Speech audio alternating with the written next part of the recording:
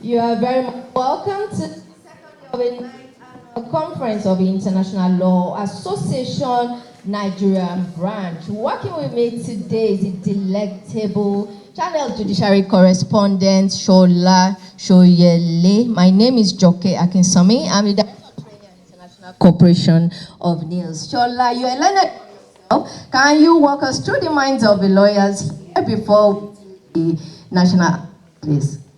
It's a hard task, but we have a lot of learned minds in the room, so I'm sure that we'll get from them shortly.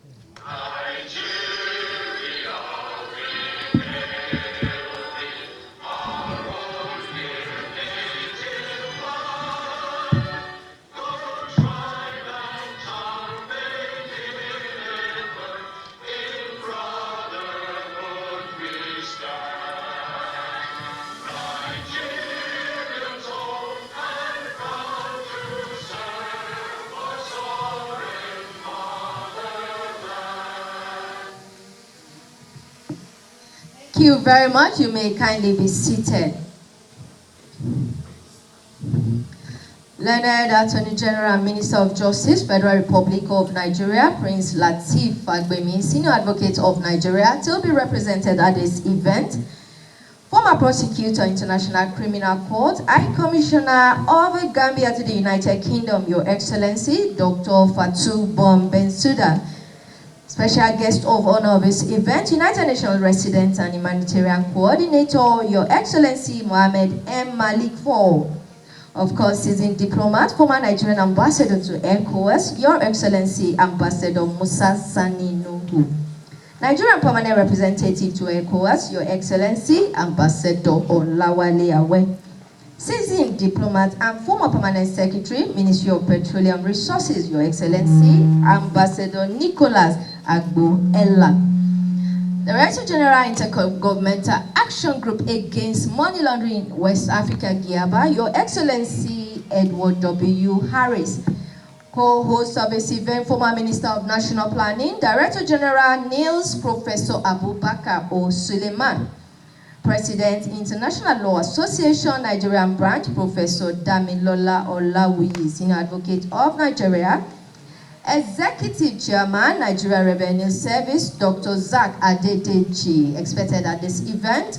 Former Attorney General of the Federation, Mohamed Bello Adoke, CFR, Senior Advocate of Nigeria, expected as well. African Head UN Global Compact, Dr. Hervé Lado, CEO and Executive Director of Federation of West African Chambers of Commerce and Industry, Ambassador Aminu Akadiri. CEO, African Agenda Network and Gambian National Chairperson, AU Women Leaders Network, Madam Muna Jallo. Former Director General, Nigeria Institute of Advanced Legal Studies and Director After Law and Policy at NILS, Professor Mohamed Tawfiq Ladan. Chief Executive Officers, Captains of Industry present, esteemed speakers, moderators, and discussants, all members of ILA present, esteemed participants, distinguished guests, esteemed juries, policymakers at this event, senior advocates of Nigeria present, my Lord spiritual and temporal.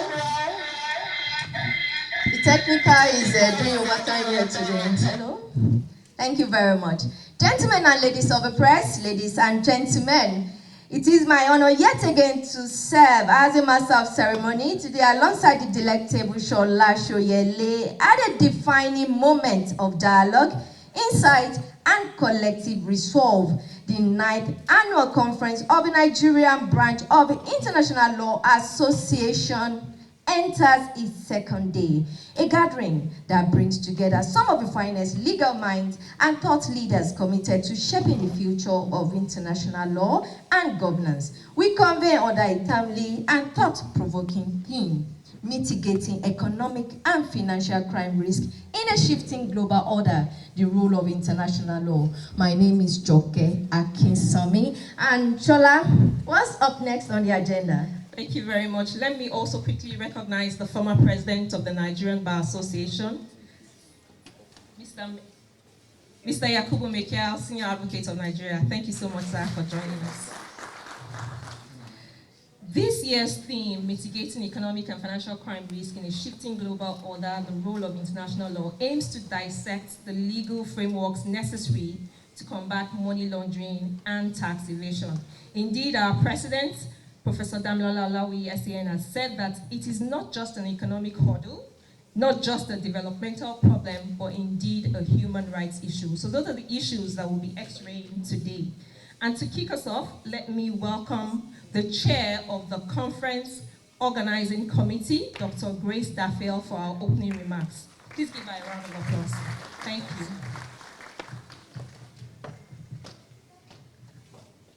Thank you very much, Shola.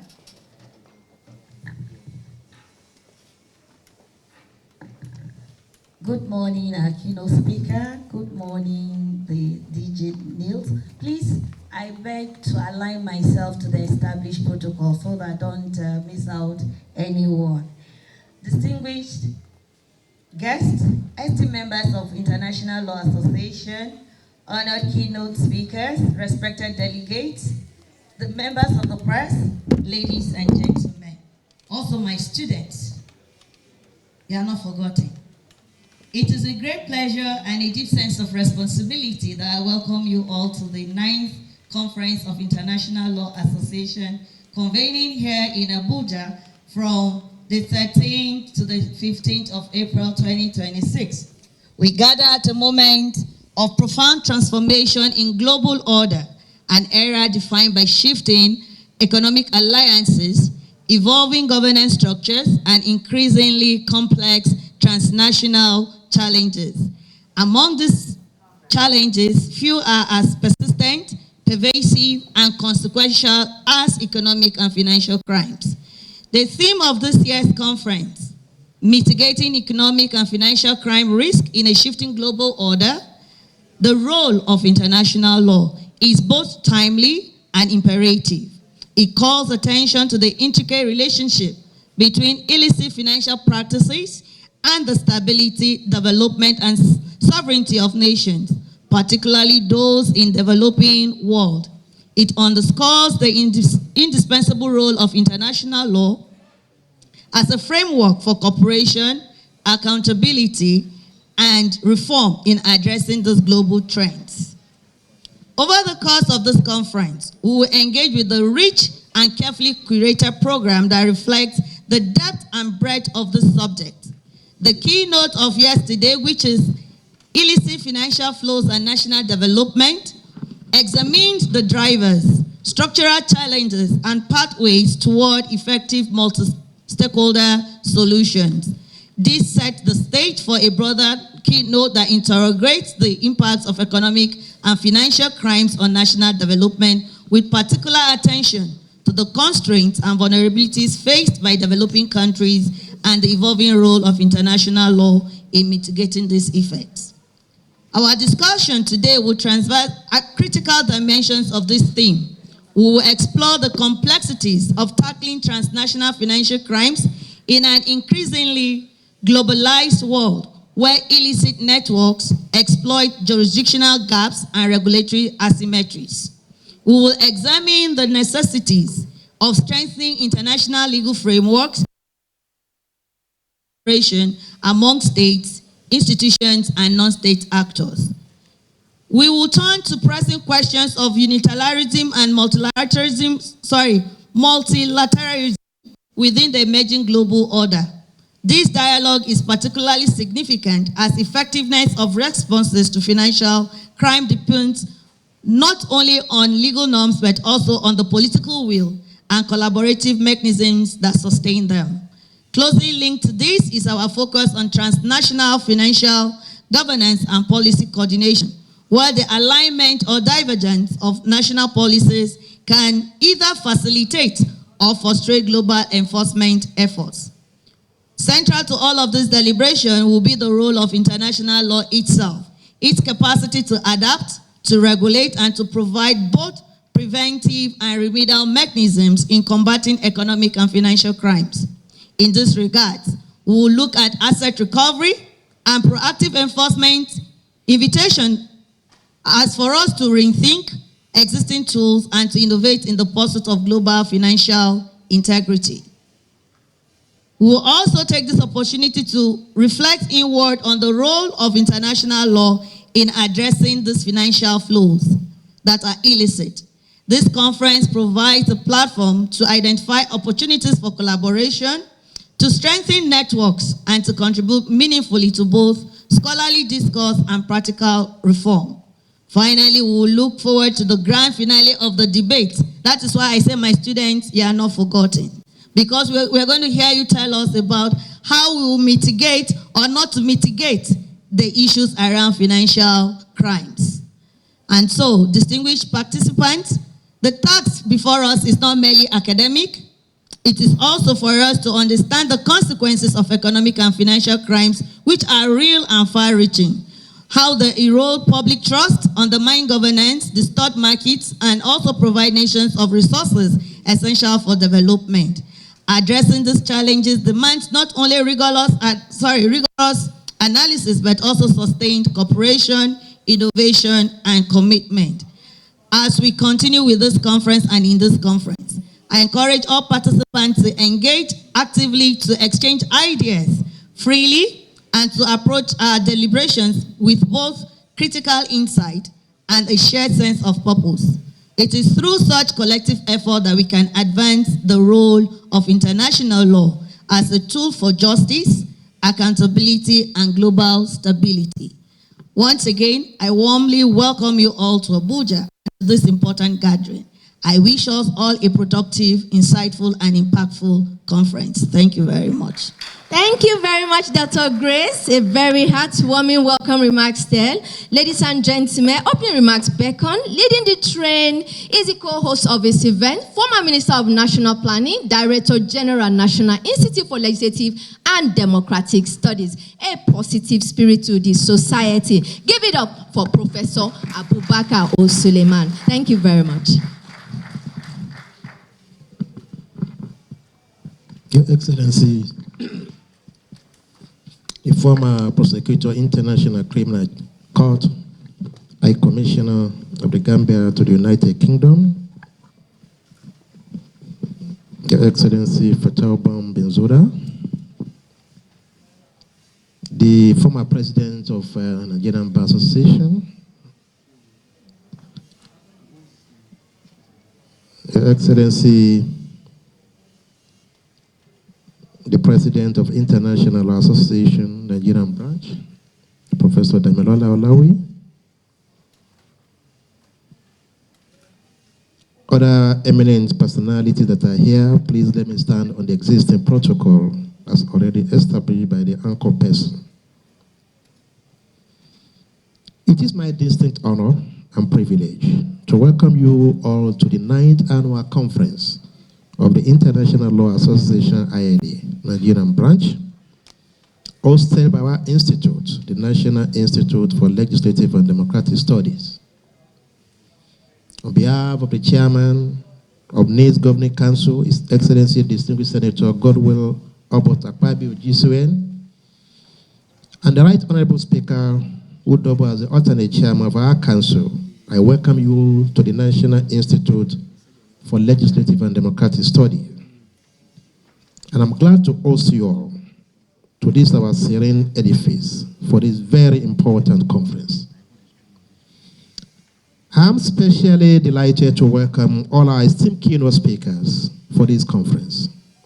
Specifically, our keynote speaker for today, His Excellency Fatou Bensouda, former prosecutor, International Criminal Court, and High Commissioner of the Gambia to the United Kingdom.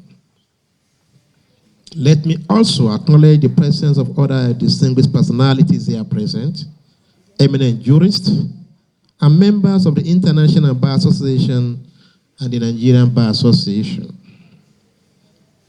The theme of this year's conference, Mitigating Economic and Financial Crime Risk in a Shifting Global Order, the role of international law, is not only thematic, but very, very timely. The choice of today's keynote speaker is also very apt, and I must commend the organizer for putting a round peg in a round hole. And I believe that justice will be done to the team of the conference through his presentation. Distinguished participants, without preempting the keynote speaker, let me state that we are all aware of the menace of economic and financial crimes across the globe, which immediate effect is often felt in the draining of a nation's commonwealth, undermining revenue generation and reducing the resources available for critical investment in health, education, infrastructure, and social protection. Left unchecked, it can become a fundamental barrier to national development and economic sovereignty. It is a monster that must be nipped in the bud because its devastating effect can only be imagined. Economic and financial crimes are a global challenge which is not peculiar to any particular jurisdiction. Hence, the need for global collaboration in tackling the menace. There is therefore the need to upscale the fight against economic and financial crime by strengthening institutions and entrenching transparency and accountability in public finance management. We are all aware, as stakeholders, that this fight is not just a matter for the government alone. The change we desire to see it begin with us. It is to this end that I commend the ILA for this worthwhile initiative in coming up with a thematic area for this year's conference. Let me add that fighting the menace of economic crime should go beyond politics, as we have been seeing it in Nigerian climate. If we politicize it, we cannot get anywhere. And this is our problem that we need to look into seriously.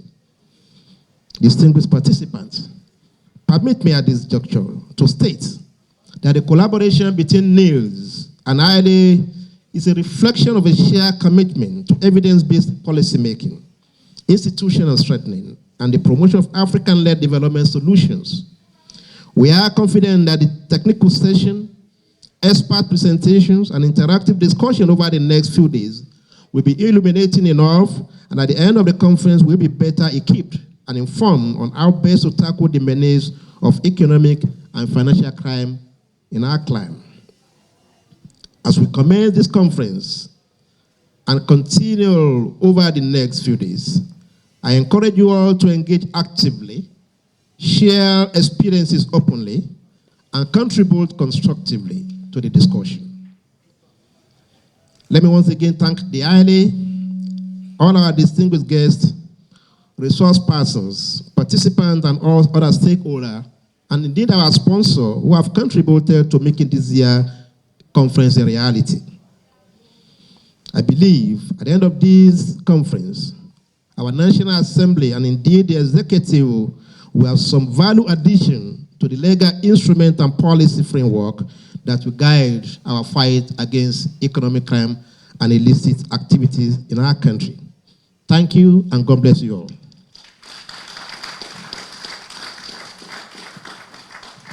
Thank you very much, Prof. And thank you for the partnership between NILS and the ILA. Next, we'll listen to the remarks of His Excellency Mohamed Malik Fall, the United Nations Resident and Humanitarian Coordinator. He is represented here by the United Nations, a representative of the United Nations on Drugs and Crime, UNODC, Sheikh Turi. I'm sorry.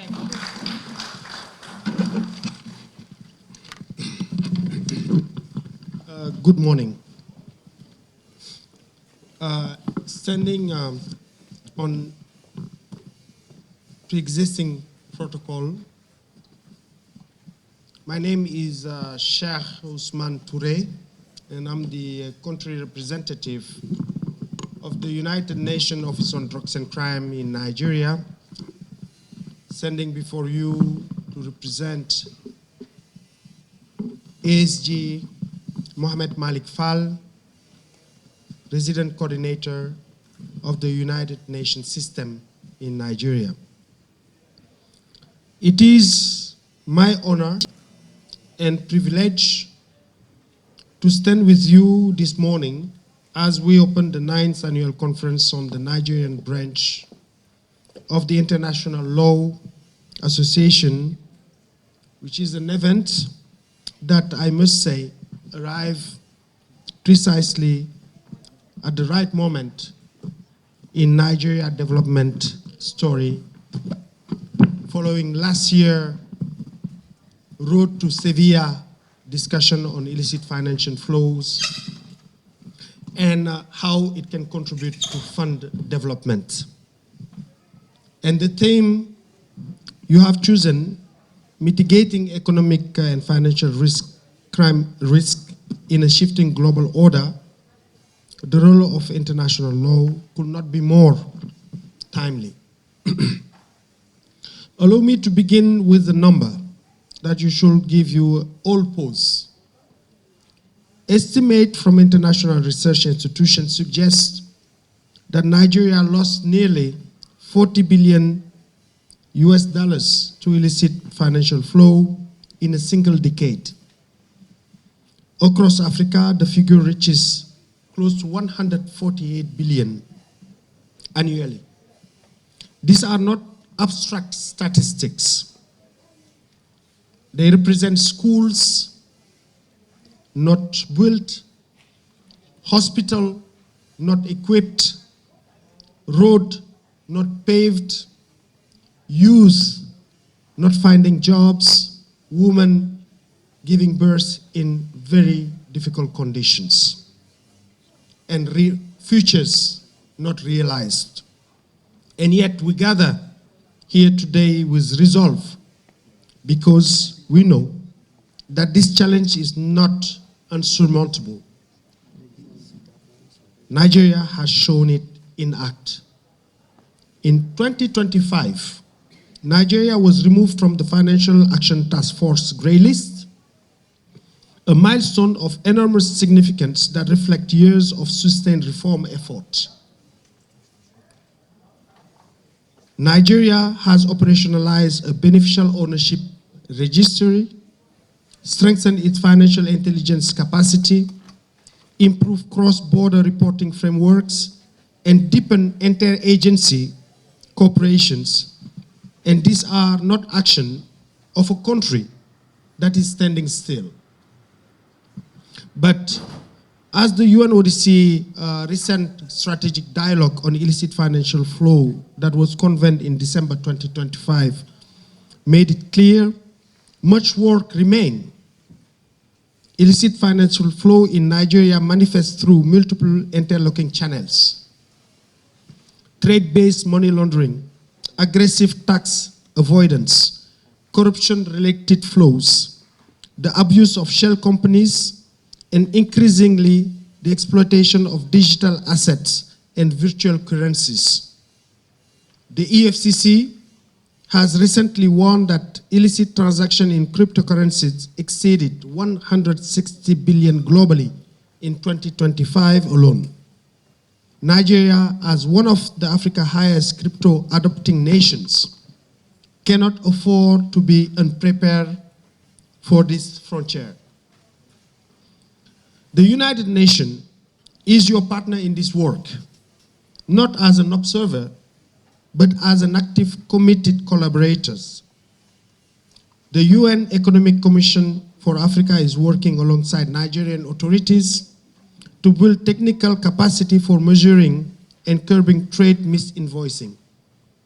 And UNODC continues to provide technical expertise, research, and capacity building in support of financial transparency and accountability across the country. But our challenge is, what we do here in Abuja, how can it translate back in the 36 states and 774 local government area of this country? Because the scale of this country is very important, and that's where the challenge is. We know that addressing illicit financial flows is not solely law enforcement imperative. It is a strategic economic priority. And this is why at UNODC they opted to talk about de-risking Nigeria's trade environment means more investors' confidence, lower transaction costs, and a stronger global economic reputation.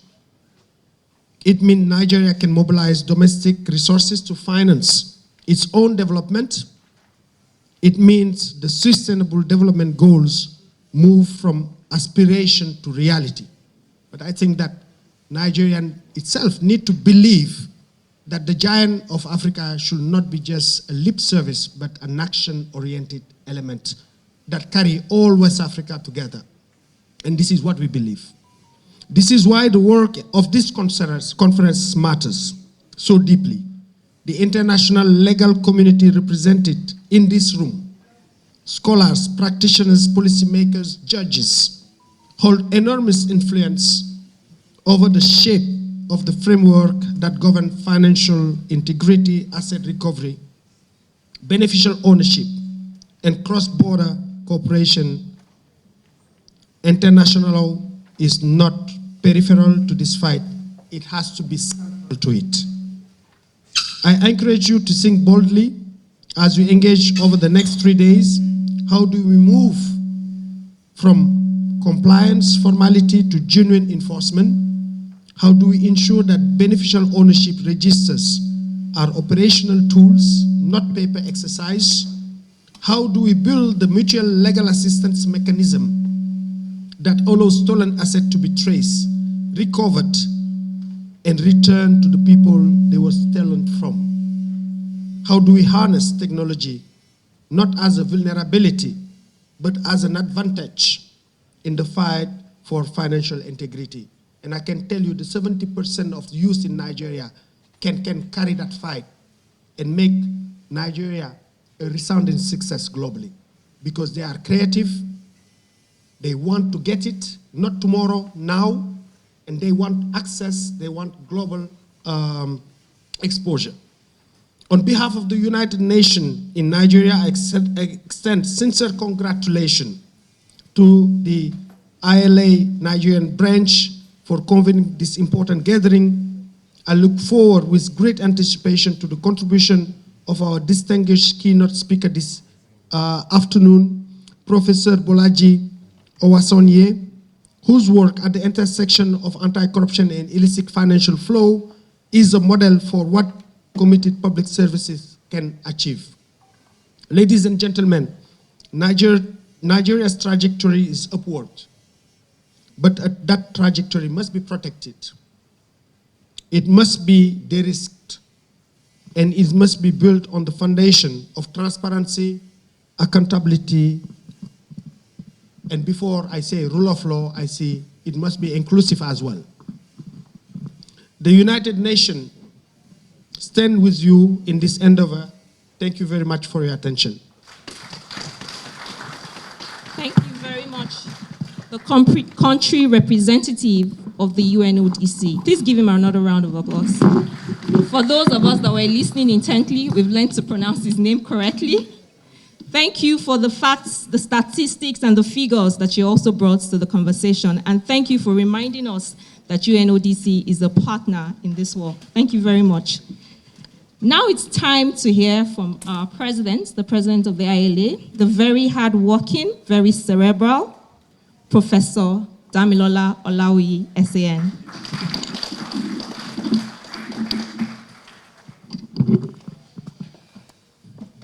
Good morning, everyone. Are you here? Say hello. Hello. Hello. Okay, good. Everyone is with me. Thank you very much. The distinguished Director General of the National Institute for Legislative and Democratic Studies, NILT, and former Minister for National Planning of the Federal Republic of Nigeria, Professor Abubakar Sulaiman. Our distinguished keynote speaker of today, a proud member of the Nigerian Bar,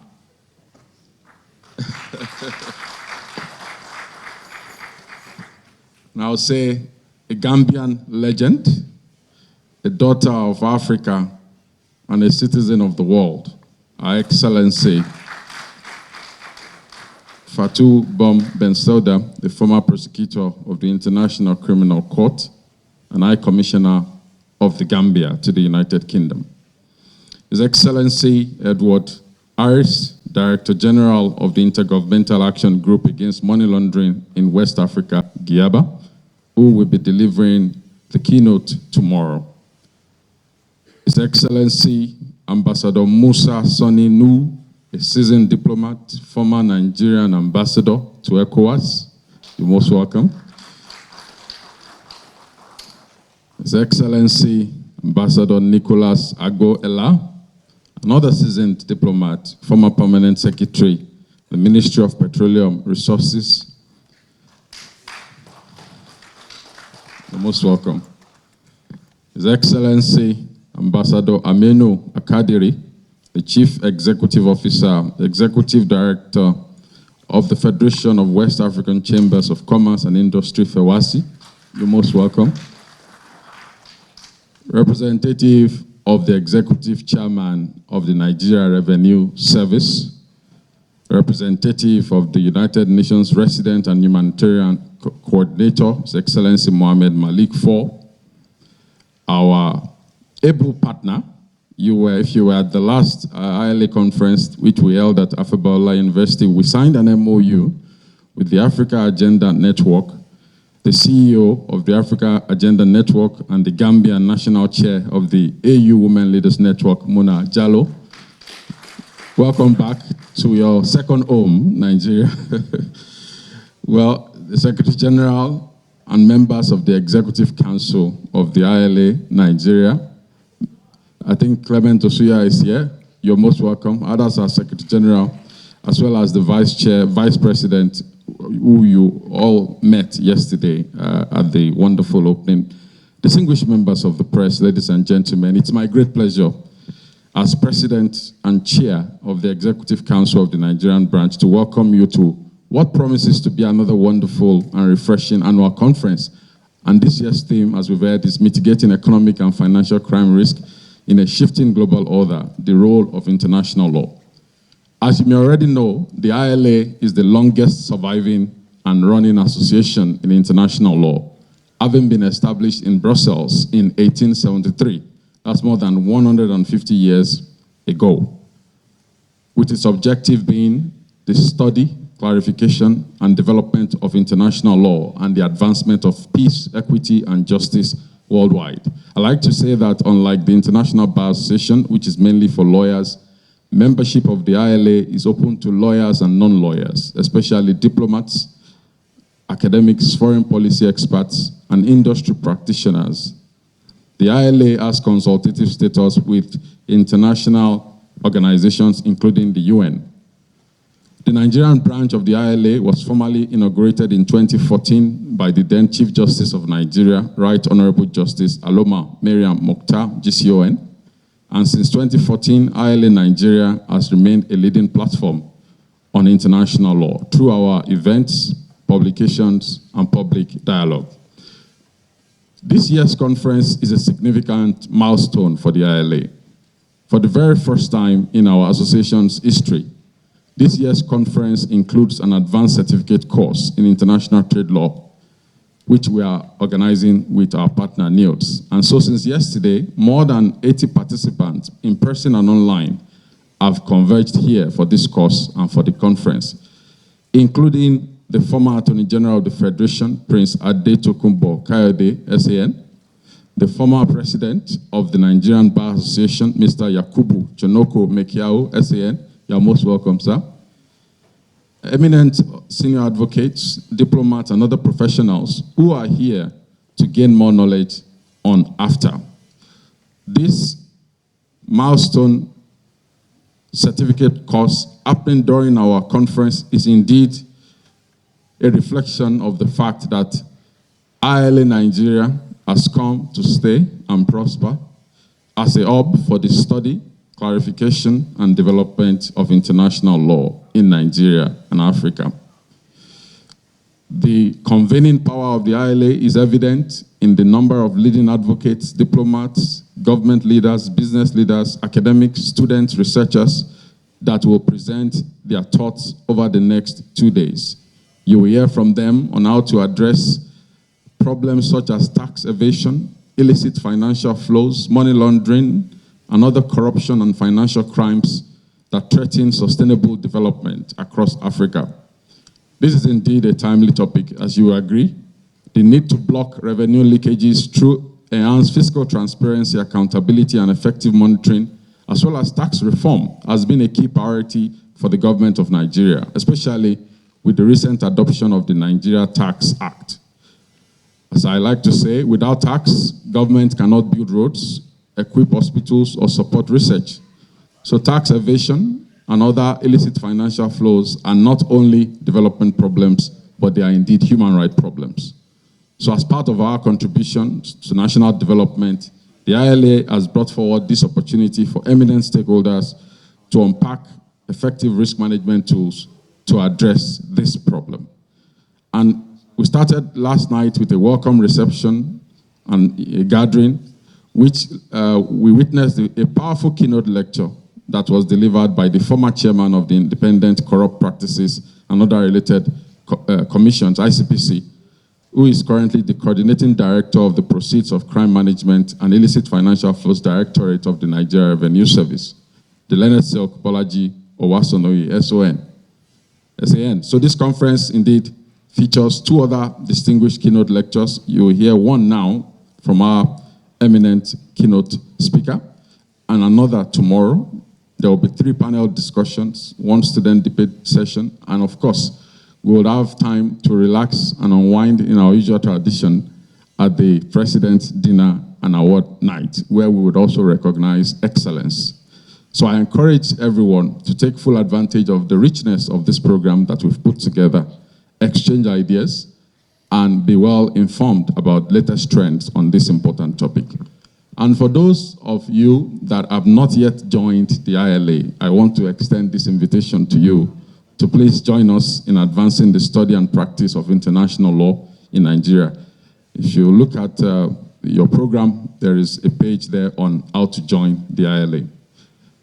In conclusion, distinguished ladies and gentlemen, excellencies, let me conclude by thanking our host again, Niels, especially the coordinating director of AFTA Law and Policy, Professor Muhammad Taufik Ladan, for the opportunity to collaborate, especially in the context of the AFTA Law and Policy Certificate Program. I also want to thank all members of the conference organizing committee, most especially the chairperson, Dr. Grace Daffiel, for their work and tireless commitment, without which this conference would not have been possible. I also thank all our sponsors for their support. I thank all our invited speakers for honoring our invitation and for partnering with us. And on behalf of the entire Executive Council of the ILA, I warmly welcome you to today's conference and wish you a successful deliberation. Thank you very much. Thank you very much. Make it resounding, ladies and gentlemen. Thank you, Leonard Silk. We appreciate you. Professor Damilola Olawoye has assured us that even if that far-reaching impact eludes for now, you know, we will surely make a dent. And so he's doing with the rest of his team. We want to appreciate you again. A round of applause again, ladies and gentlemen. Thank you very much. Now, up next on our agenda is the second keynote lecture. Yes, sir.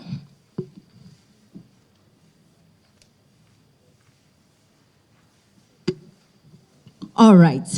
So we have a goodwill message. At this point, we call Ambassador Taylor to do a goodwill message before we move to the second keynote lecture. A round of applause as we invite Ambassador Taylor for his keynote message or for his goodwill message. Do we have a round of applause from the remarks? Oh yes, from the NRS. Thank you. Can we keep clapping so if I can come faster? Thank you. You're welcome.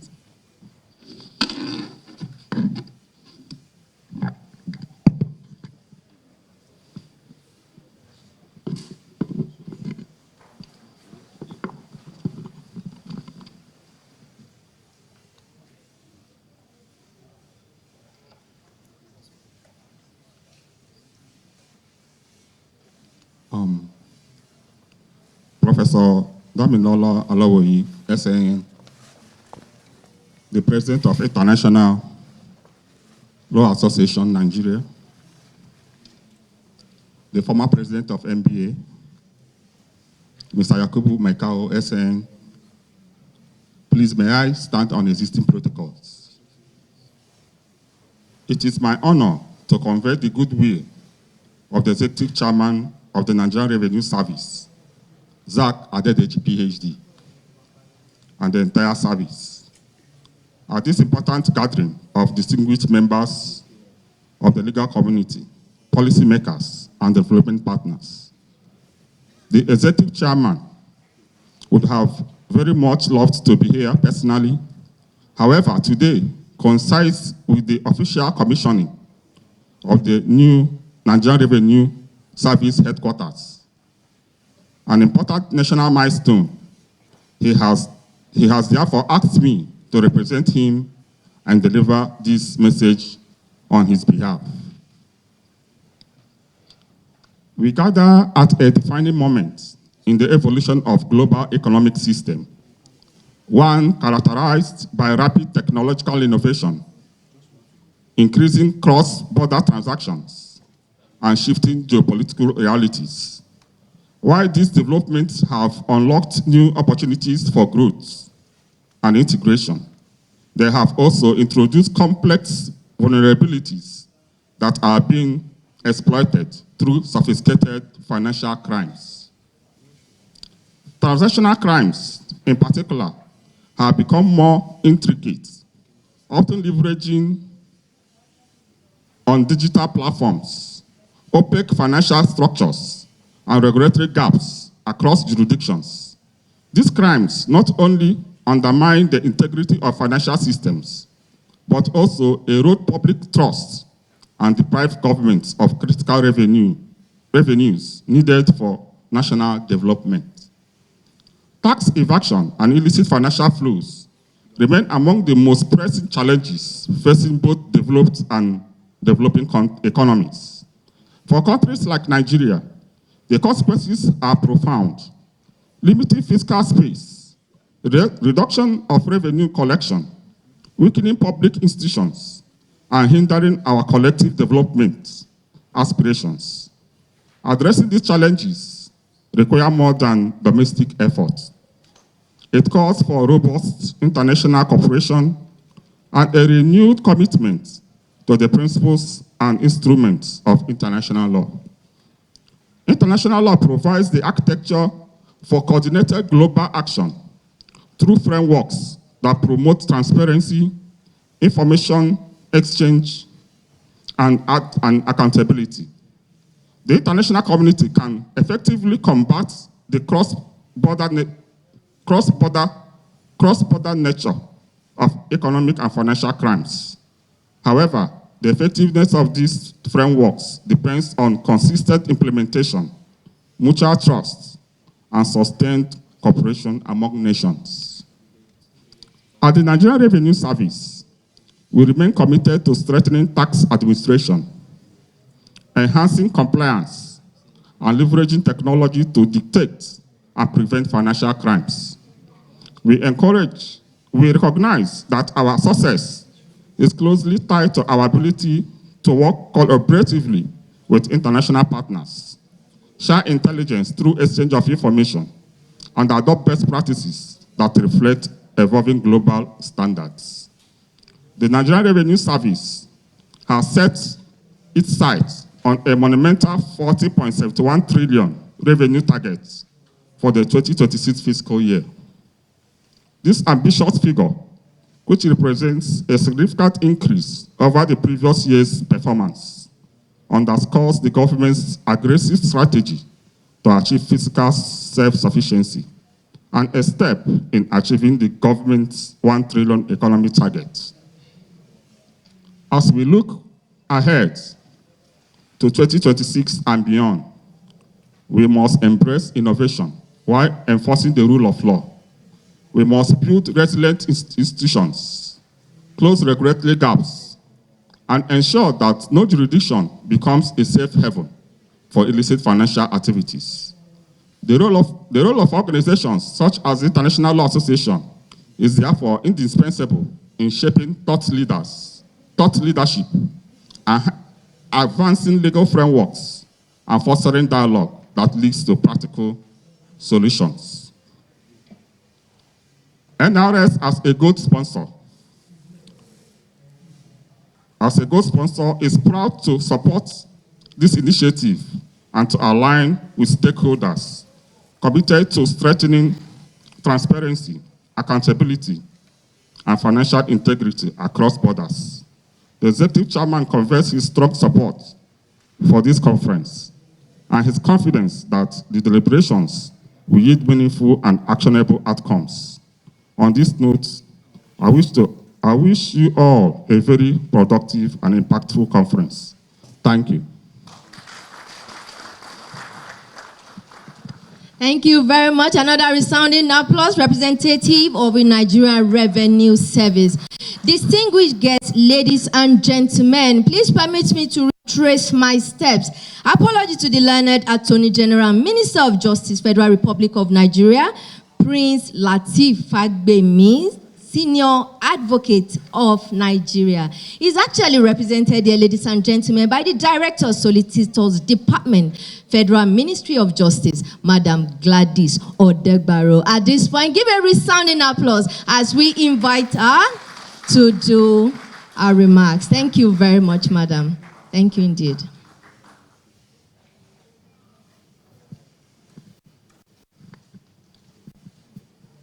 Distinguished President of the Association, Your Excellencies, I respectfully ask that I follow the already established protocol so I don't make any mistakes.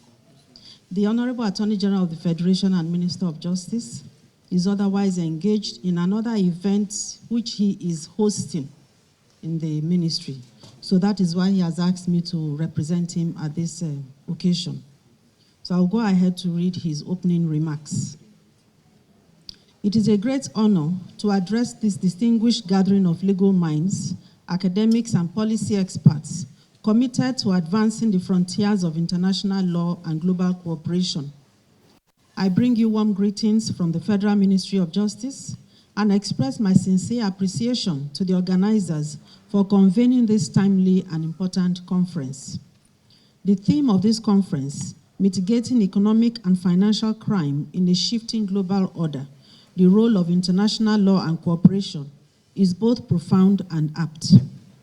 We are in a period marked by rapid global and geopolitical realignments, technological disruption, and evolving economic systems. These changes, while offering opportunities for growth and innovation, have also created new vulnerabilities that are increasingly exploited by perpetrators of economic and financial crimes.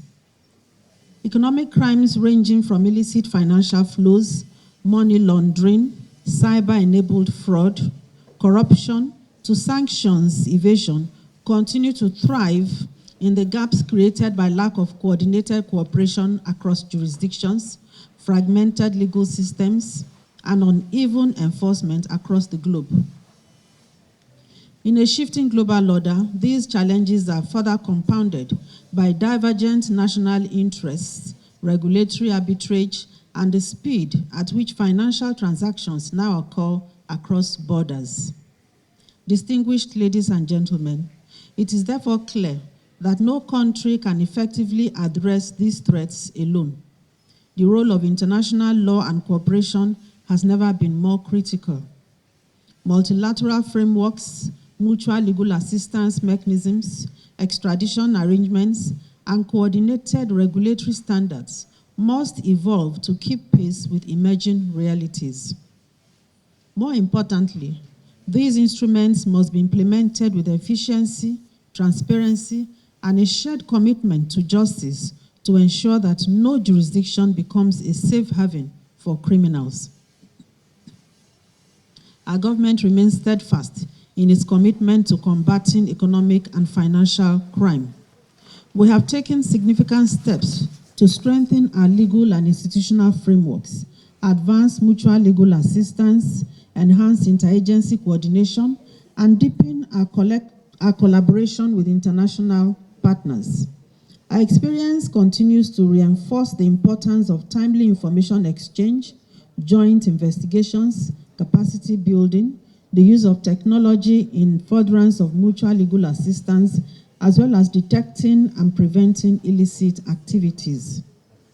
Significantly, through our concerted efforts, Nigeria was delisted from the Financial Action Task Force grey list in October 2025, and this has enhanced Nigeria's credibility as a safer investment destination, thereby encouraging increased foreign direct investment and strengthening investor trust and indicating Nigeria's commitment to global best practices in financial regulation.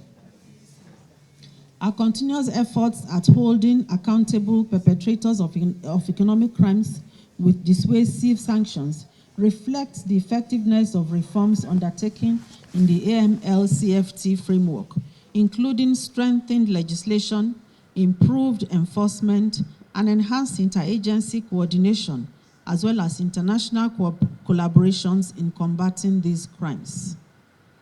A key priority for us remains the recovery and repatriation of stolen assets and combating all impediments militating against our efforts in taking full advantage of existing international cooperation agreements. In a global environment where fugitives hide in other jurisdictions and illicit funds are easily transferred and concealed across multiple jurisdictions, international cooperation is indispensable. We must collectively ensure that there are no safe havens for illicit wealth and that asset recovery processes are efficient, transparent, and beneficial to affected communities. Distinguished colleagues, as we engage in these deliberations, I urge us to reflect not only on the challenges but also on the opportunities before us. A shifting global order provides a unique moment to rethink and strengthen our legal frameworks and cooperation mechanisms, promote greater harmonization of laws, and build resilient systems capable of addressing both present and future threats. The fight against economic and financial crime is not merely a legal or institutional responsibility, it is a collective global duty.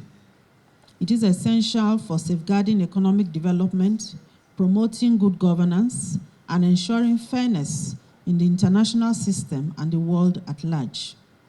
I'm confident that this conference will generate insightful discussions and practical recommendations that will advance our shared goals.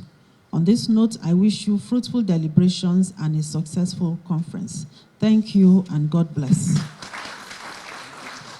Thank you very much, ladies and gentlemen. Make it resounding again for the learned Attorney General and Minister of Justice, represented by Madam Gladys Odegbaro. Now, last but not least, on our lineup of remarks is none other than a seasoned diplomat and former Permanent Secretary, Ministry of Petroleum Resources, Ambassador Nicholas Agbo-Ella. A round of applause, ladies and gentlemen, as he comes forward for his remarks. You have to watch out for the cables around here, sir.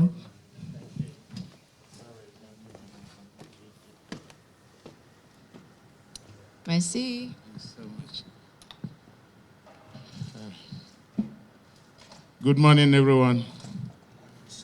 Yes, indeed, it's a great pleasure to be with you here this morning, to be part of this epoch-making event.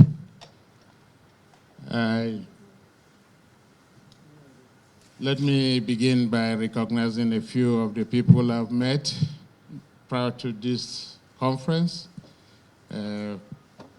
Prof. and I just met 2 days ago at the Transcorp, but then we got to know that we have a lot of mutual friends, including the Nigerian ambassador, then ambassador to Qatar.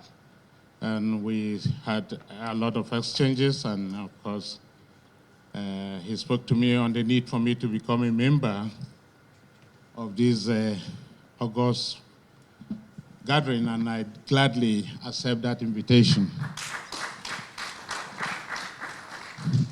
2 is our dear sister,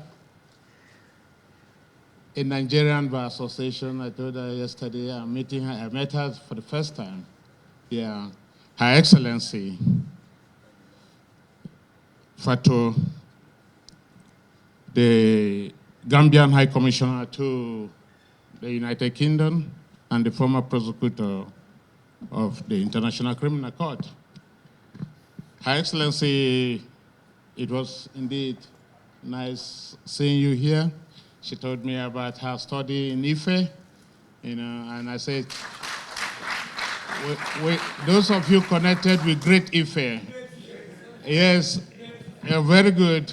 You are owing her something important, her honorary doctorate degree, which has been promised to her. I have with me here my very good friend, bosom friend, a colleague in the Foreign Service. We joined together in 1993, Ambassador Farouk Yahya, Nigerian former charge d'affaires to the Chad Republic. And of course, Ambassador Musa Nuhu, my colleague in the Foreign Service and our former rep to ECOWAS. Yes, as said, my name is Ambassador Nicholas Agboela. I spent 32 years in the Foreign Service before being pushed to the oil and gas sector again to become permanent secretary, retired last year. So it's indeed a great pleasure to be with you here for this epoch event.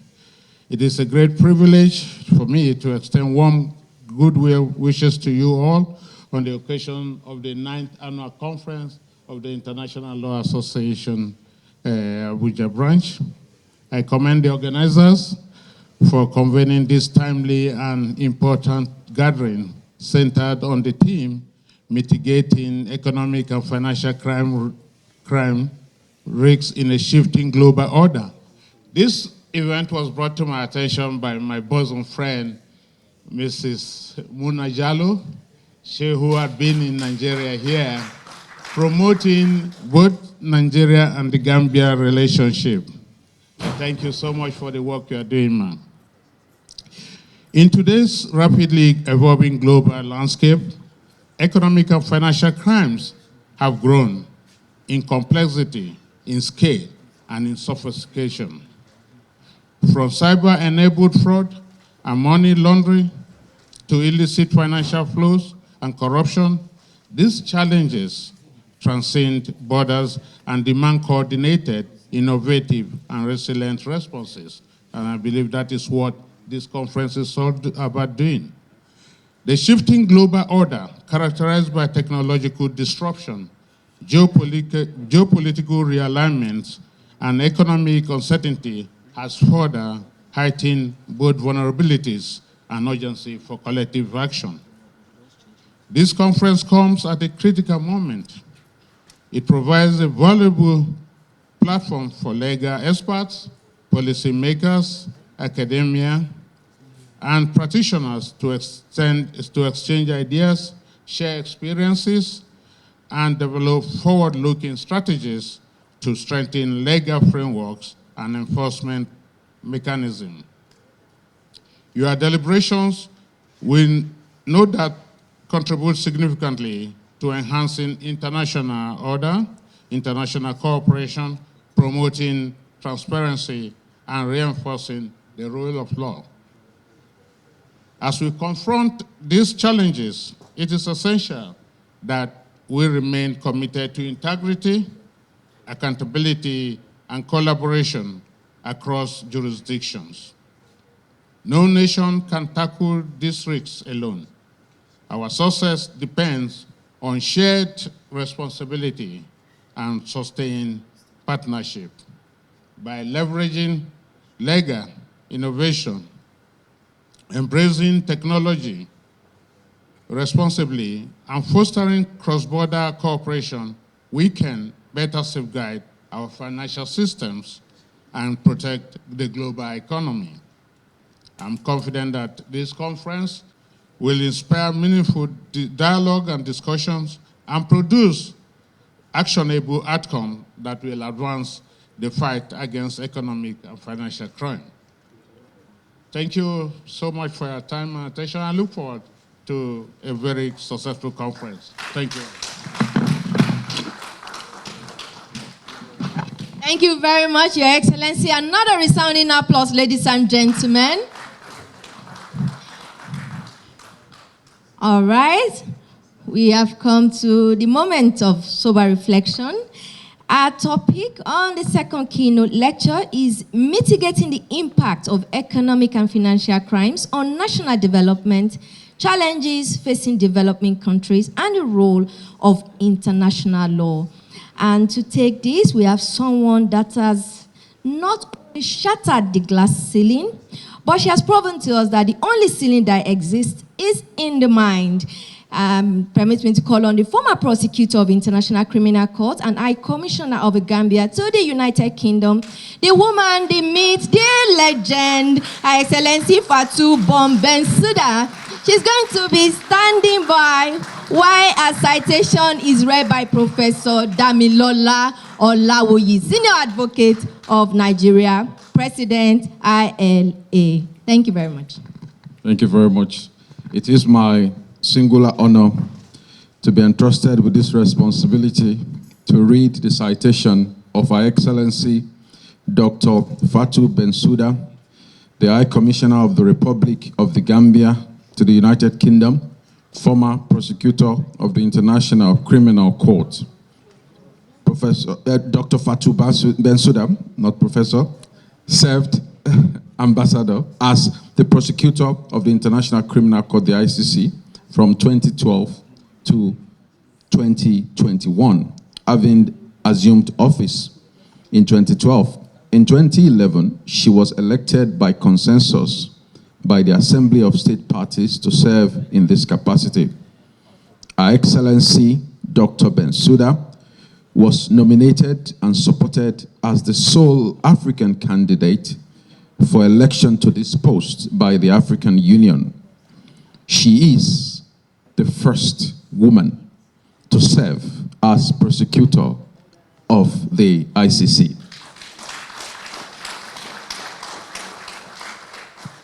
Our 9-year mandate as ICC prosecutor ended on 15 June 2021. Under our leadership, Dr. Bensouda has greatly reinforced the capacity of our office through a number of strategic and managerial initiatives and expanded our office activities to cover 14 investigations and countless active preliminary examinations in conflict around the world. Our Excellency Dr. Bensouda has received numerous awards, including the Distinguished ICJ International Jurist Award 2009, presented by the then President of India, His Excellency Patil. She has received the 2011 World Peace True Law Award, presented by the Whitney Harris World Law Institute.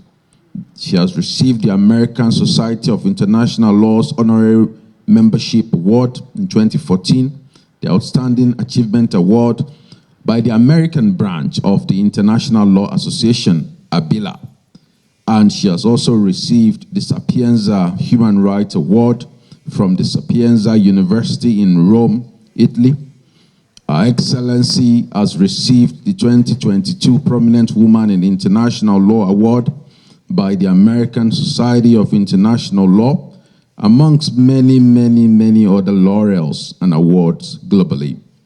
In addition to the several honorary doctorates that Her Excellency has received, she has also been listed by Times Magazine as one of the 100 most influential people in the world.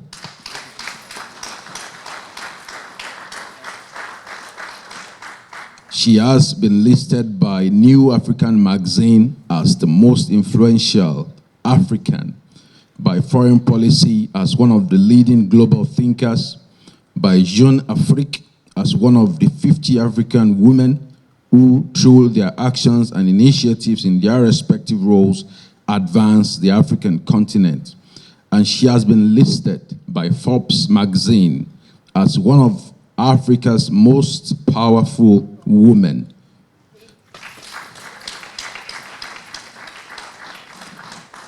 Her Excellency Dr. Bensouda and the office she led as the ICC prosecutor was nominated for the 2021 Nobel Peace Prize in recognition of their achievements and contributions in advancing international criminal justice without fear or favor.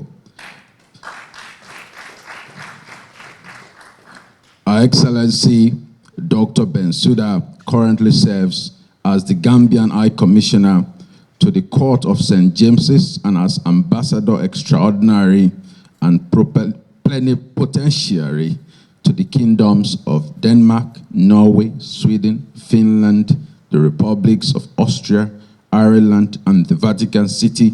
Ladies and gentlemen, I present to you a proud daughter of Africa, our own pride of the Nigerian bar, and the distinguished Ambassador, High Commissioner of the Gambia to the United Kingdom. You are most welcome, ma'am.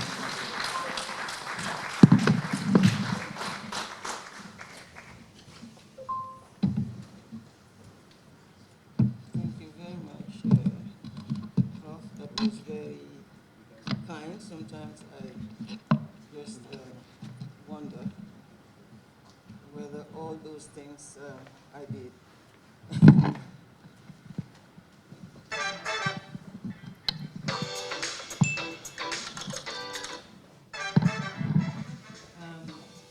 The president of the Nigerian branch of the International Law Association, Professor Damilola Olawuyi, Senior Advocate of Nigeria, the representative of the Federal Attorney General and Minister of Justice, distinguished members of the International Law Association, Your Excellencies and heads of institutions, I stand on existing protocol.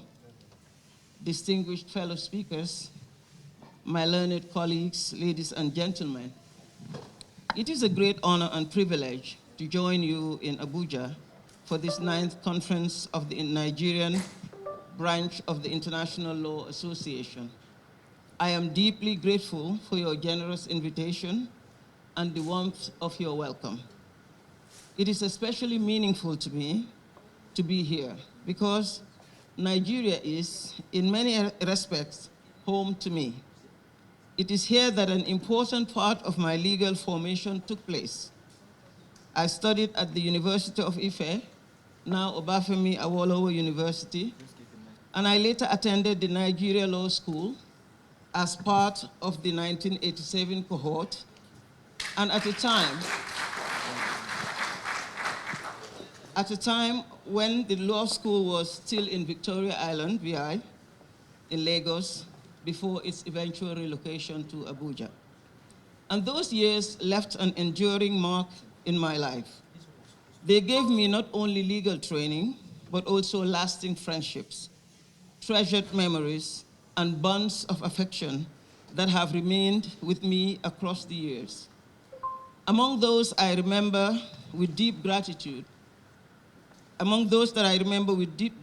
is Madam Olubumi Femi Pierce, of blessed memory, who became to me an adoptive parent in the truest sense.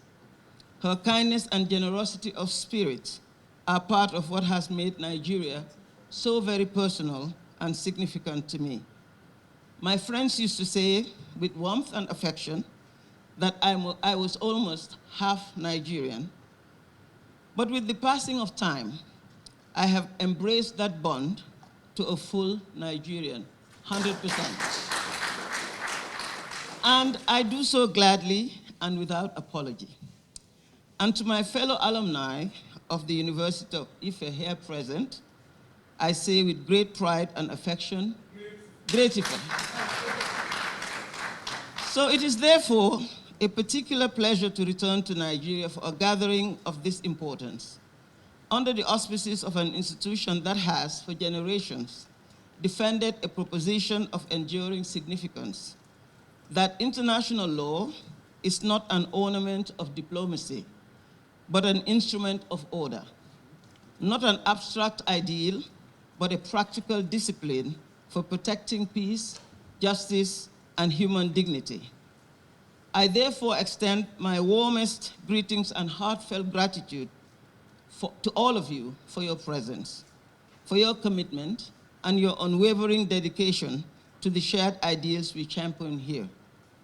This assembly is more than a professional gathering. It is a testament to our collective resolve to advance the rule of law, to promote justice and foster sustainable development across the continent and indeed all developing nations. Today, we convene at a critical juncture. The theme I intervene on, mitigating the impacts of economic and financial crimes on national development, challenges facing developing countries and the role of international law, could not be more timely or more vital. Around the globe, nations grapple with the consequences of economic and financial crimes that threaten to erode the very foundation of prosperity and societal progress. We are here not only to discuss these challenges, but to seek solutions to innovative, practical, and sustainable that can drive progress for generations to come. Our gathering brings together distinguished professionals, thought leaders, and advocates for diverse sections, all united by a shared vision. And our goal is clear: to confront the realities of economic and financial crimes, to understand that their impacts, and to harness the transformative power of international law. Let us embark on this journey together, a journey that demands insight, unity, and bold action for the future of Africa and the wider developing world. Our theme today could therefore not be more timely, as I said. The impact of economic and financial crimes on national development, the particular vulnerability of developing countries, and the role of international law in confronting these harms. This is not merely a technical question of compliance, nor a matter for prosecutors, regulators, or ministries of finance. It is, in truth, a question about the moral and institutional foundations of the state itself. For when public wealth is diverted, when corruption becomes systemic, when illicit financial flows hollow out national capacity, what is lost is not only money. What is lost is public trust. What is weakened is governance. What is delayed is development.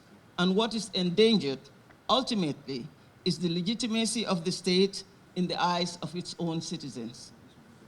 Economic and financial crime is, in that sense, not simply an offense against the treasury. It is a developmental assault upon the state itself. And yet, if the consequences are national, the enabling environment is often profoundly international. This is one of the defining realities of contemporary economic and financial crimes. Illicit wealth does not remain neatly within one jurisdiction.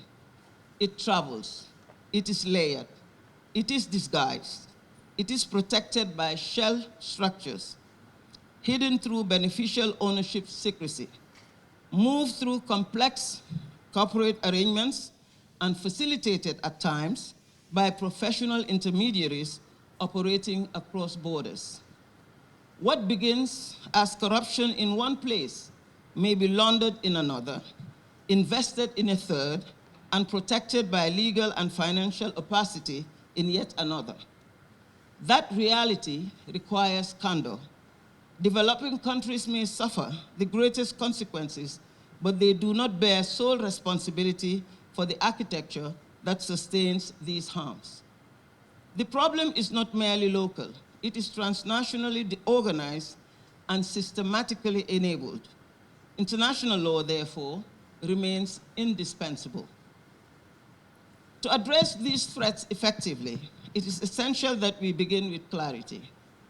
Economic and financial crimes are not technical infractions.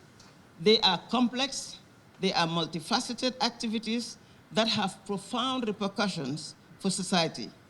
And these crimes encompass a vast range of illicit behaviors, including corruption, bribery, embezzlement, money laundering, tax evasion, fraud, and the misappropriation of public funds.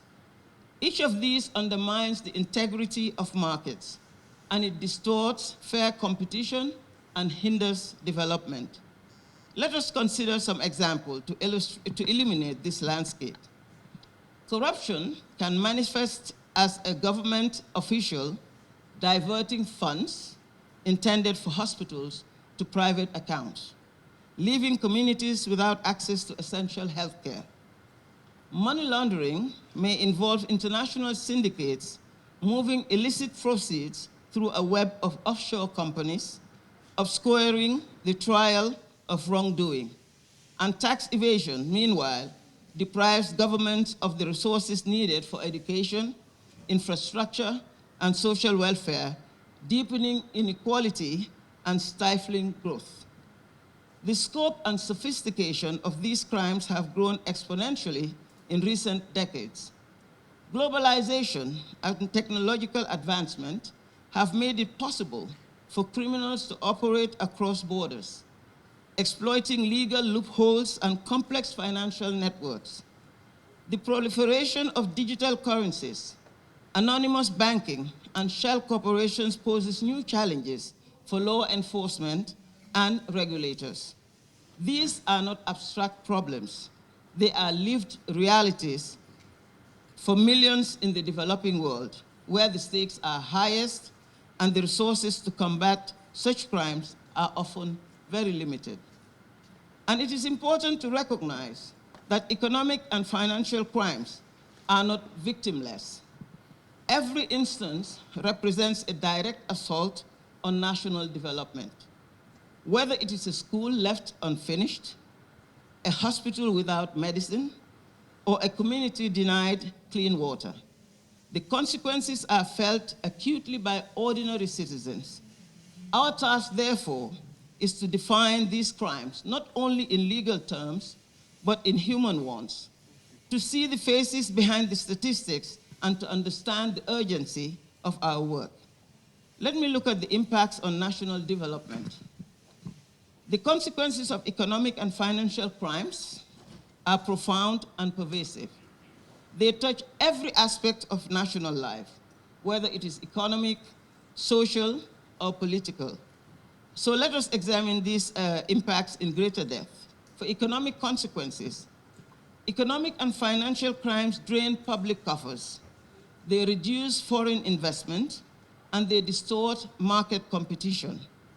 When investors see instability, they withdraw, leaving economies vulnerable and dependent. Resources meant for roads, schools, and hospitals are lost, with long-term repercussions for growth and prosperity. The social consequences, the toll, is equally devastating.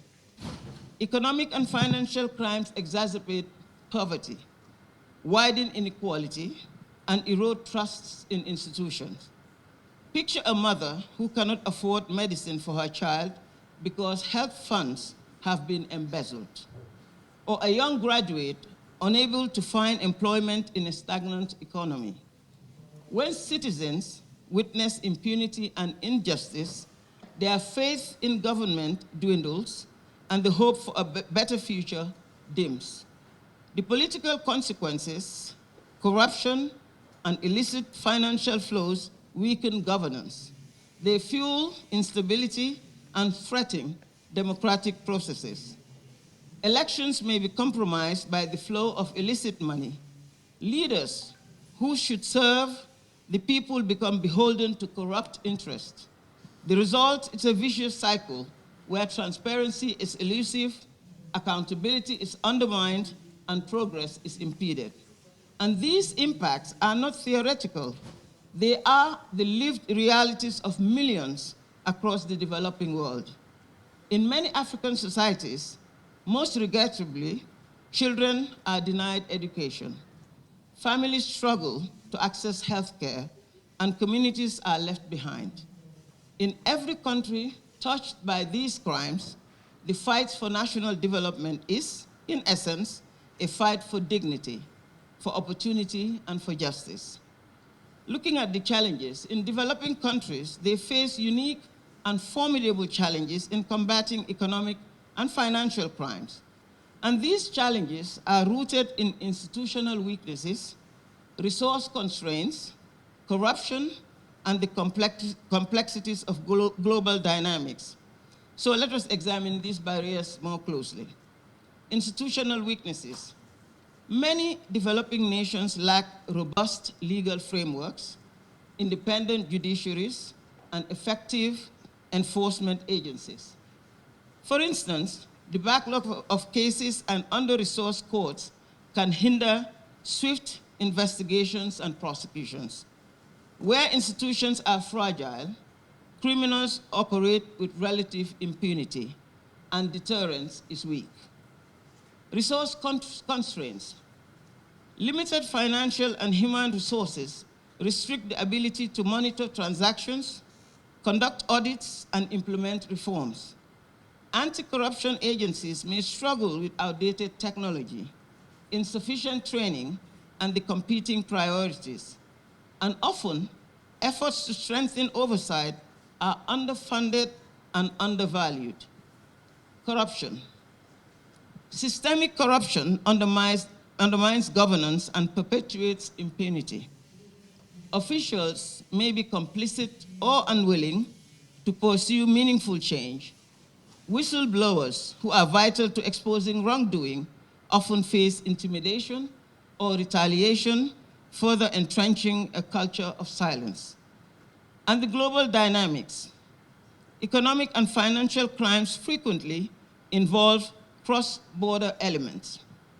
Illicit flows move through international banking systems, offshore havens, and complex corporate structures.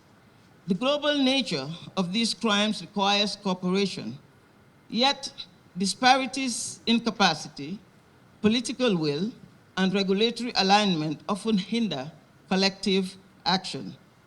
Criminals exploit the gaps and the inconsistencies between jurisdictions, making enforcement challenging.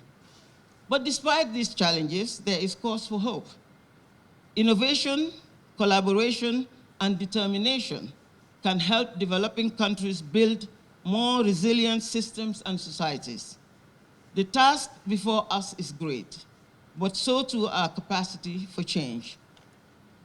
Looking at a few, just to ground our discussions in reality, let us consider illustrative examples from Nigeria and other developing nations, stories that reveal both the difficulties and the possibilities of progress. Nigeria, Africa's largest economy, has made notable strides in combating economic and financial crimes. Agencies such as the Economic and Financial Crimes Commission and the Independent Corrupt Practices Commission have pursued high-profile cases. They've recovered assets and promoted transparency. One significant achievement involved the recovery and repatriation of stolen assets from former leaders, notably the Abacha loot case, which saw international cooperation deliver over $1 billion back to Nigeria. However, the challenges persist. The sophistication of financial networks and the need for institutional reform remain pressing. In Kenya, the fight against corruption has seen both successes and setbacks. The introduction of digital government platforms has improved transparency. Yet, high-profile scandals continue to highlight the need for stronger enforcement and civic oversight. Community-driven initiatives, such as citizens' monitoring of public spending, have shown that grassroots participation can make a difference. And outside of the continent, in Brazil, the Operations Car Wash investigation brought to light systemic corruption in public contracts, leading to the prosecution of senior officials and business leaders. The case underscored the importance of judicial independence, investigative journalism, and international cooperation in dismantling sophisticated criminal networks. And these case studies reveal the complexity of the challenge and the diversity of approaches. They also demonstrate that progress is visible and possible when political will, legal frameworks, and international support converge. Lessons learned elsewhere can form strategies in Nigeria and beyond, reminding us that collaboration and adaptability are key to sustained success.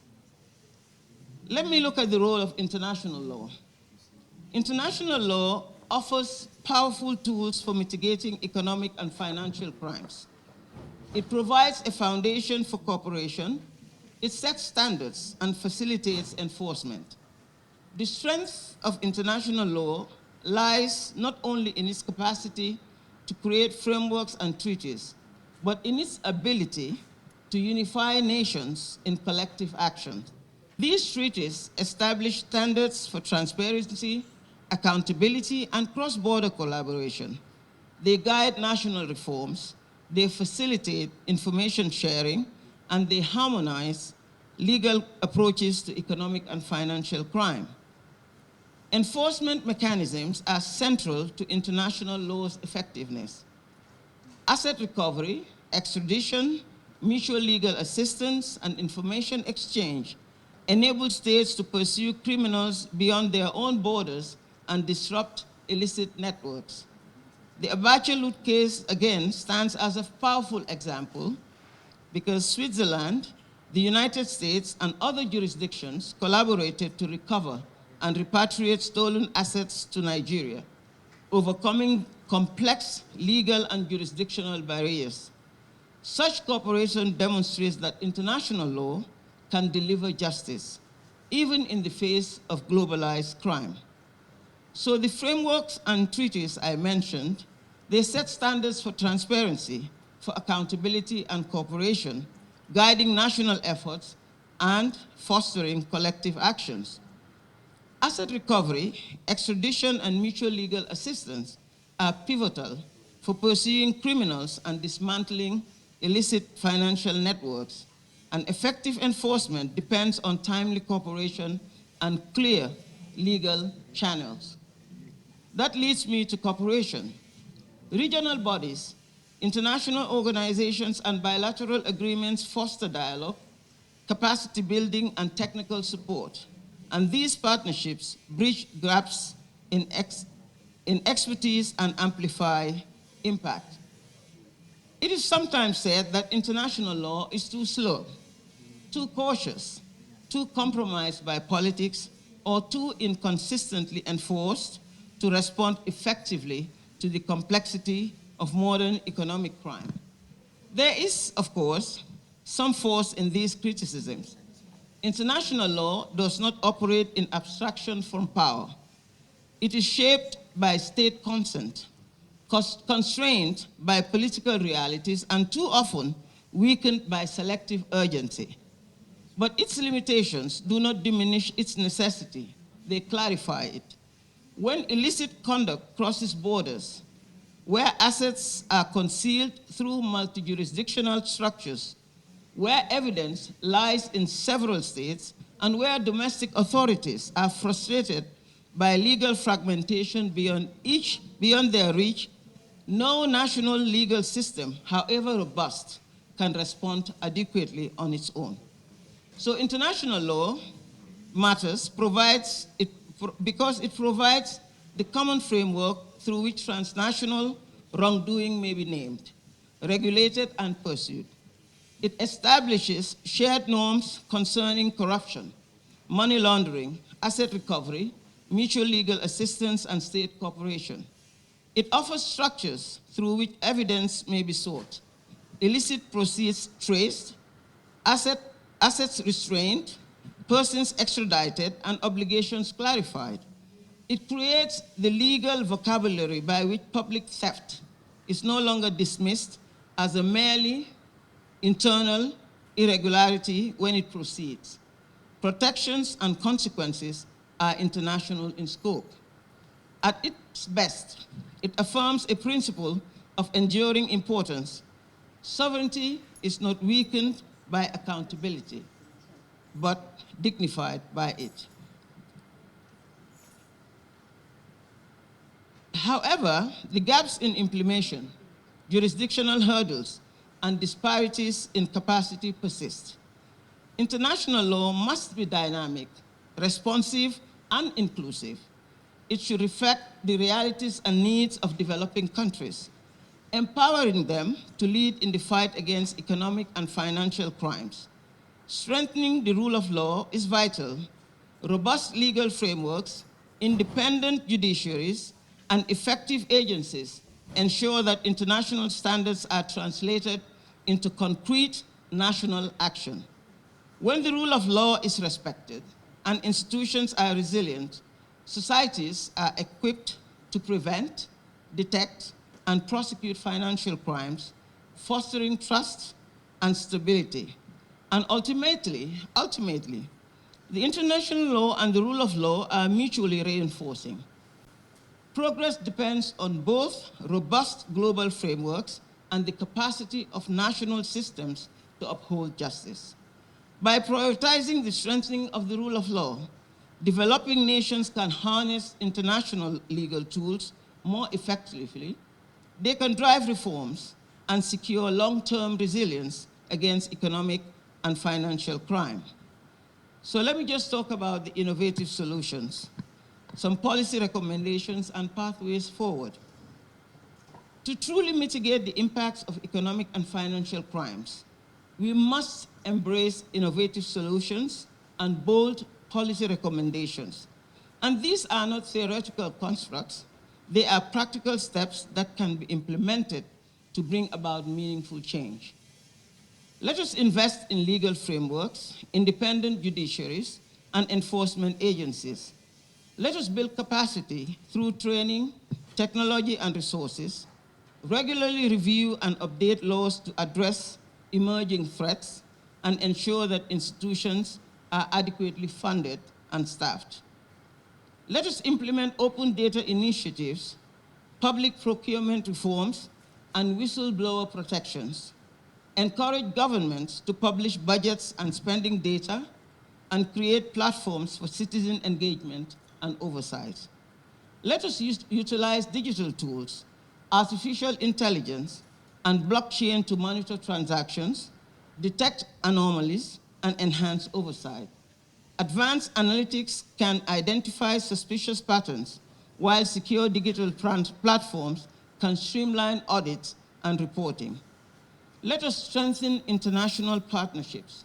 Let us share intelligence and harmonize regulations. Let us develop joint task forces and regular forums for dialogue, ensuring that enforcement is coordinated and comprehensive. And let us engage citizens, media, and advocacy groups in oversight and reform. Let us promote civic education, encourage investigative journalism, and support grassroots initiatives aimed at transparency and accountability. And let us inspire our leaders to champion anti-corruption efforts, allocate resources, and uphold integrity. Let us foster a culture where ethical leadership is valued and rewarded, where accountability is the norm rather than the exception. And these pathways, they require vision, courage, and unity. They are achievable through persistent effort and collective commitment. And by taking these steps, Nigeria and other developing nations can truly transform the landscape of economic and financial government. So the call to action is mobilizing stakeholders and fostering partnerships. The fight against economic and financial crimes cannot be won by governments alone. It is a collective endeavor that demands the involvement of all stakeholders: legal professionals, policymakers, academics, civil society, and international partners. Each of us has a unique and indispensable role to play. Legal professionals must uphold the highest standards of ethics. They must engage in continuous education and serve as advocates for reform. Policymakers are tasked with designing and implementing robust legal frameworks, ensuring that laws are enforced consistently and fairly. Academics contribute through research, analysis, and the dissemination of best practices, helping to inform evidence-based policies. And civil society organizations, they also play an essential role in monitoring government actions, raising public awareness, and providing a voice for the marginalized communities. The media acts as a watchdog, shining a light on corruption and wrongdoing. International partners bring resources, they bring expertise and platforms for cooperation, bridging the gaps that might otherwise hinder progress. So let us mobilize these stakeholders. Let us foster partnerships that span sectors, disciplines, and borders. Let us commit to a vision of development that is inclusive, equitable, and just. Collaboration must be built on trust, on mutual respect, and shared goals. By working together, we can transcend barriers and ignite progress. So today, I call upon each of you, lead with integrity, innovate with purpose, and inspire with courage.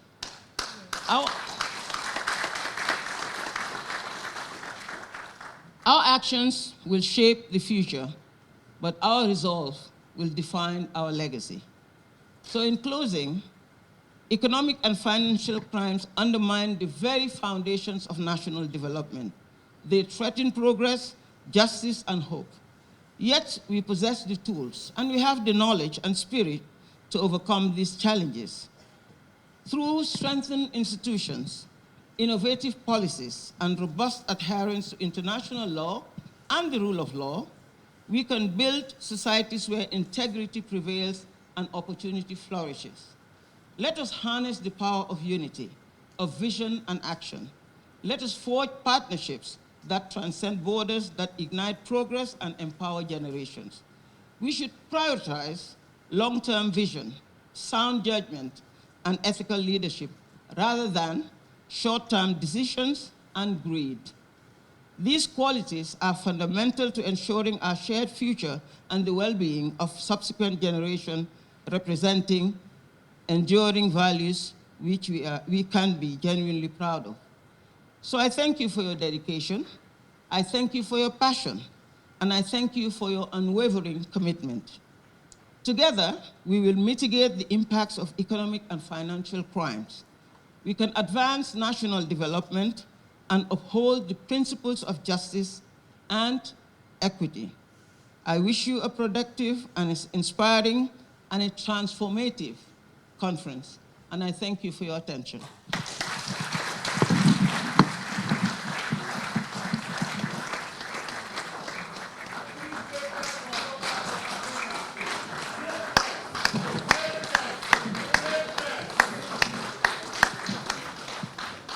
Thank you very much. Please be seated. Thank you. Thank you, Your Excellency, for such a detailed, well-researched, inspiring, and very effective keynote speech.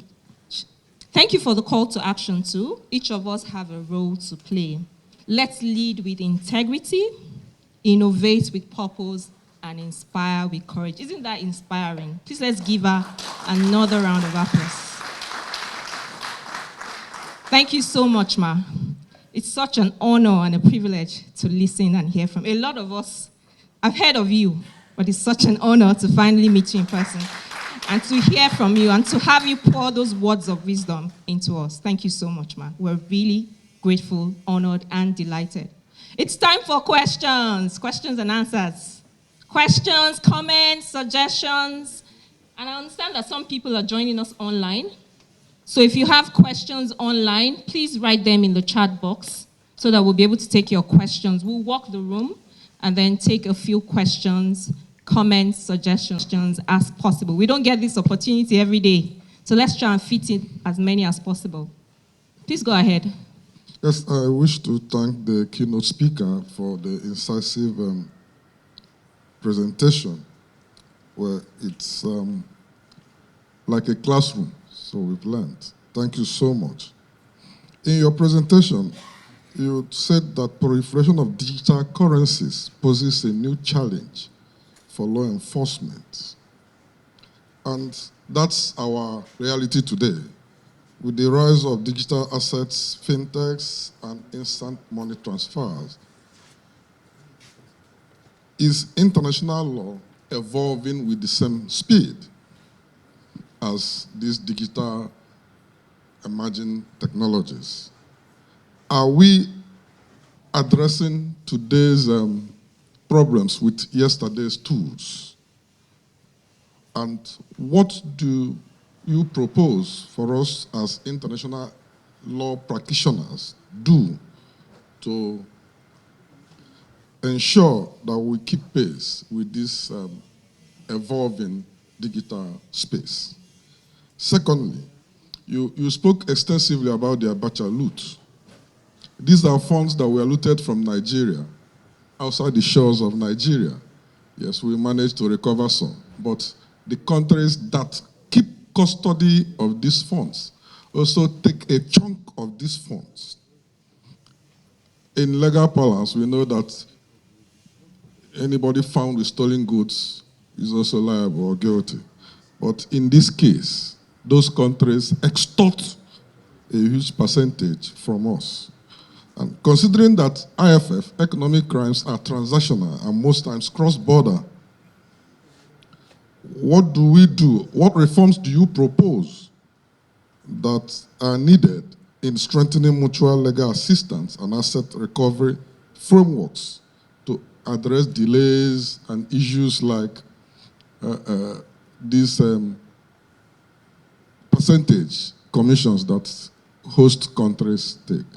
And finally, as a comment, I so much applaud your recommendation on issues of collaboration. A few weeks ago, the UNODC published a template, a toolkit for PPPs, and recent events have shown that PPP is a veritable tool to combating economic and financial crimes. And I'm happy, I'm privileged to have been one of those that put together the UNODC toolkit. And in Africa, we have only one PPP in South Africa. But UK and Australia has done a lot. They have a lot of success stories with their PPP. And I hope and pray that African countries will be able to also follow suit. Thank you. Thank you, sir. Please, what's your name and what agency do you represent? I'm Felix Obiamala. I'm from the Nigerian Financial Intelligence Unit. Thank you very much. Okay, I see a lady over there. Let's be gender sensitive. Thank you.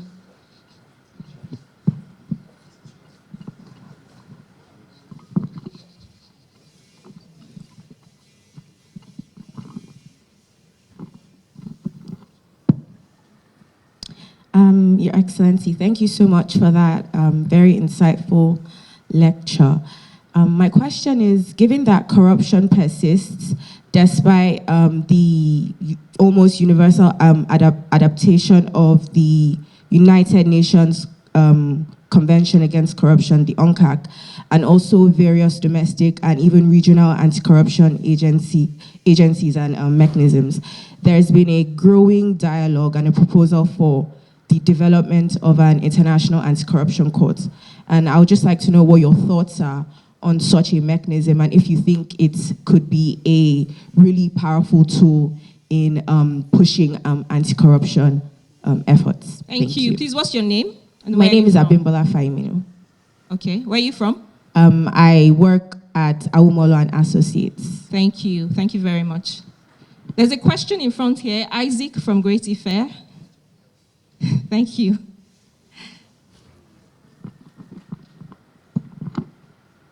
My name is Isaac Ibikunle. I'm from Greatest Ife. Great. I'm also the team lead arbitration lawyer in Ajayi.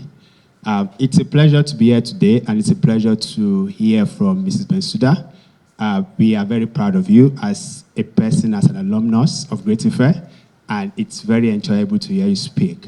So my question, basically, it's more academic. We know one issue we have in international law is fragmentation of international law. And if you look at the space in economic crimes, financial and economic crimes as well, fragmentation of international is also creeping in. We're having the international, the UN regime, we're having the regional regime. Do you think this fragmentation is a problem that we should start looking at now and finding solution to it before it compounds the whole space? And we have people in the other space arguing that the international law is not really solving the problem of financial and economic crimes. Or it is not a matter of fragmentation. What other things are we looking at that we should also be addressing at the moment? But I really appreciate your thought on that. Thank you. Thank you very much. Let's take one more from a lady. There's one in front here. Then we'll let Her Excellency respond before we lose track of the questions. Thank you. Please introduce yourself before you go to your question. Good afternoon, everyone. My name is Oyedamola Otebolaku. I'm a student of Afe Babalola University. Great award. Thank you very much, Ma, for your keynote lecture, Your Excellency, Ma. I had written down my questions so I don't forget. Given Nigeria's evolving tax regime, the new tax law and how everything is working, because we are ably represented here by the Nigerian Revenue Service, and they play a vital role with the new tax law. So the evolving tax regime and digital economy, what are the structural reforms that would effectively disrupt financial crimes before they impact national development? Do I take that again? Yes, please. All right. Given Nigeria's evolving tax regime and digital economy, what are the structural reforms that would most effectively disrupt financial crimes before they impact national development? Thank you very much, Your Excellency. Thank you very much. Ma. I understand there's a question online because we don't want to disenfranchise those online too. Is there a way that we can get out that question? Or do we come back to it? Can you read it for us? Okay. All right. This is coming from who? LS Lupasaro, I guess. Given that grand corruption and illicit financial flows from developing nations often cause harm on a scale comparable to armed conflict, hollowing out health systems, displacing populations, and entrenching poverty across generations, do you believe the time has come for the international community to seriously consider expanding the Rome status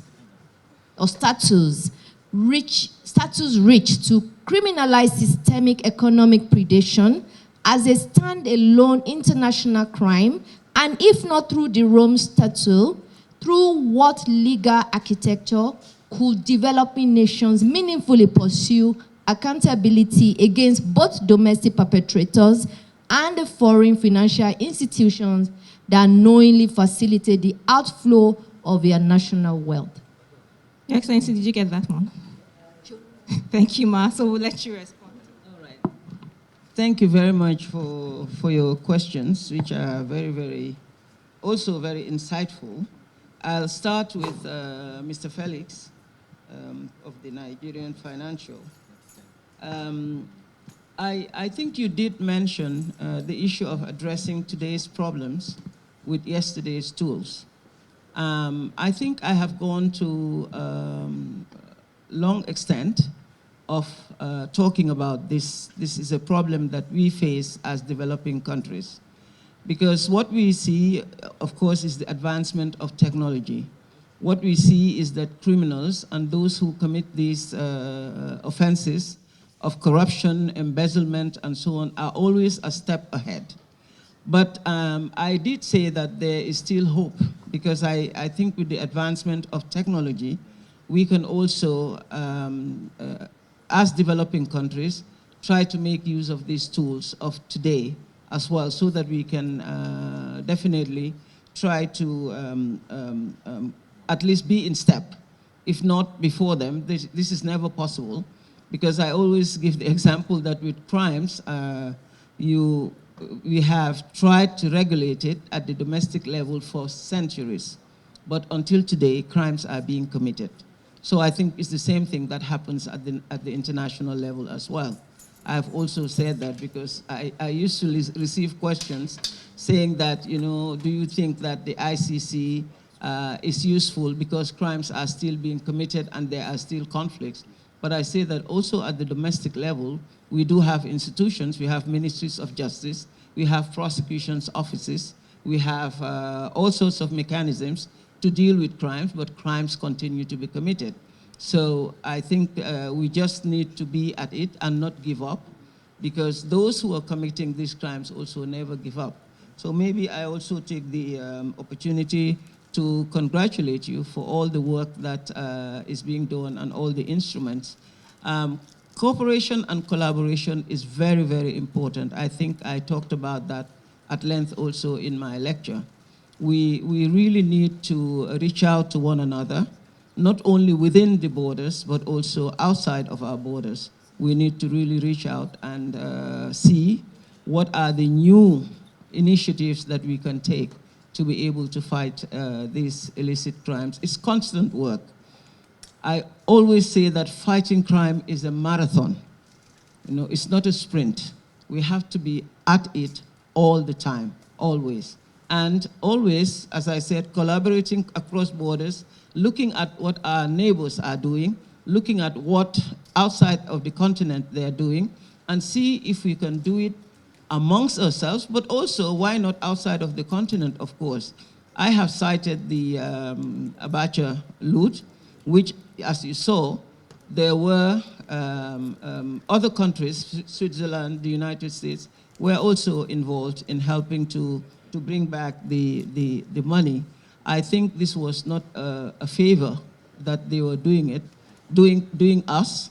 It was a responsibility that they had to do. After all, the money belongs to the Nigerian people. And this brings me to the question that was, I think, raised by my colleague from Great Ife, and what you said, you know, about the fact that countries outside also bear a responsibility. I think this was something that I also have mentioned in my lecture. Most of the time, when we ask for these things, we cannot ask for them as if we are begging for them to come back to us and bring the loot that has been taken. As I said, it requires a collaborative effort, but it also requires integrity on both sides for them, as well as ethics on both sides, for them to be able to put our heads together and return money which they know illicitly does not belong, does not belong to them, but belongs to Nigeria. So there was the question about corruption persisting despite the international instruments. I think it was a lady from the center who mentioned that, and perhaps I have also answered this a bit, and I've also addressed it in my remarks, because corruption, I don't think, will ever end. We should not even think about that. It will always persist, just like other crimes will continue to happen. In many jurisdictions, for instance, the crime of murder is death, and sometimes it's life. But notwithstanding, it's still going on. So we cannot expect that to stop. What we should do is work with ourselves, work with our partners, different sectors of society, and always look at where the gaps are. What can we do to stop those, the criminals from using those gaps and the inconsistencies that are within the laws? And also, what is particularly important is the implementations. Because laws are good, but implementing them is better. This is what we have to always strive for. We have to come together and look at the conventions that we have had, the international conventions that we have seen. Are they still adequate? Do we need a reform? Or do we need to have new ones to take into account the development that has happened in the recent past? As you know, the advancement of technology is something that is also, we can relatively say, is recent. So we need to just go back to our instruments, go back to our laws, put our heads together, involve all sectors of society, and then try to handle it. This is what I think we need to do. There was the question on fragmentation. Do you think yes, I think we talked about international law. I hope I'm not making a mistake. But again, I have just answered it, what I commented regarding the instruments that we have and the fragmentation. It is never perfect, never perfect. And one of the things I said was about continuously making ourselves continuously learning. No one knows everything. You know, we need to constantly look ourselves and see what are the ways that we can use to develop ourselves, whether to get together or individually, but we need to continuously learn and develop. And definitely looking at our laws and see whether they still fit. This is critically important for us. I think the last question online talked about grand corruption comparable to armed conflict. This is something maybe that I can just say a little bit about. When I was at the ICC, I took out a policy that was dealing with financial crimes. I even had a section that was really looking at what is fueling the crimes. Who are those people who are behind committing the crimes? Of course, this was not in the statute as such, but I did it as a way of using the statute, if I could, to look at what are these financial crimes that lead to the commission of Rome Statute crimes. And I tried to look at it in this way. And I do know that there are quite a few countries who are very, very particular now about having economic crimes as a crime against humanity or war crimes. Because if you look at it, if these corruption or financial crimes are so grave, they can, as was rightly pointed out, they can lead to the commission of mass crimes, and obviously there will be crimes that are committed under the Rome Statute and under the ICC jurisdiction.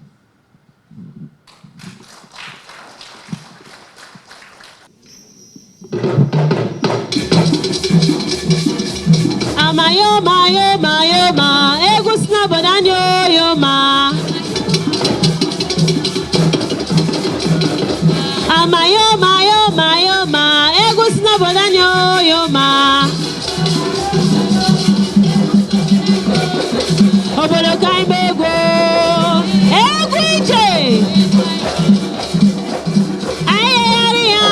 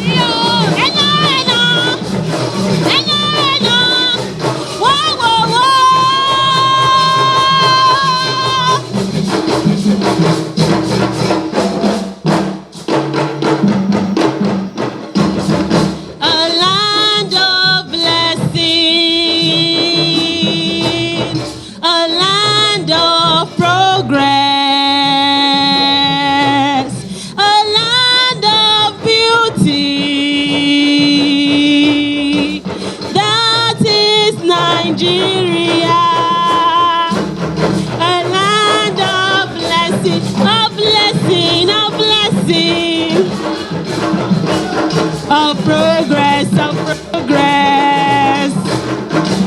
of beauty, great beauty. Igbo kwenu, Hausa kwenu, Yoruba kwenu, Nigeria kwenu. Onye ga-egbu, onye ga-egbu, onye ga-egbu. Hey! Come on! Hey!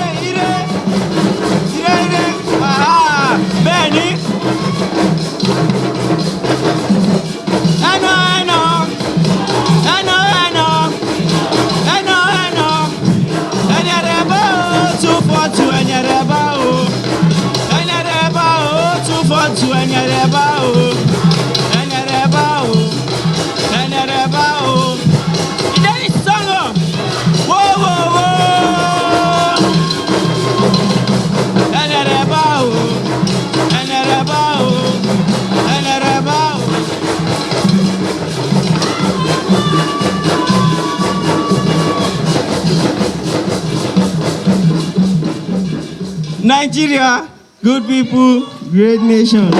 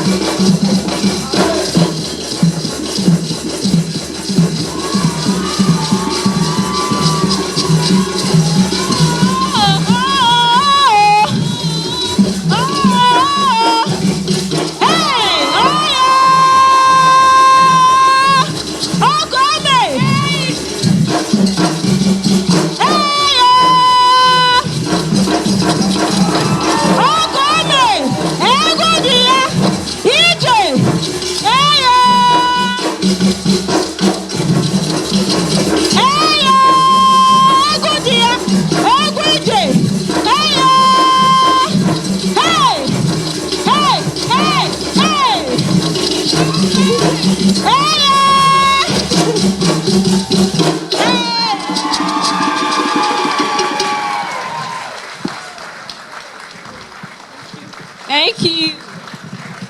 That's the Nigerian spirit, very energetic, very vibrant. Thank you very much. Wow.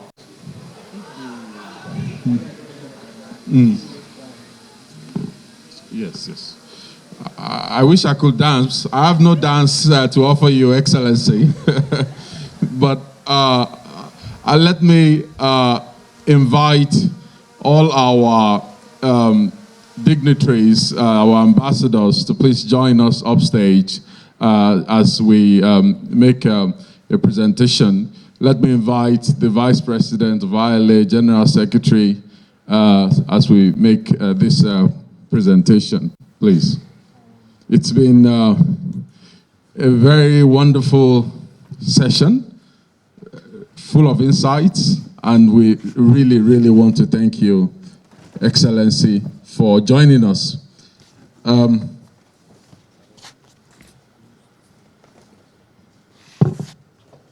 Yes, please join us off stage, and if you will permit me, I will respectfully invite Ambassador Nu to make this presentation on our behalf. Because we don't have diplomatic language. I'm only a lawyer. So.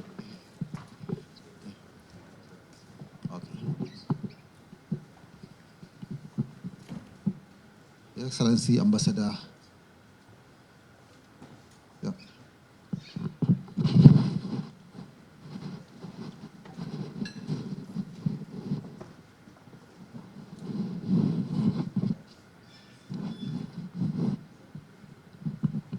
Your Excellency, on behalf of the International Association, International Law Association of Nigeria, we present this token to you.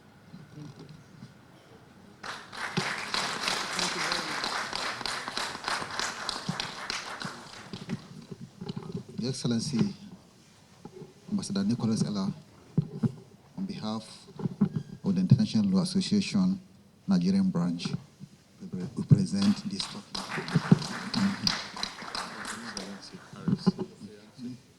Oh.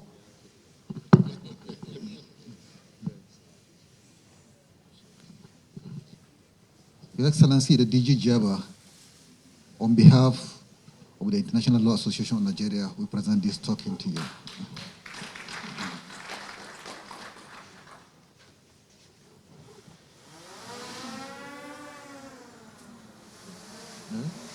One more picture. Okay, okay. Okay, good. Yeah.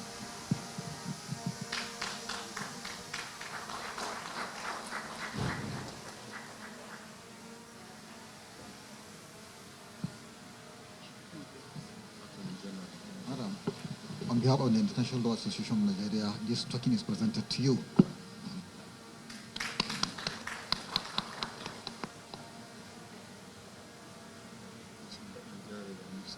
Okay.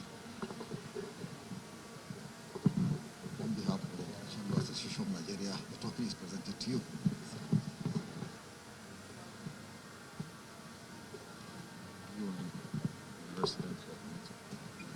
Excellence, on behalf of the International Law Association of Nigeria, this token is presented to you.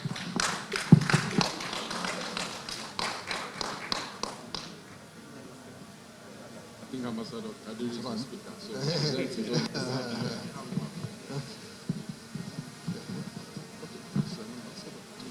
is there any other person from the Ministry of Foreign Affairs? Excellency, on behalf of the International Organization of Nigeria, this token is presented to you.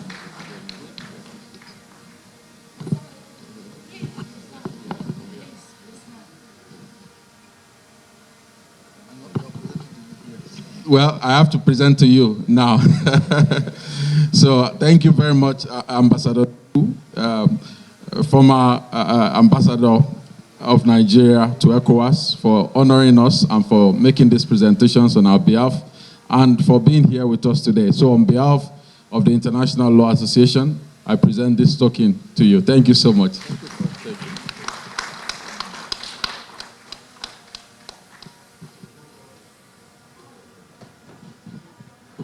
Group photographs.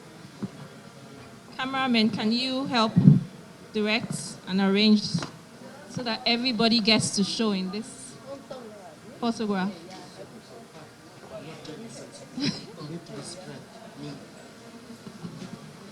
special seat, so I have to advocate for it. Okay. I'm hearing that this is not gender sensitive. There are too many women on this side, so we need to balance it properly.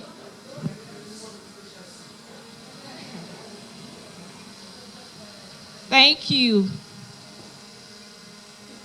Can we have one woman to bridge the gap here? Yes. Thank you very much. Can we get everybody?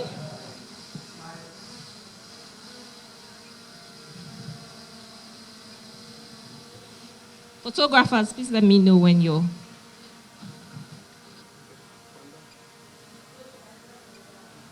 Thank you very much.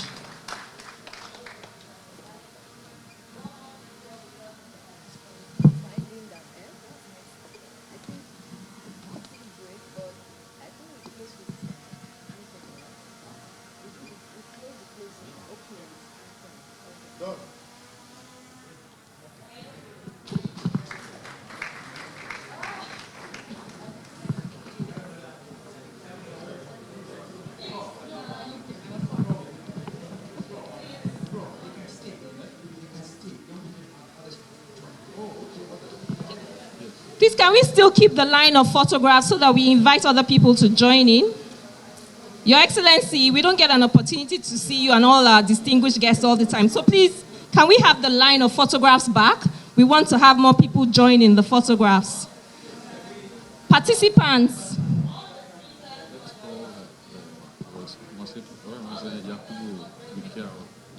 Yes. Former president of the NBA, please join us.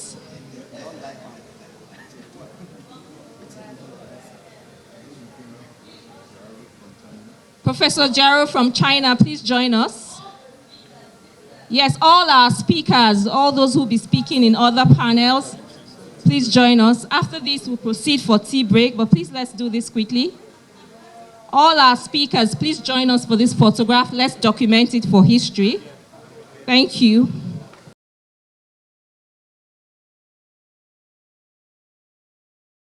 Thank you, sir.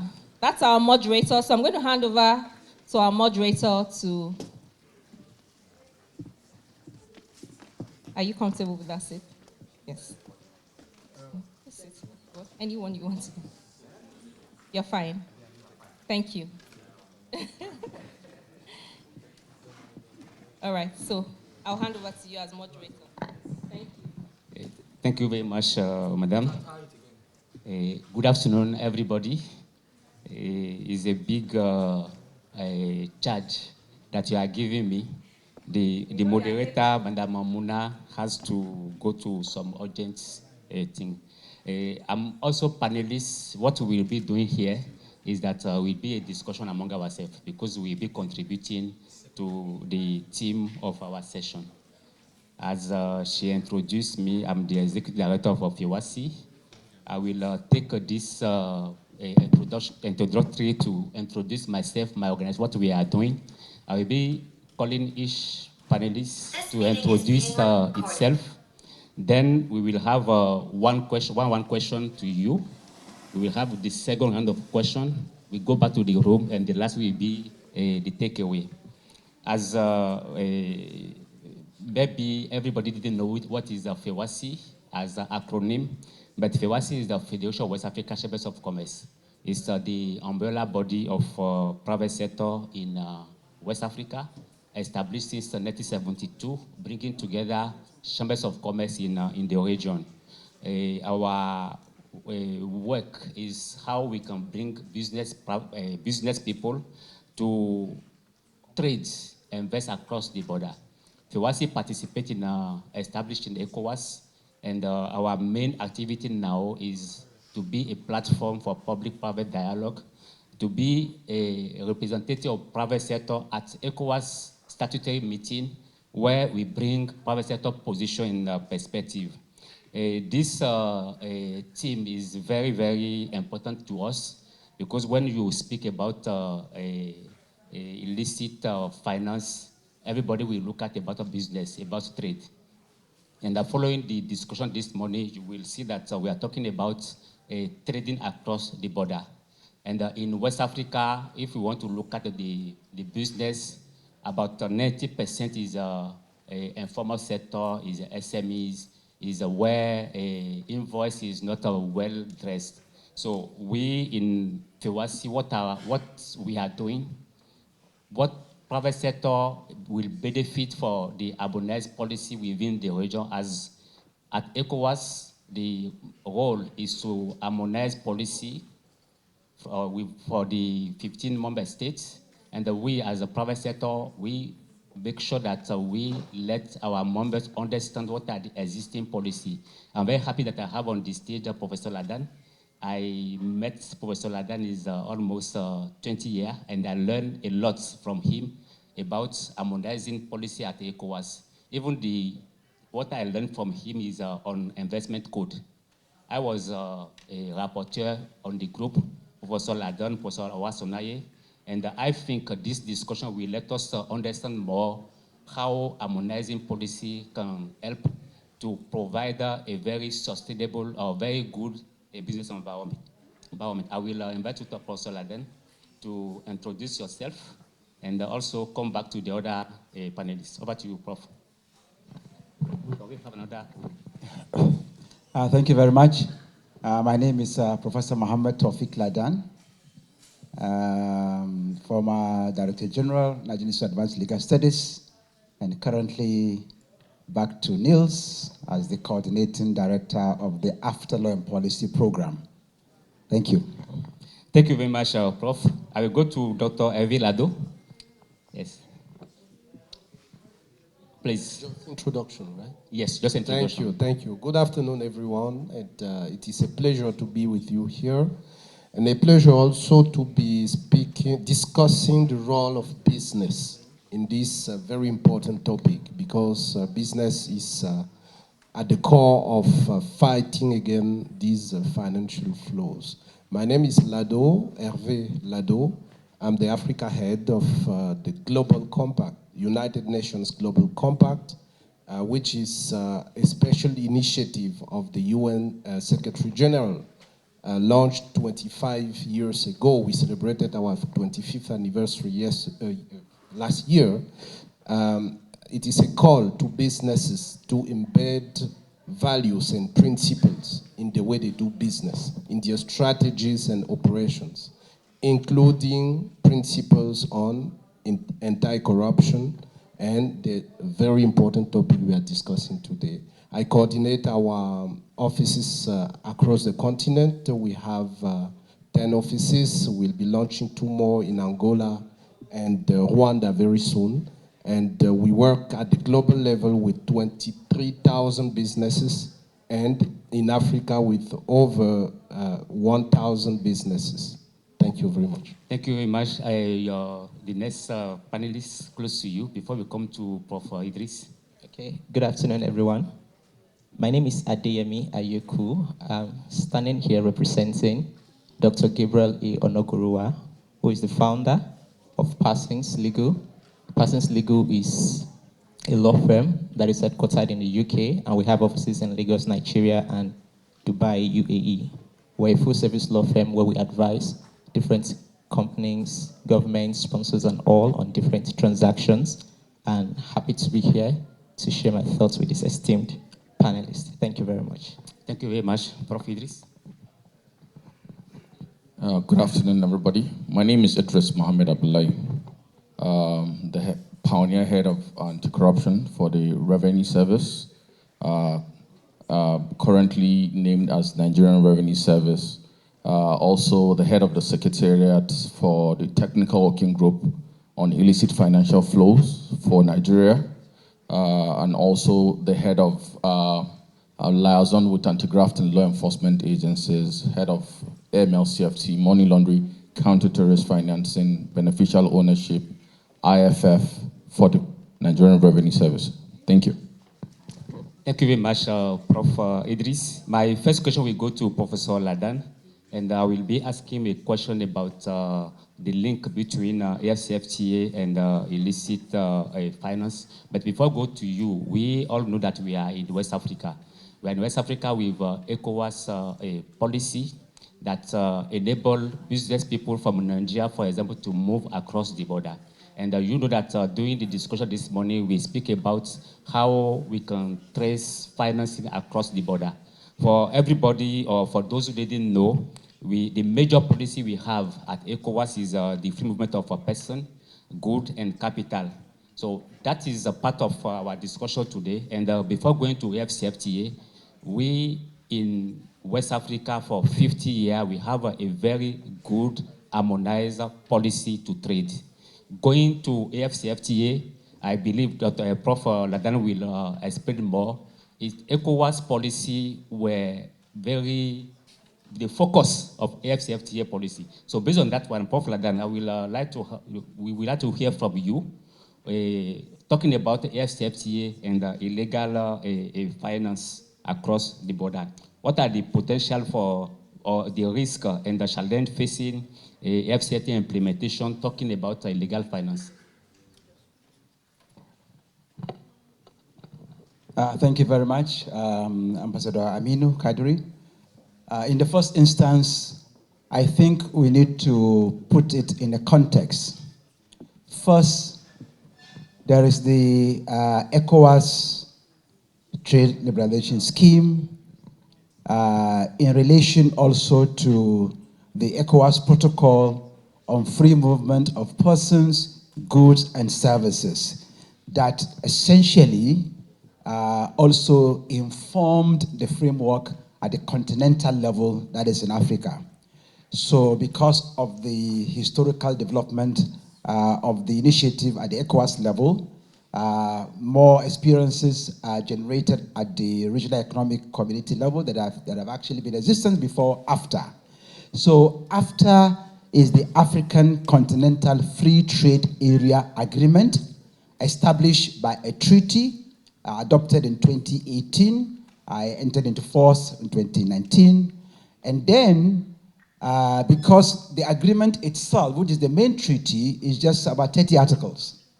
It's very sketchy, if you like, call it very skeletal. It doesn't really provide the details about the trade in goods, trade in services, investment, competition policy. It doesn't also provide the details about intellectual property rights, nor does it provide the details about digital trade and women and youth in trade for the sake of inclusivity principle and also for the sake of ensuring that no one is left behind in promoting trade in Africa. Now, the AFTA agreement plus 8 protocols put together, they are called the AFTA law or the AFTA framework. They all aim at achieving just a set of goals. One, to create a single common market that can be accessible by all potential creators, innovators, entrepreneurs, cross-border traders, digital traders, cross-border investors, etc., which covers also ECOWAS or West Africa.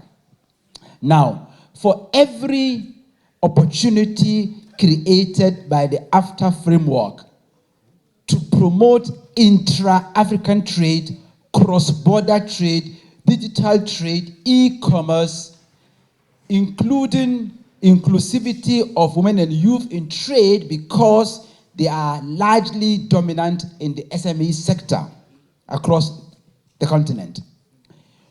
Each time you create an opportunity in life, in law, and in policy, and so also in regional economic integration, anywhere in the world, you also must understand there are potential risks associated with the opportunities you are creating. So, in the context of illicit, businesses should work against corruption in all its forms, including extortion and bribery.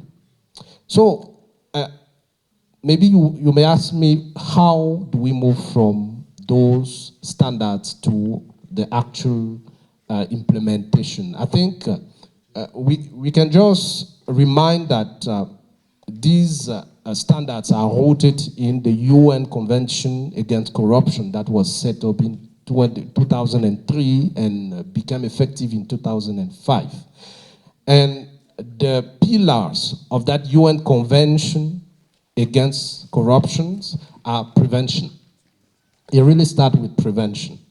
If a business wants to be responsible, have a responsible conduct against corruption and illicit financial flows, business needs to prevent, to set up policies and mechanisms internally that address that question, that identify the risks.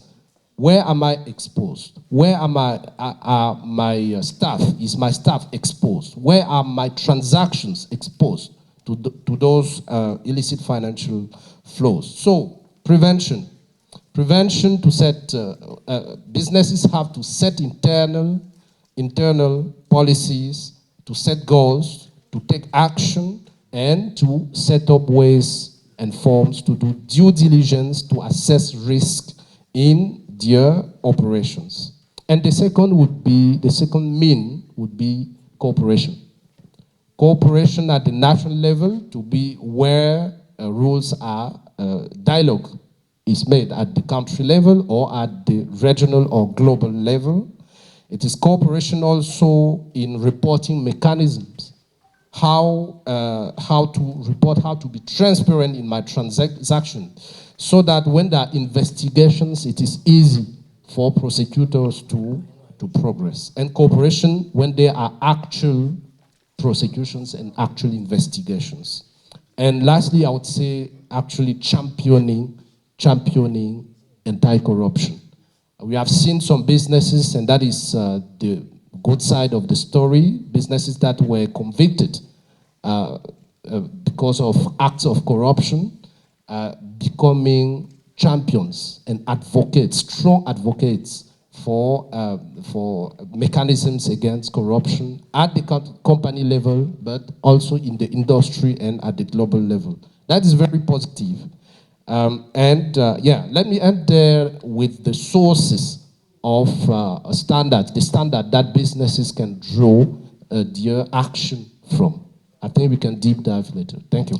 Thank you very much, Dr. Hervé Lado, for this compliance that you brought in place. But from the private sector perspective, as I'm representing, I can tell you that there are a fragmented compliance in our region.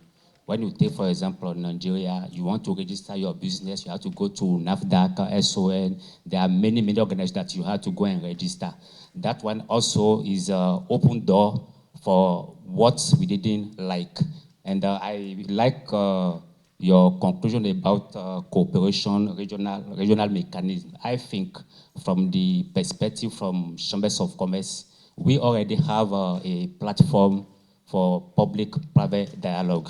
We are working with ECOWAS as a legally recognized institution, and as GIABA is supporting this activity, I think that we should work more with GIABA to put in place an harmonized compliance institution. What you describe now is at a global level.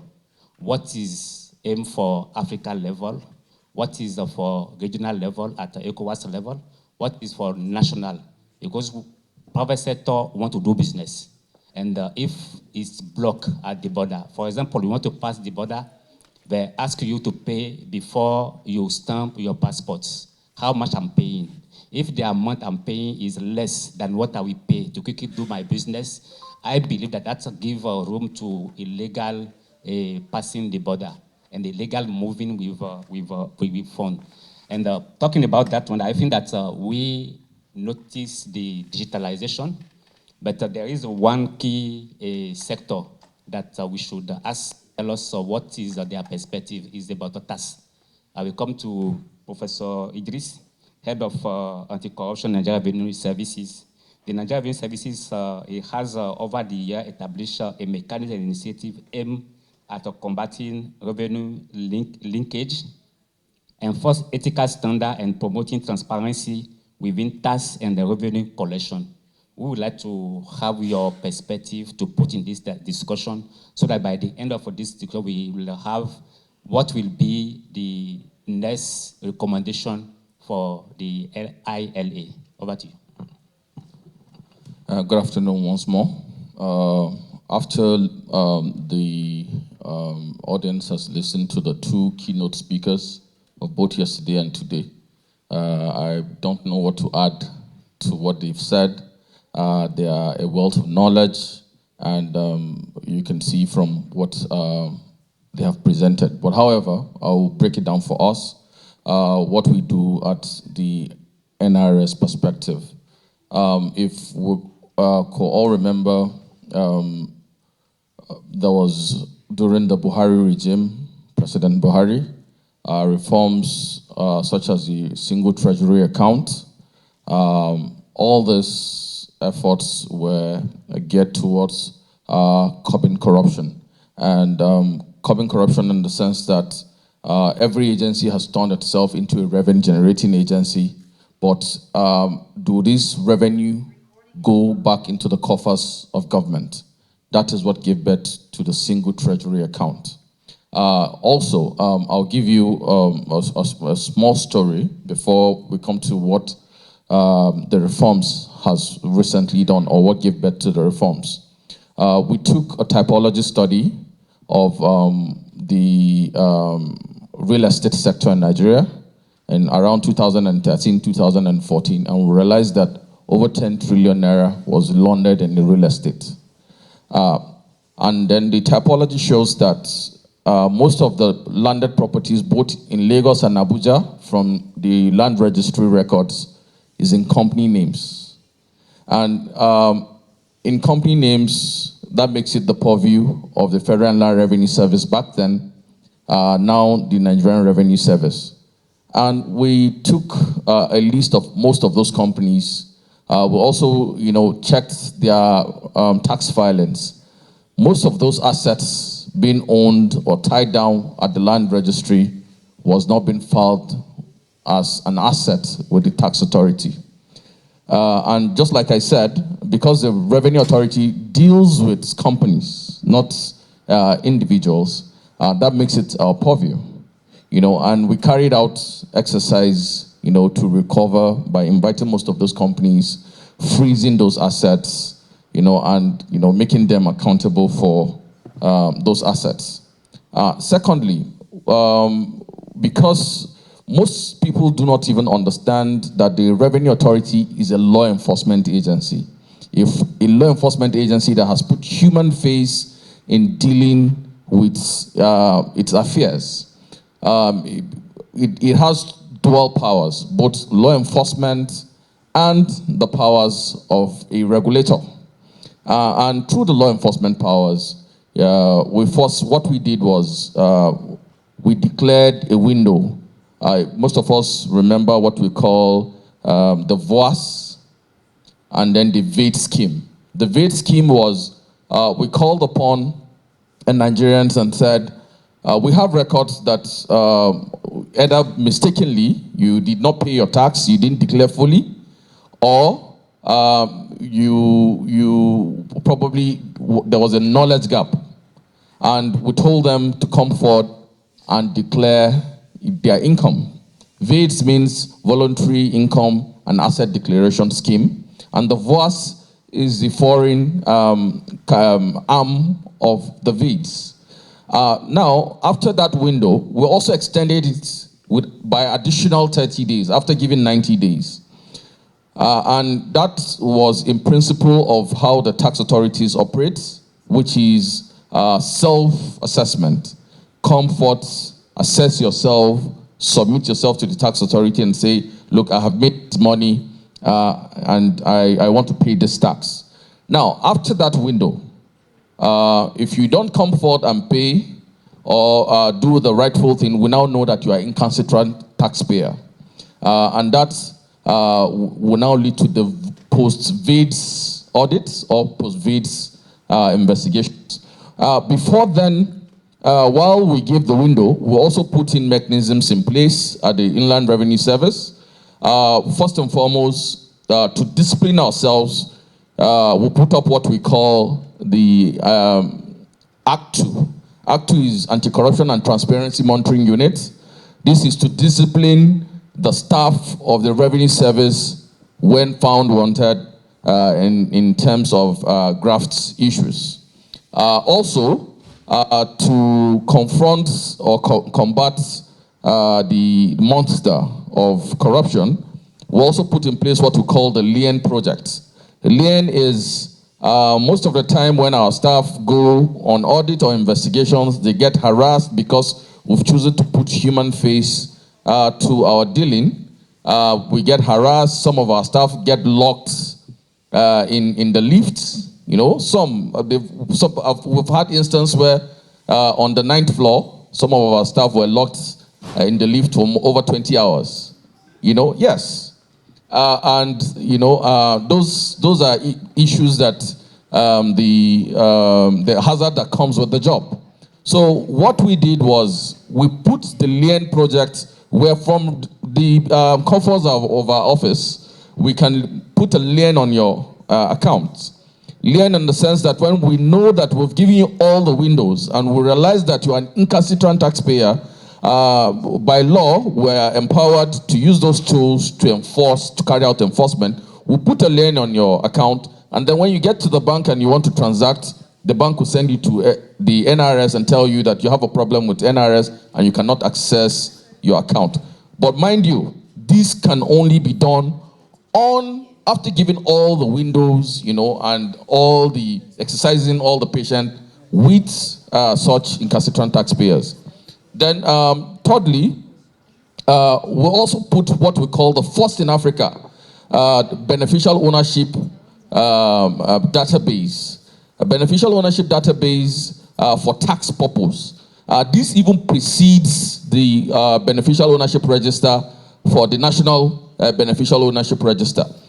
Because the NRS was part of the IMC means the Interministerial Committee on Money Laundering and Counter-Terrorist Financing, and this is the highest arm or body that makes policy on AML-CFT in Nigeria.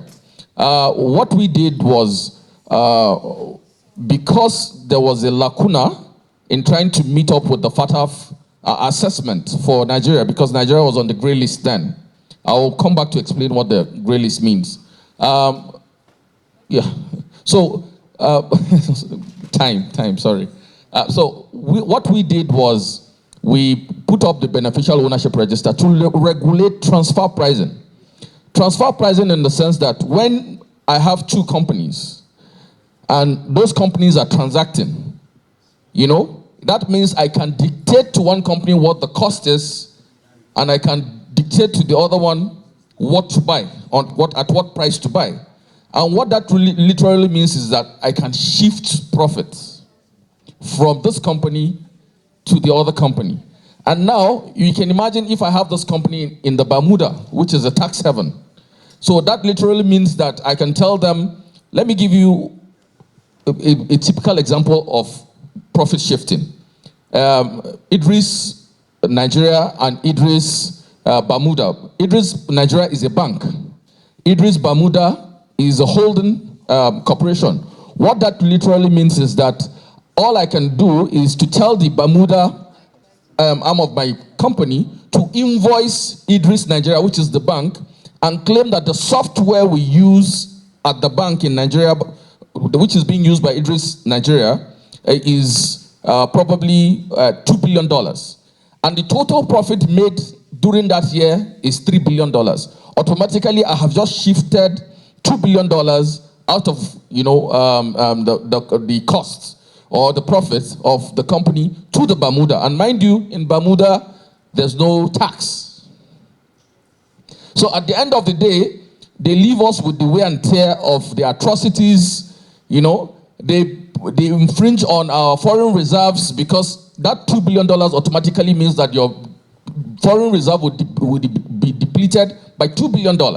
And that's why most of the time you see the scarcity of Forex, and then you see the pressure on Naira, and then you see the inflation. You know, so all those things have, you know, multiplier effect on each other. And that is why the NRS, you know, stepped forth in challenging all those things. We established what we call the transfer pricing department, which is a full department. We established what we call the special tax investigation department. We first called it special tax crime, but in the infinite wisdom of the management, they realized that the crime part scares taxpayers, and we're trying to be as friendly as possible. We changed it to special tax investigation department, which deals with money laundering and counter-terrorist financing specifically, And also, the NRS currently, right now, through the reforms that has just been carried out, trying to curb the IFF flow from the country, put up what we call the process of crime and illicit financial flows coordination, which now is designated, the NRS has been designated as, the coordination center for the fight against IFF in Nigeria. Time, sorry. Okay, let me quickly do close up. Yes. We'll also ensure that we play a critical role in ensuring that Nigeria conforms with the FATF standards, conforms with the UNCAC. Most of the time we join for the UNCAC convention.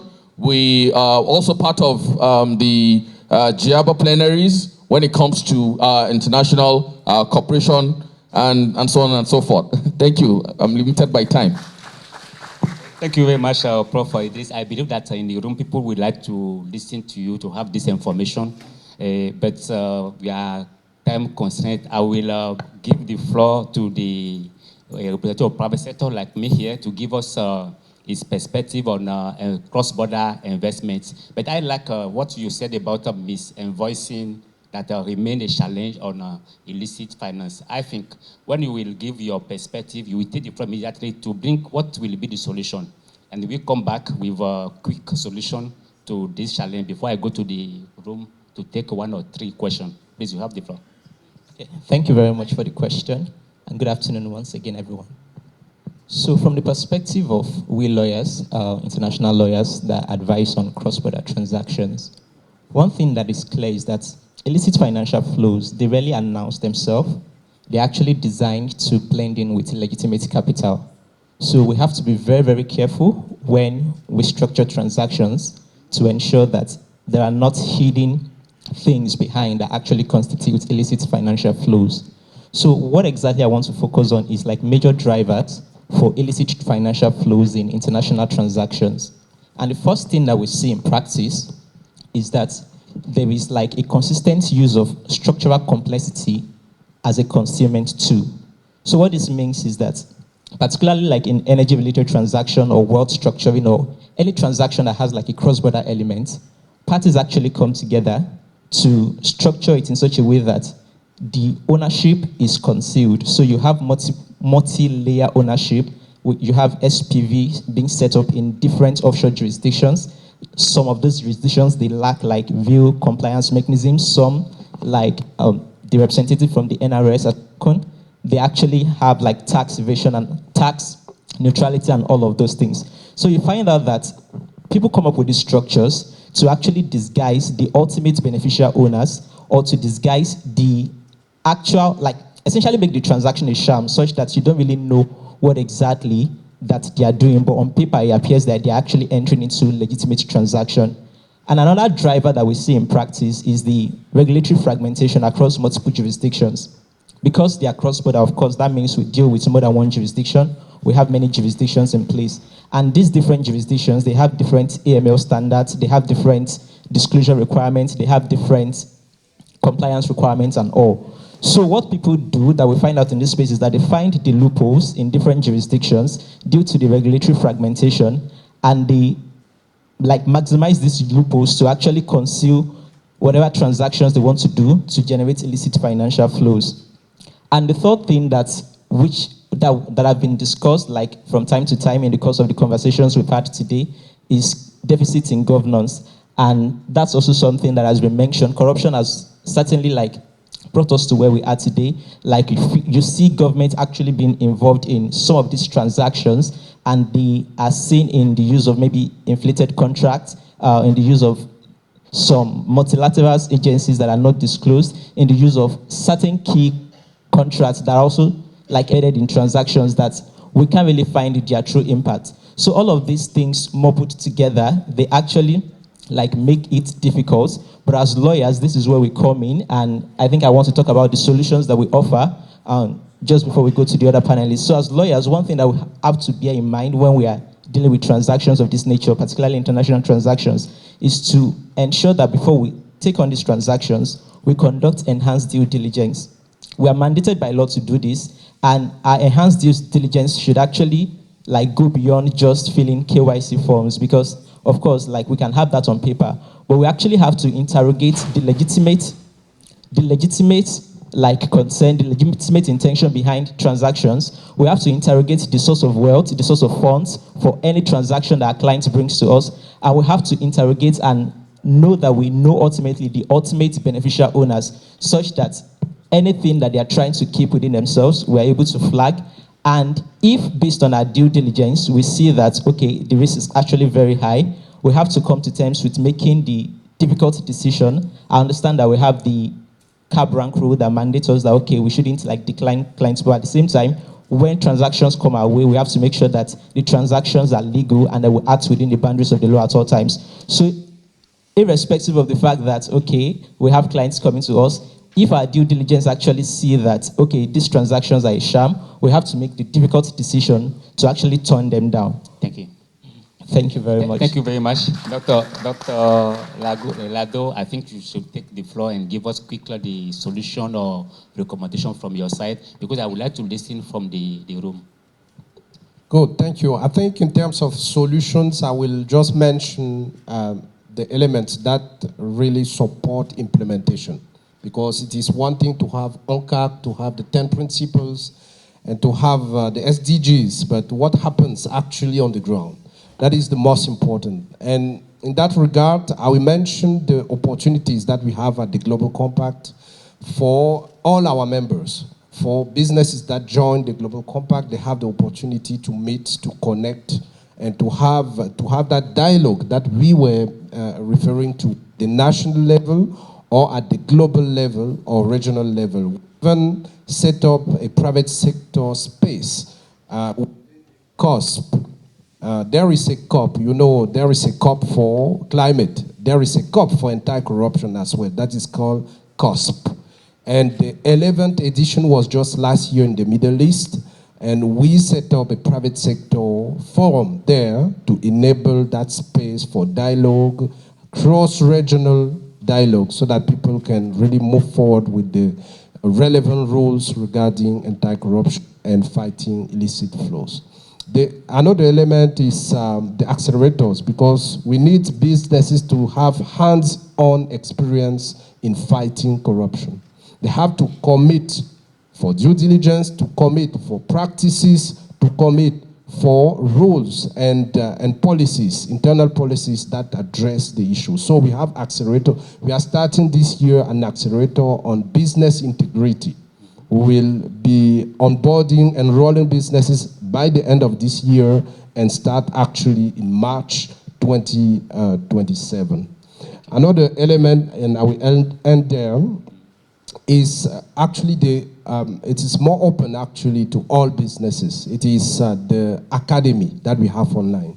Every year, more than 250,000 people connect to our academy to learn on new and emerging issues regarding anti-corruption, regarding illicit flows. So that is an opportunity really for people to get on top of those topics that are changing. We are in a shifting global order, and I will call on any of you who has a business to join the Global Compact to benefit from those opportunities. Thank you very much. Dr. Laden?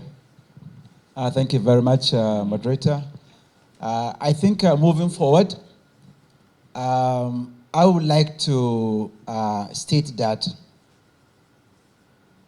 African states are known to have this positive, result in terms of signing and ratifying, international treaties whether globally or at the continental or regional level, but demonstrating their political will at the national level for implementation has always been a battleground.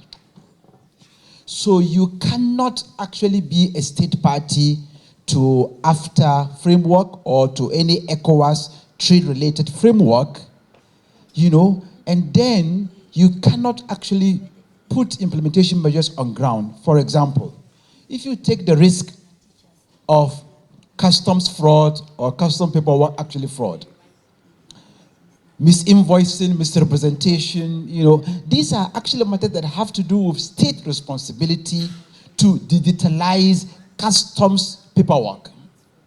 Because it will reduce corruption, it will also arrest partly, I will not say fully, it will arrest partly, the processes that are being manipulated by criminals, in order to actually make a misrepresentation or to actually promote misinvoicing, in the process. And I think if you digitalize custom processes, you reduce partly the factors responsible, for this risk involved. The second point also has to do moving forward is it is not enough for country A out of 55 countries in Africa or out of 15 countries in West Africa to embark upon harmonization of trade regulations and policies. It is not enough. So all member states to any treaty within the continent or within the region, whether AFTA or ECOWAS, must all demonstrate political will to engage in harmonization of trade regulations, and processes. This is very, very important because otherwise criminals will find the loopholes, in jurisdictions that have not harmonized, and therefore they can exploit it, and it will be back to square one. Thank you, Prof. Ladan. Prof. Idris. One of the problems. Yes, I'll state one problem and how most of the time I see that we should solve it. Nigeria currently trades as the second highest country in terms of Bitcoin. Bitcoin, I haven't studied that aspect of the economy. We realize that is a major means of IFF. And this can be curbed. Nigeria is already working on a VASP bill.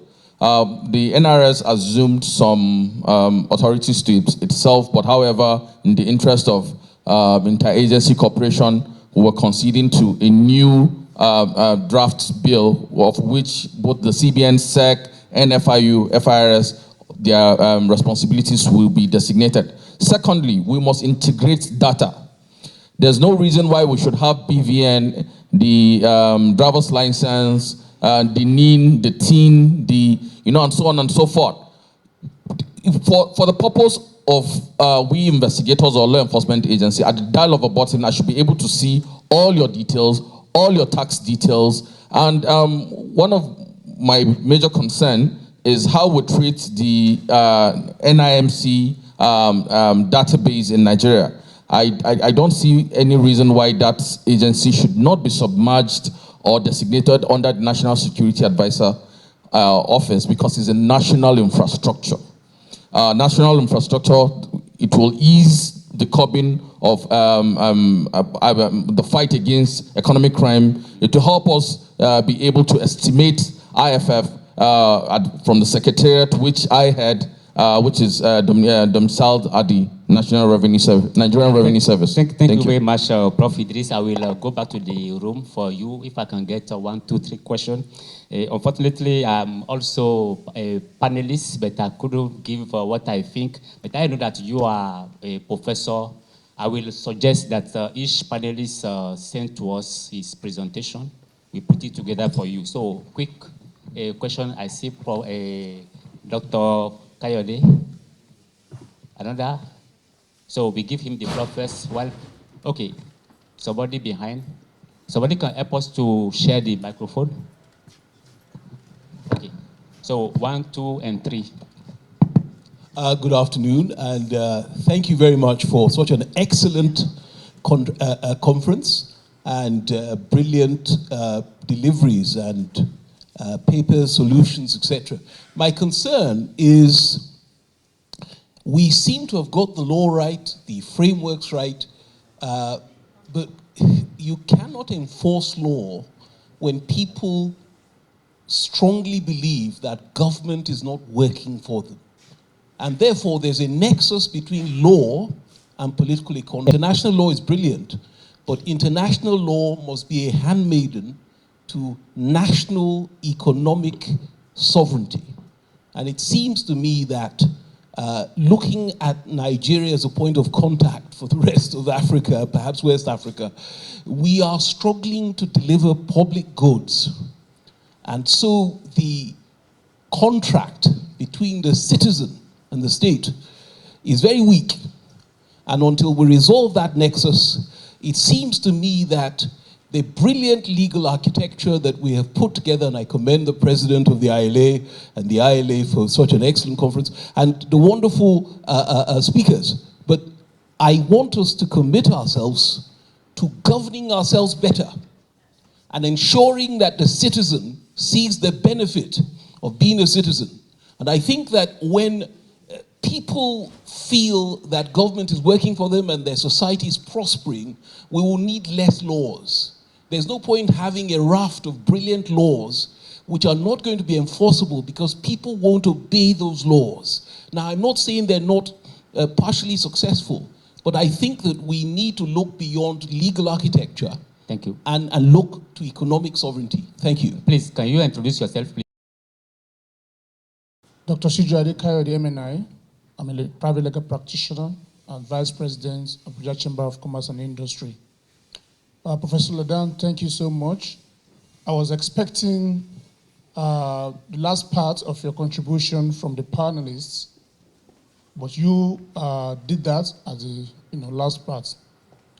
We lawyers, we go to court every day. We know where the problem is. We know what the loopholes are because we defend some of these people who are involved in these crimes. Now, two things.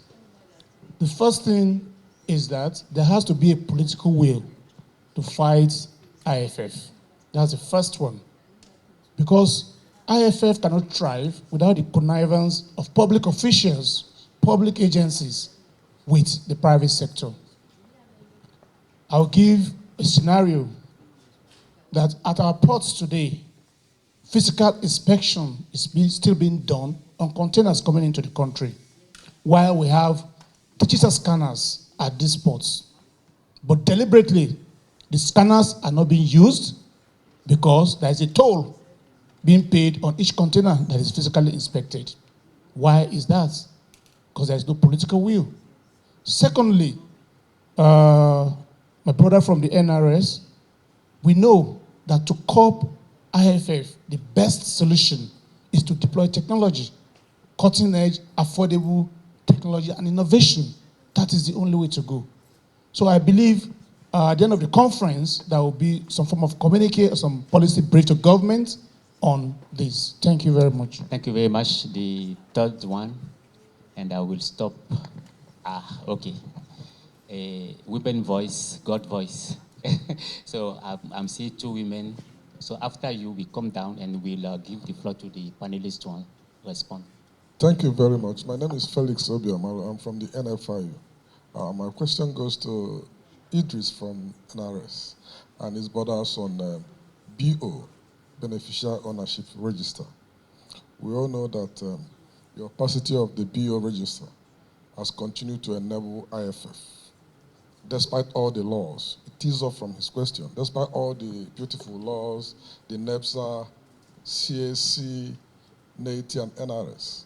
So my question is, what mechanism do we adopt to incentivize entities to adopt a transparent ownership process? And Dr. Lado, there have been excellent domestic PPP platforms all over the world, and you have also highlighted some. How will ILA help in translating these domestic successes at the regional level? Thank you. We take the, no, Please, let us take the two lady as I have to handle in the next 10 minutes, and then we will take the floor to answer.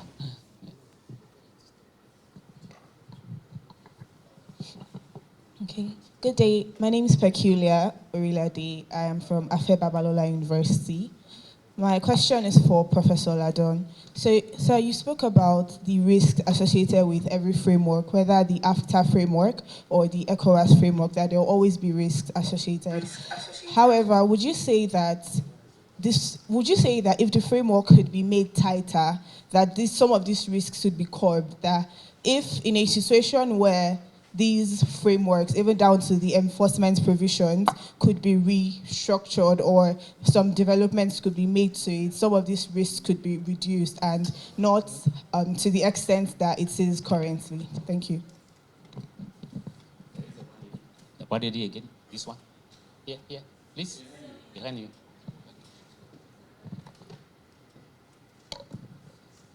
Thank you very much for giving me the floor. My name is Oluwatosin Nguhe. I'm a Senior Research and Legal Affairs Officer from the ECOWAS Court of Justice.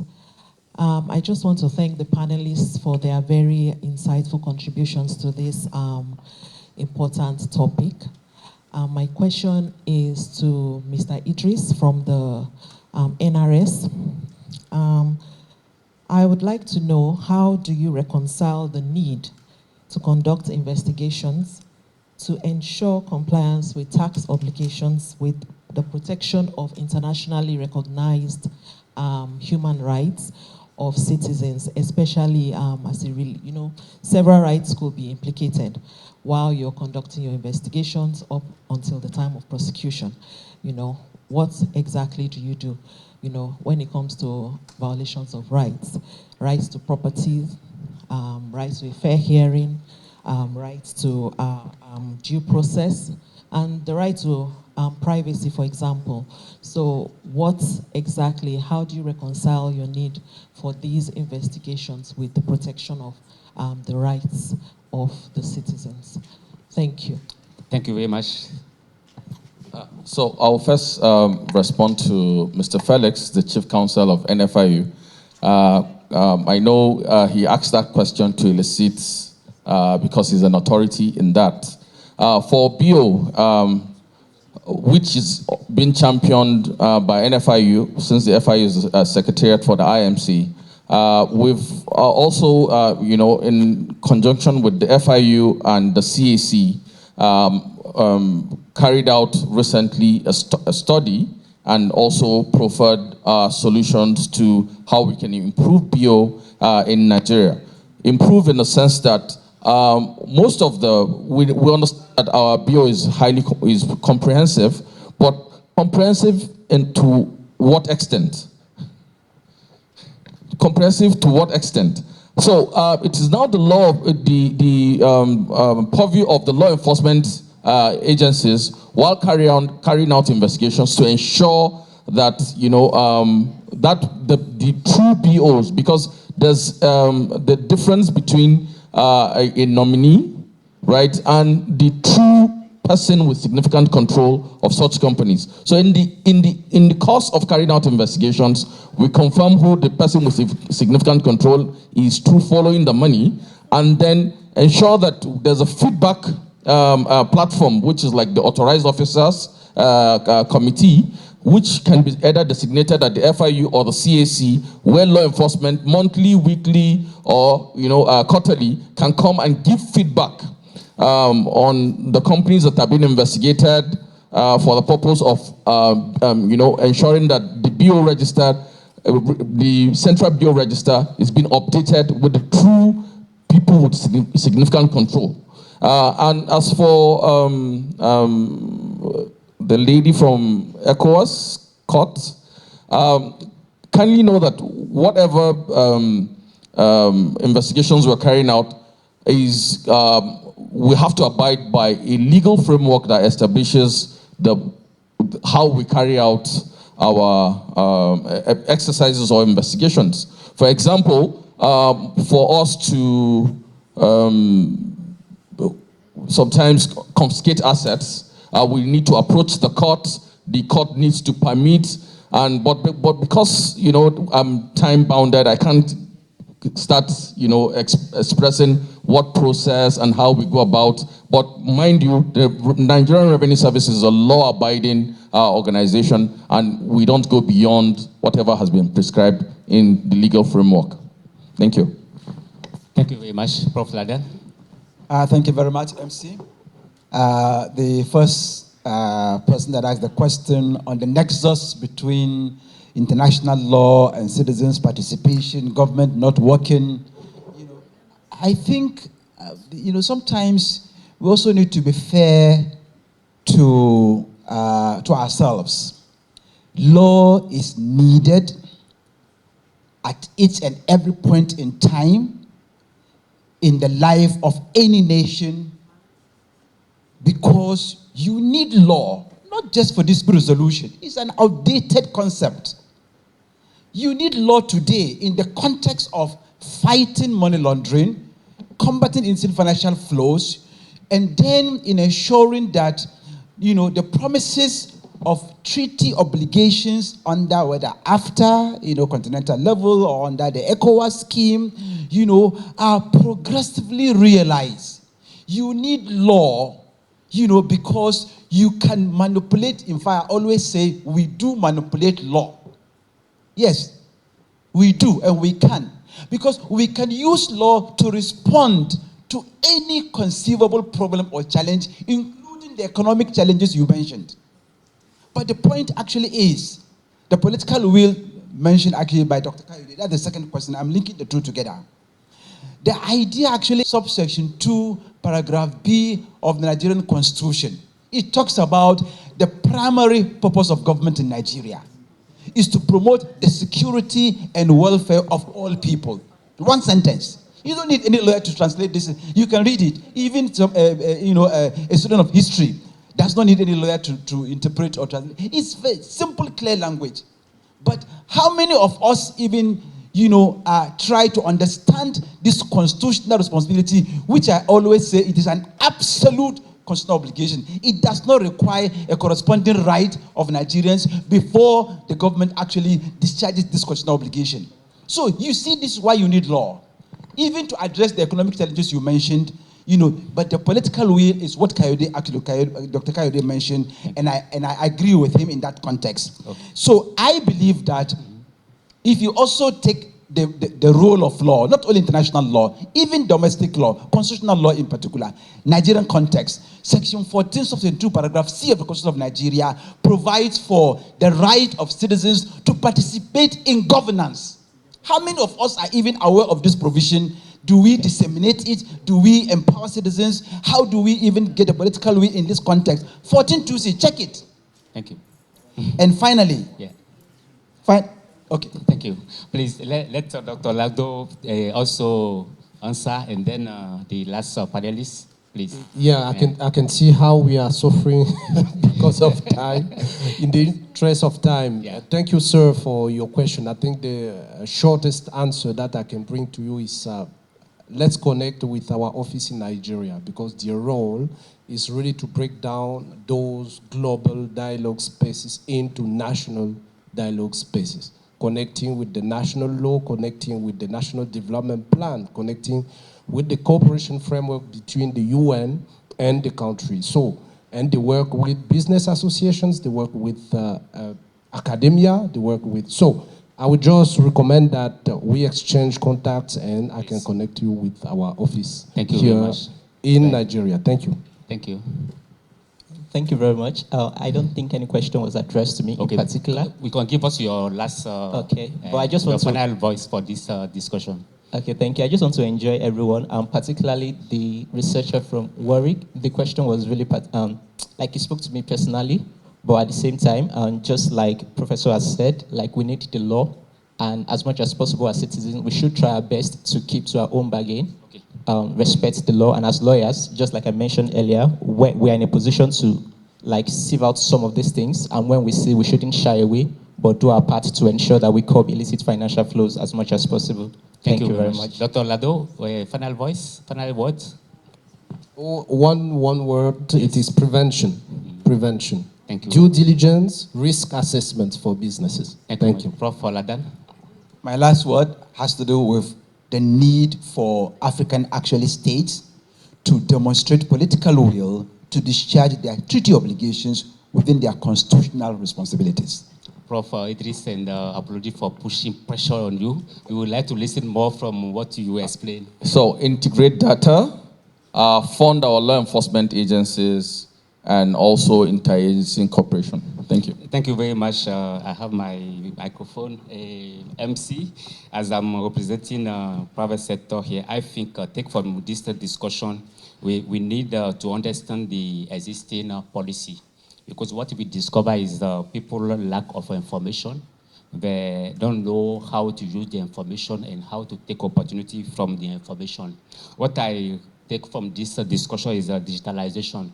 Tax office, custom office, at the border, how can we digitalize and have transparency and integrity? And also having a very strong, permanent regional public-private dialogue mechanism, bringing all the stakeholders together.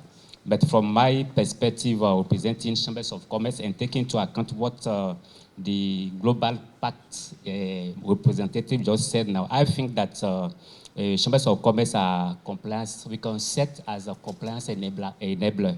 Compliance enabler because government already know that we are the legal advocacy platform. And we understand that we should increase training, capacity building of our people. And I think you, as a legal practitioner, do you know about policy at ECOWAS? You know that at ECOWAS you have the journal of ECOWAS, where you can get everything. We would like from chambers of commerce work with you, set up a technical working group to cascade all this law in what private sector can use at the border. I cannot read a Bible like you, but if you give me 1 pages to do my business, I will be happy. So thank you very much for this. My sister, she putting pressure on me, but I'm so thank you for listening to us. I think that the discussion is open. We will continue to address this issue. Thank you. Thank you very much, gentlemen. Thank you. I'm sorry I was breathing down your necks, but we are completely out of time. Please, can I invite the Secretary General of the ILA Nigeria branch, Mr. Clement Osuya, to please do us the honors of thanking our guests. Thank you so much. Please, let's do this quickly. Madam Chair, please join them for the photographs too. Thank you so much, Professor Taufik Landan. You have always delivered. We are very grateful. And I also want to thank our moderator.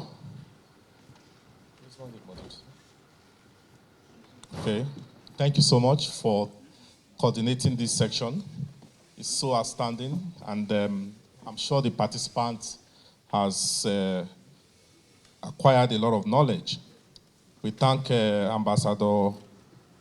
You're giving me the wrong information. Okay. We want to thank every other speaker, and we are very grateful. On behalf of the President of the ILA, Professor Damilola Olaoyi, Senior Advocate of Nigeria, and the Executive Council members of the ILA, we say thank you so much. And I want a round of applause for... A round of applause, please. Yeah, thank you so much. So at this point, the section is over, right? Okay. Okay, so we have a gift from the...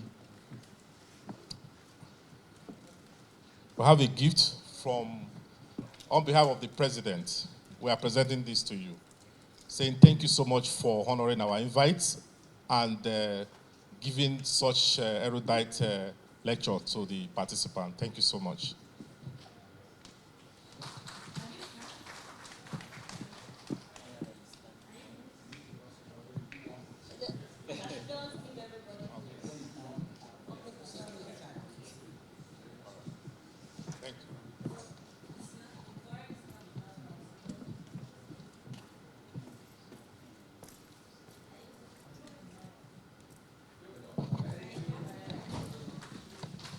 Thank you very much. No, but it's okay.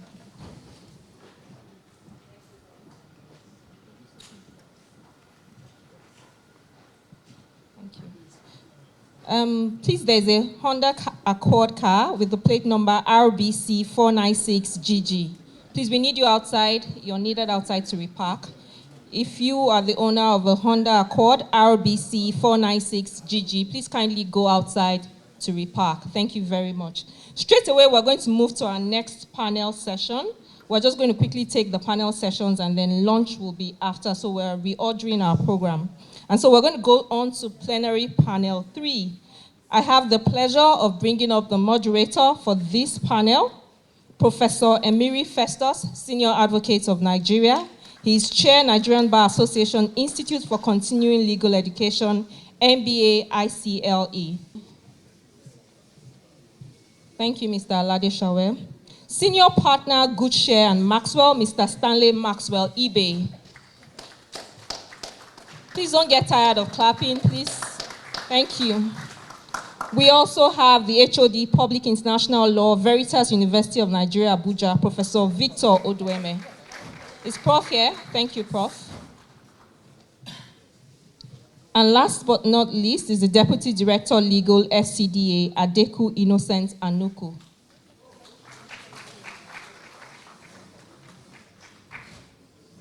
Thank you very much, sir.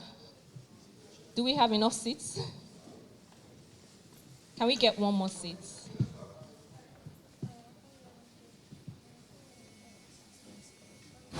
Quickly, please, can we get one more seat?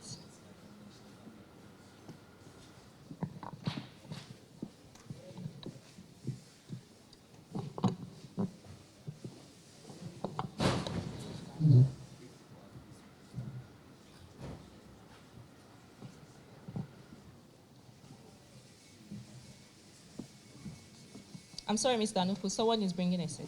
Thank you.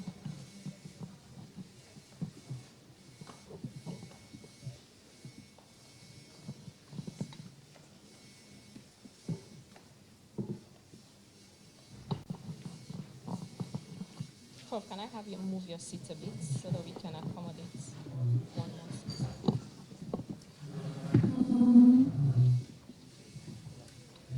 Thank you, sir. Thank you, Prof.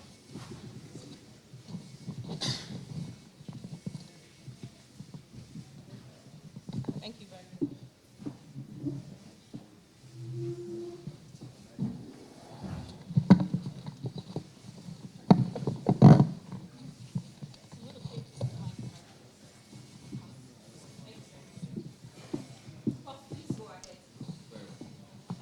So I'll just, very well, I'll try as much as we can to ensure that our program runs speedily. I'll just do an introduction. Do I really need to do introductions? Yes, I will. So we have just on my right, Professor Jario. He's from China University in Political Science and Law in Beijing. And thereafter, we have Dr. Toby Loba Modi. Toby Loba Modi is a director, the World Intellectual Property Organization in Nigeria office. Very well. Then thereafter him, we have Adeyemi Alade Shewe. He's the Assistant Director, Head of Nigeria Revenue Legal Services. And we have Maxwell eBay. He's a Senior Partner with Goodshare and Maxwell. And we have Professor Odweme, and after Professor Odweme, who is the Head of Public International Law in Veritas University. Then we have Innocent Anuku, who is a Deputy Director, Legal Federal Capital Territory. This is going to be an interesting session because we're going to be looking at how we could really put in place laws that would enforce, that could help reduce, as it were, if not eliminate corruption. So I would try as much as I can. It's a very wide panel. We will try and ensure that we just send a few questions to them and they will directly answer so that all of us can benefit. My name is Festus Emiri. So I think I'll start with you. Very well. I have already a question which is designed for you, and my question to you is, well, we're talking about international cooperation. It has remained a veritable tool for combating economic crimes. From your own perspective in China, what do you say are the key challenges in harnessing and harmonizing legal framework across the jurisdictions in combating illicit flow of funds? What would you say? Yes, thank you, Professor. So it's really my great pleasure to be here. So I just came here through by airplane. It almost take 20 hours from Beijing to Abuja. And I took my body here. So I hope my language, especially English, that's a little bit awkward. So it can transfer my idea safely to you. So about this question, when we talk about the harmonizing legal framework, I think I can frame a mental picture. So a person in country A, he uses his laptop to move stolen money through a share company in country B and to buy an apartment in country C. So this is a very simple example, but it can show how hard the challenges we face. For country A, the people they have their own way to define crime. For country B, they even don't know who is the real human being behind the share company. For country C, he just sees a foreigner buying an apartment and paying taxes. So here, behind this example, I think we can see three challenges. The first one is speed gap, because money moves instantly. But the request to follow money to country C before it comes to the central authority, it needs to be translated, need to be notarized, and then maybe wait for months before this document sits in someone's office desk in a foreign capital. So I think this can show the challenges we face. The crime is committed. That's a 21st century crime. But the treaty we use, that's of the 20th century. So the second challenge is information black hole. For country B, they don't even know who is the real owner of this sharing company. Even they want to help, they cannot. So when the request to country C, they want the help, when the requests arrive, but actually they cannot provide their feedback. The third challenge is, I think it's about, The third is about the priority mismatch. For country C, they just care about a foreigner buying apartment and the foreigner pay taxes. But country A, they treat the crime very critical because the crime drains their national budget. So for different countries, they have their different priority of their work. So that's a challenges. So this more of a problem of the will to control the crime. It's not just law issues. So given this messy reality, there are three concrete fixes. The first one, mandate automatic information exchange. So stop relying on request. International law should require all states to share beneficial ownership registers.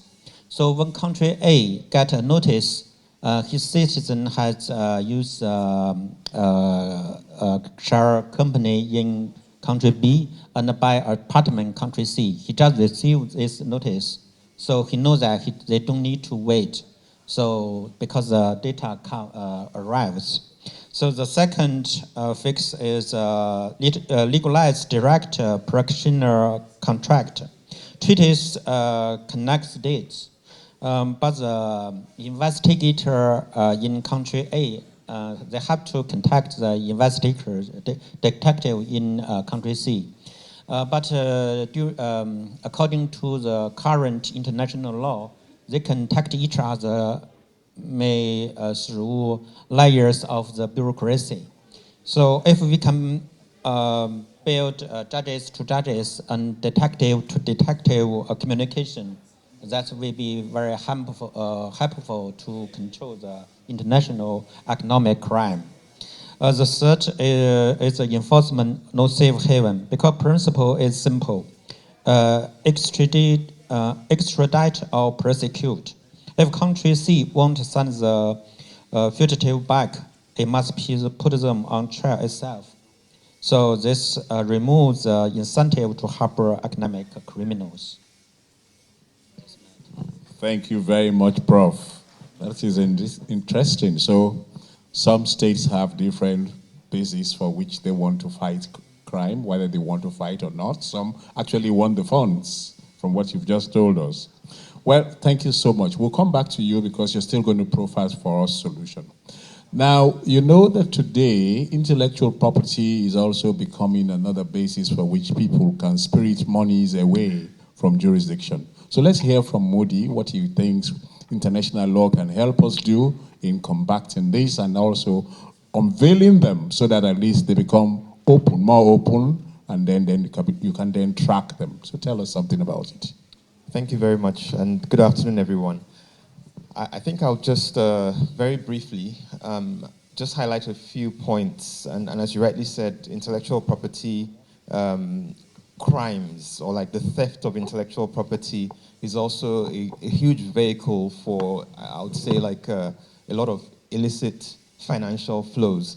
We're seeing that, in the world of intellectual property, when you deal with a counterfeit good, that's really considered, that's when we talk about the crimes, right? So we know that even around the whole TRIPS agreement and the foundational multilateral trading system, a big push for having the TRIPS in the covered agreements was really around counterfeit goods going across the world, and that really informed why a lot of countries pushed to have that agreement in the covered agreements of the WTO.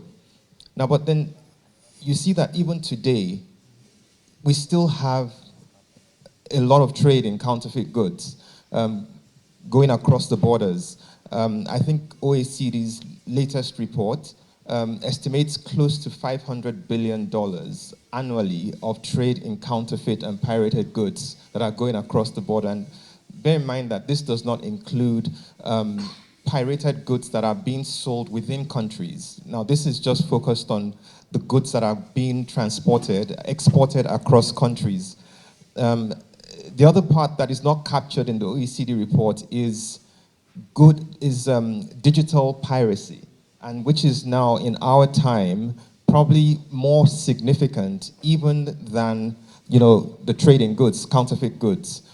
And IP is at the heart of it. So whether you're thinking about trademarks, copyright, patents, really it's about how to address this issue of counterfeit goods. Now, I think just to say briefly about what we see from WIPO's perspective is that one of the key factors is about, we have a section in our organization that focuses on building respect for IP. And it's really about how do we strengthen enforcement mechanisms around IP. One of the big challenges we find is that many countries, of course, a lot of people are not aware. When you look at where the exports is coming from, a lot of citizens are not aware. People don't believe that they're committing crimes. So they just feel like it's something they're doing, but the sense of this is also a criminal activity is very low.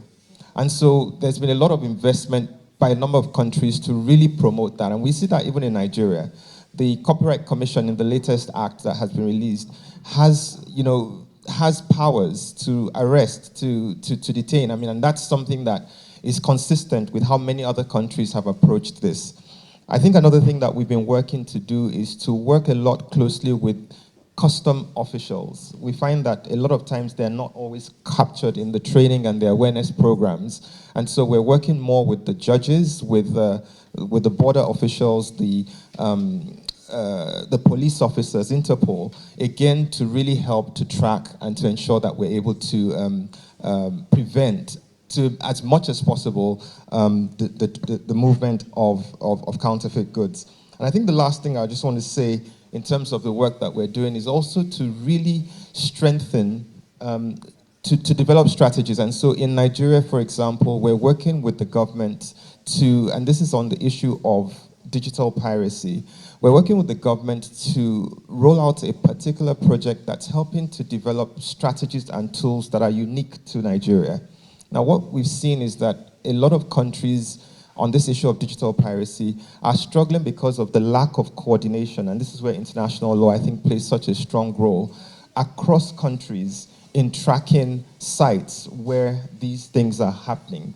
And so even when it's identified, most times you still need the collaboration or cooperation of the host governments, right, to be able to effectively block sites and the likes. And so we've been working with several countries, and Nigeria and Ghana are currently working with us to develop a unique project around strategies and tools to really effectively address this in this context. And so I'll pause there, but just to say that it's really a big problem, and international law plays a critical role in that. Thank you very much, Dr. Modi. But I ask you a question. How would you link counterfeit goods to IFF? How do you link them? Well, so that we all can understand you properly. So, I mean, if you look at the counterfeit now, what happens is that when you have counterfeit goods. You explain to the audience. Okay, just so that people understand. It's when we're linking it to IFF, you're looking at where the money is going. And we find that a lot of clandestine operations, when you look at counterfeit goods, some of the sectors that we see it most prevalent are dangerous goods, things like pharmaceuticals. And you also see in areas, I see that high on the list is also things like luxury goods, but let me use pharmaceuticals as a case in point. Now, organized crime centers around a lot of these operations, and so people guard it jealously. And you see that when the Copyright Commission even goes out, and I'm using an example of copyright, when they go out to intercept illegal shipments, the officials are often at risk of even being killed on such raids. But then it means that there's also a sponsoring. I mean, when you look at where that money is going to, it's actually going into strengthening and promoting illicit crimes. And so I think just to say that there is a strong connection between these thriving counterfeit industries, as I'll call it, and also the financial flows. I just wanted to make that connection there. Thank you very much. I think we now understand the connection better. I do now.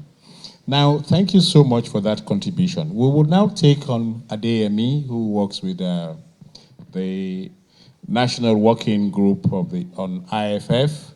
We would like you to tell us exactly what are some strategies you've put in place and things you're doing to prevent illegal flow of funds. Thank you very much, Mr. Moderator. Good afternoon, audience, and my fellow panelists. At the committee level, we meet periodically, and we have been able to do a lot in terms of trying to get the right estimation of illicit financial flows in order to mitigate risk assessments and then to ensure that we combat illicit financial flows appropriately and most effectively. On that committee, we have most relevant agencies, and from the immediate last speaker, I think there's need to actually collaborate with Copyright Commission. I've learned a lot from what he has said. So there are relevant agencies like the Nigerian Customs, Nigeria Immigration Service and all that.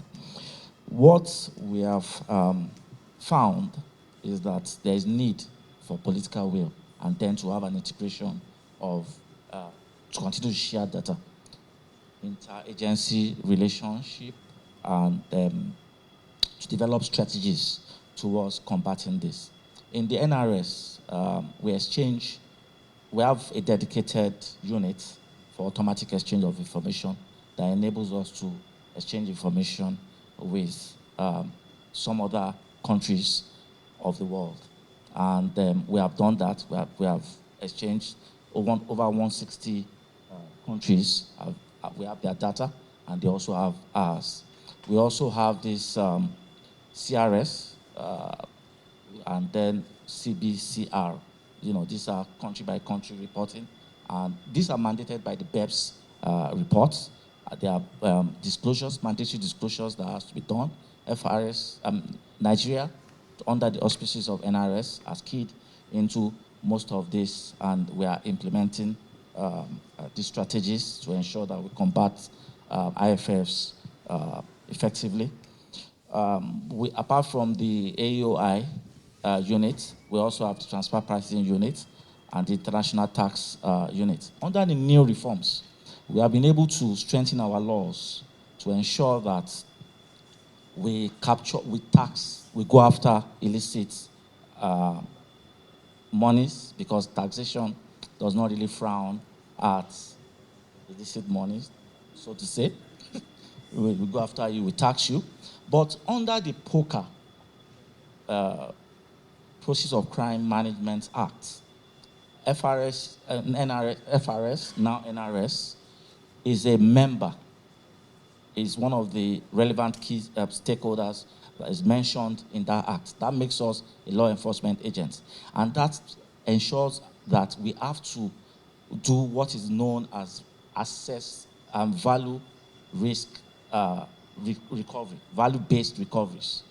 So what I mean by that, the conventional raise assessments, investigate, audit, and come out with taxes, interest, and penalties for taxpayers. In addition to that, we are now allowed under the POCA to go after that, and then instead of get that little interest of 31% on the principal tax that is owed, or in addition to the interest of 10%, penalty of 10%, we can assess the value of that asset that has either been stolen or used for illicit activity, and then probably recover the asset and still for tax purposes also. So this is a double sword approach which has been there. We have operationalized the POCA, and then for want of time, let me just quickly say that there's need for a whole lot of, there's an experience that I had. A colleague that knows my background with the Ministry of Justice were trying to get some information around some treaties that was documented, whether it has been domesticated. It's an agreement between Canada and Nigeria for offenders, repatriation of offenders. And I got across to my former colleagues, and behold, it took almost forever. What is going on? I sent messages, I called, and at the end of the day, they didn't have answers. I know that we have the Federal Ministry of Justice is mandated by the Constitution to archive domesticated treaties. But are we even getting it right by this? So these are some of the areas that we need to look at to further strengthen our legal frameworks. Archiving, proper archiving, and then finally, there's a multilateral instrument which is the Action 15 of the BEPS report, OECD BEPS report. This instrument has been lying with the National Assembly since 2017. Only God knows what has, and we are losing a lot. We are talking about treaty abuses, which facilitates, is a major enabler of IFFs.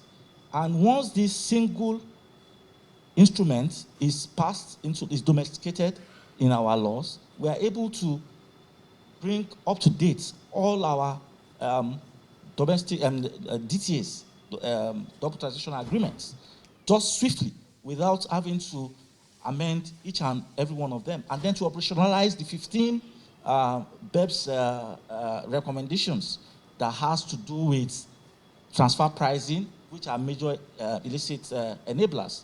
So we'll require help of NILD to help facilitate that. Thank you.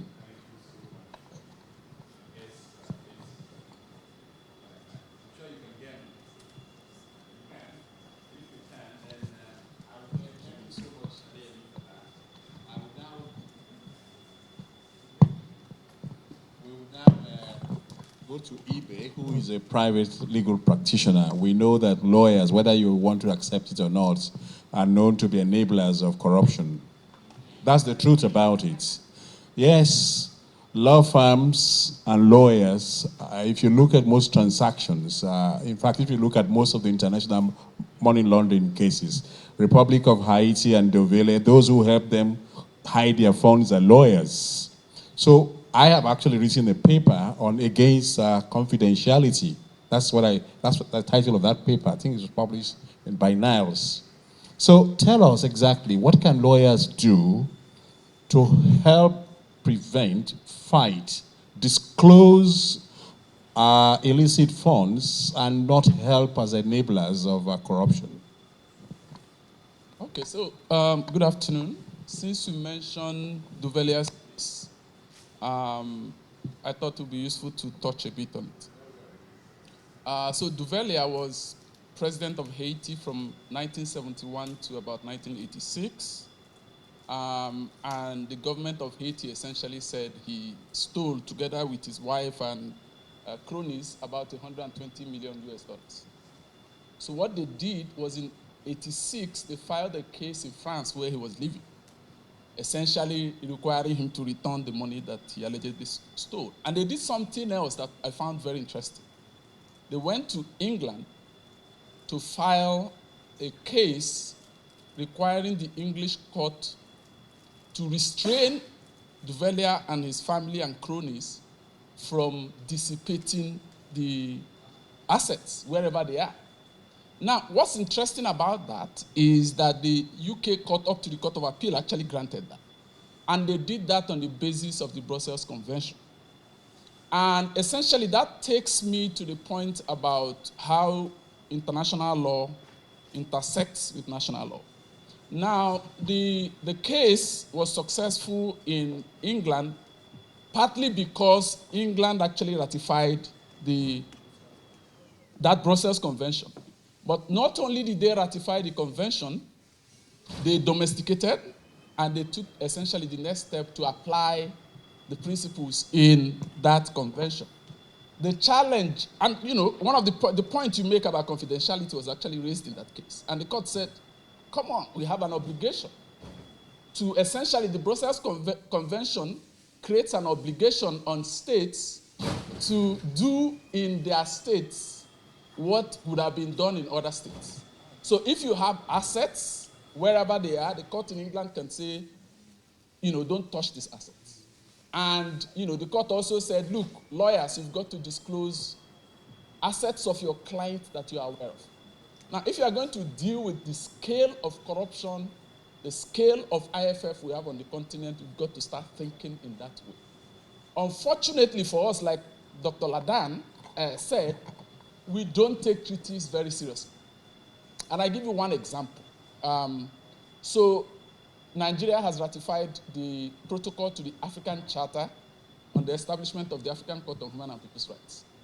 We did that, but under that protocol, we are required to make an Article 34.6 declaration, essentially enabling NGOs and private individuals access to the court. Nigeria hasn't done that. Just last week at, I believe it was Bayes University, the Nigerian judge on the African Court of Human and People's Rights was here to have a conversation on the 20th anniversary of the African Court. You know, we have a judge there. The court is based in Arusha. We have ratified the treaty. We are not willing to allow NGOs and individuals access to the court. What's interesting about that is about 90% of the cases that have been decided in the African Commission were done by NGOs and individuals. For obvious reasons, states don't proceed against each other. There are only 2 cases that have come to the African court, essentially, by states. One of them, or 2 of them actually, were referred from the commission itself, not by states. So, I mean, the example from the Duvelia case seems to me we've got to try and find a way to use those kinds of, for want of a better word, harsh measures to get to people who just steal the commonwealth of their countries. Thank you very much. In fact, I'm of the view that the African continent should look at the Brussels Convention and sponsor one as an international convention. Because the truth about it is that Dovelia case, for those of you who read injunctions and things like that, you know an injunction must be tied to a claim. But that particular convention makes it possible for an injunction to be an only and final remedy. So our judges need to begin to think through things. So if you sue a person whom you think has money, who has stolen money from Nigeria, and the money is somewhere in Ghana, you don't have to have a claim against him in Nigeria. You just bring a claim for injunction against him, arrest his assets. And once the man's assets are arrested, of course, you know the man is on his knees. He can't pay lawyers. He can't do any other thing. The man would negotiate. Is that not true? That's the kind of thing we should begin to think about. So let's go. Thank you very much, Max, for telling us that. Let's go to Udweme now. Udweme, you are now going to let us see how we can better use international law to fight corruption and enthrone some level of transparency, especially for the African continent. Thank you, Mr. Moderator, and friends on the other side.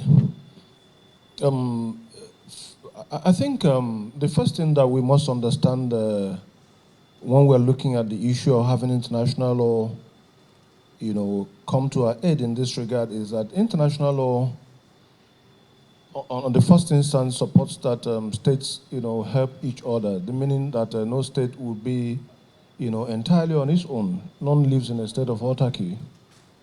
Now, but the danger is that international law is in a state of flux. You know, laying credence to the recurrent question whether international law is actually law at all. Now, what I think we should do is that we should look at international law again about, you know, the composite element of morality. I'm particular about this morality element because I know that law and morality are almost on opposing ends. And of course, I think it was somewhere in the Bible that is written that if there are no laws, then there will be no sins. So if we're talking about this law stuff and then financial flows and illicit interactions are on the increase, I think we should begin to look beyond the laws itself. And I think what international law should be doing at this point is to, although I think it's above the remit of international law, it might just be with national laws. But an international law can lay the foundation like it has laid in so many other places like issues of climate change and the rest of them. If you look at countries like Japan, the incidence of IFCs are not that endemic.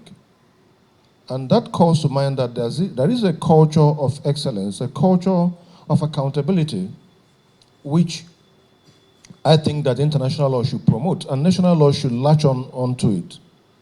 If we institutionalize accountability, it becomes difficult for these monies to start flowing in the first instance because much of the finances that get themselves accumulated and have to be exported are gotten from public coffers, not from private coffers. So why don't we start from the beginning, go back to the basis and make sure there's a culture of accountability or institutionalization of accountability. Look at our public officers in Nigeria, for instance. Somebody becomes a minister and the next day he's charged for, I think, let me just remember one. I think it was one Inspector General of Police that was leaving and had so much money than the police had. How did he, I think it was the Inspector of Police Balogun also. How did he amass that level of money? Whereas he's the chief executive of the police, then there's somebody in charge of finance.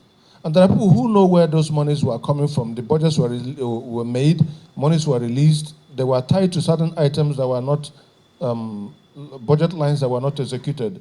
And the money didn't fly by itself. Somebody moved it from one point to the other. I think that we should go beyond the remit of having laws like someone has suggested earlier. We should start looking at consolidation.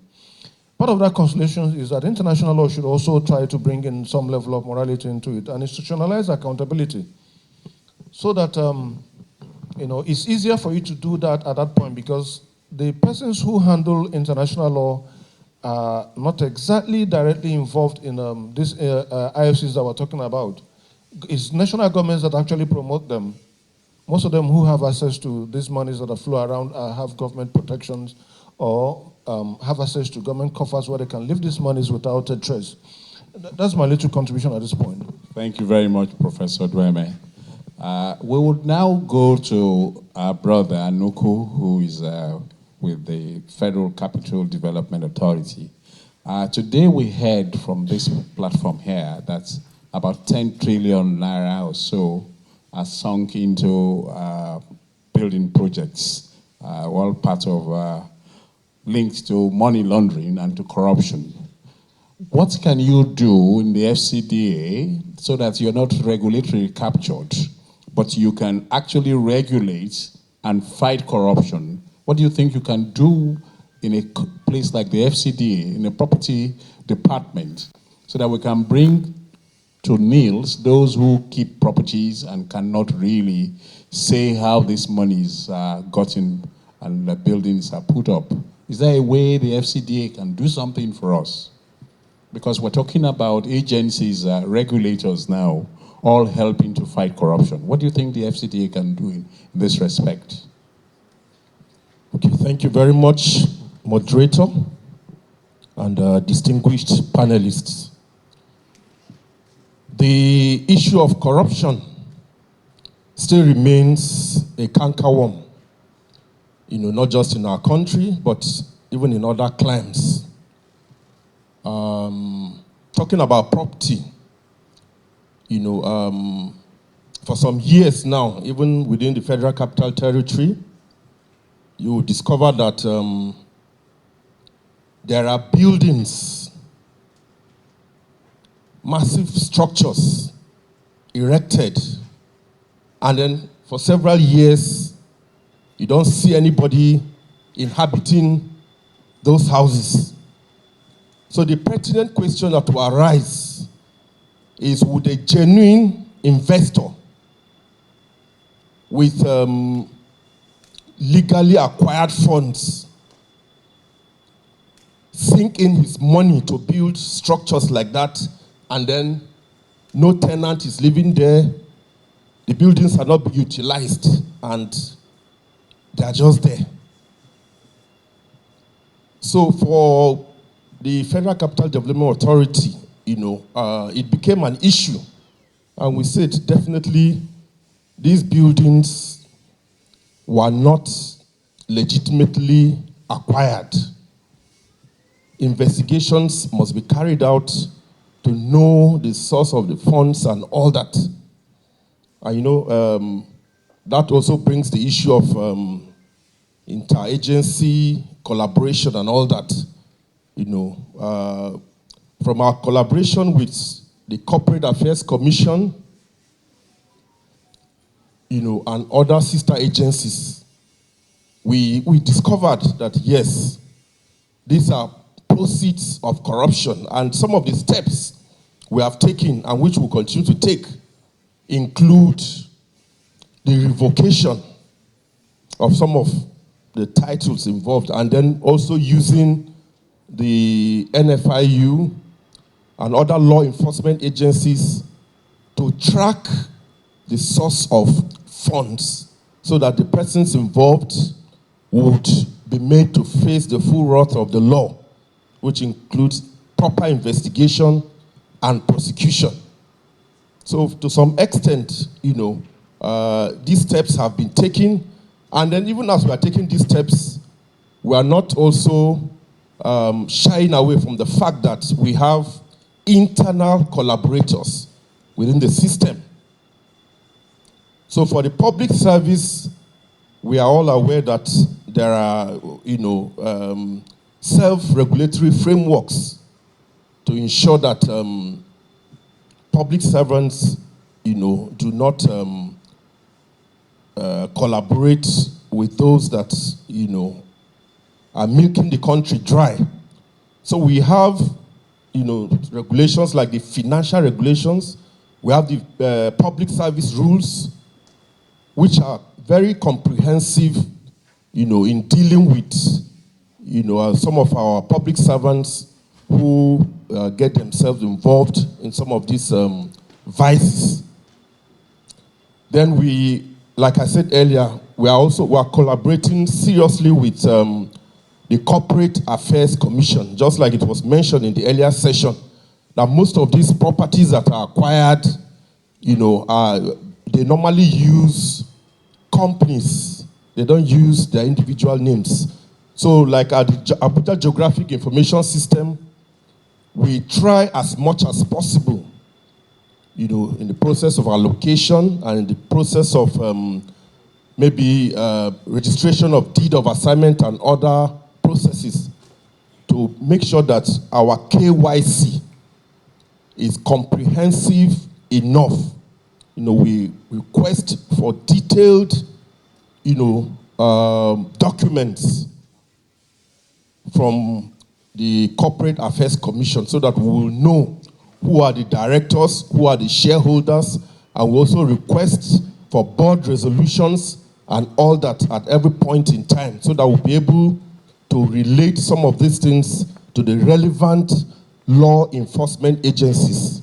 So by and large, when we talk about investment in the country, promoting investment in the country, these are some of the things that potential investors will want to look at. How conducive is the investment climate in Nigeria? And Abuja, being the federal capital territory, is very fundamental. So I will say that we are making efforts, and such efforts are yielding fruits. Thank you very much. Thank you, sir. I think we should clap for that. I know that recently the UK government did a property audit, and I know that there was this particular Nigerian who was said to own 17 houses. In fact, I was surprised. I know him. So I think we need a kind of thing like that. And these are some of the things regulators can do. That way you can show that you are really fighting corruption. I think we need to be more innovative. So we're pressed for time, and I'm going to apply what those of us in philosophy call the Occam razor, that entitlements must not be multiplied if one will do. So rather than ask them 2 questions, I have only asked one. I would just ask that they do a 1-minute summary, and when they finish a 1-minute summary, we can then take questions. I hear that we're short for time. Who would like to take the first 1-minute summary? Very well. So please give the microphone to Dweme. Yeah, thank you. I think, the questions maybe... That is solutions now. We want solutions. Yeah, so the solutions I'm looking at now is that we should consider having asset registers that are open to the public. We should consider having asset registers that are open to the public. You don't need any serious procedure to have access to them. There's need for countries to start denying access. Monies are stolen from Nigeria. The next time you see they are buying houses in the UK and all of those things, they know that where those monies are coming from. When they finish enjoying the process, they will now claim that, oh, you brought money here and they want to return it to you. If at all, they tell us exactly how much is out there. Now, I've mentioned the issue of morality. We should begin to consider that at every point. Then the other thing I want to draw attention to is that international investment schemes, there should be a regulation for international investment schemes, but you find out that that's actually a conduit for money laundering. Let me end it at that point. Thank you. Thank you very much for telling us this wonderful recommendation. Yes, Maxwell, you want to tell us something, Ibe? What would you recommend? Well, we're looking at solutions now. Yeah, I mean, international law is great, but only to the extent that it's actually implemented. So there's no use. I mean, one of the things I did last year was to try and find out if there's a record. I think somebody raised that on this panel, of all the treaties, human rights treaties we've ratified as a country, and the extent to which we have implemented those treaties. I hope Professor Ladan can tell us something about that. But I tell you another treaty. The Malabo Protocol is a 2014 treaty that essentially creates an additional panel for the future African Court of Justice and Human Rights. Now, what's interesting about the Malabo Protocol is that it recognizes money laundering and corruption as crimes that will be dealt with under that panel. 10 years after, we only have one state, Angola, ratifying in 2024. One state. You need 15 states for that protocol to become operational. Only one has ratified.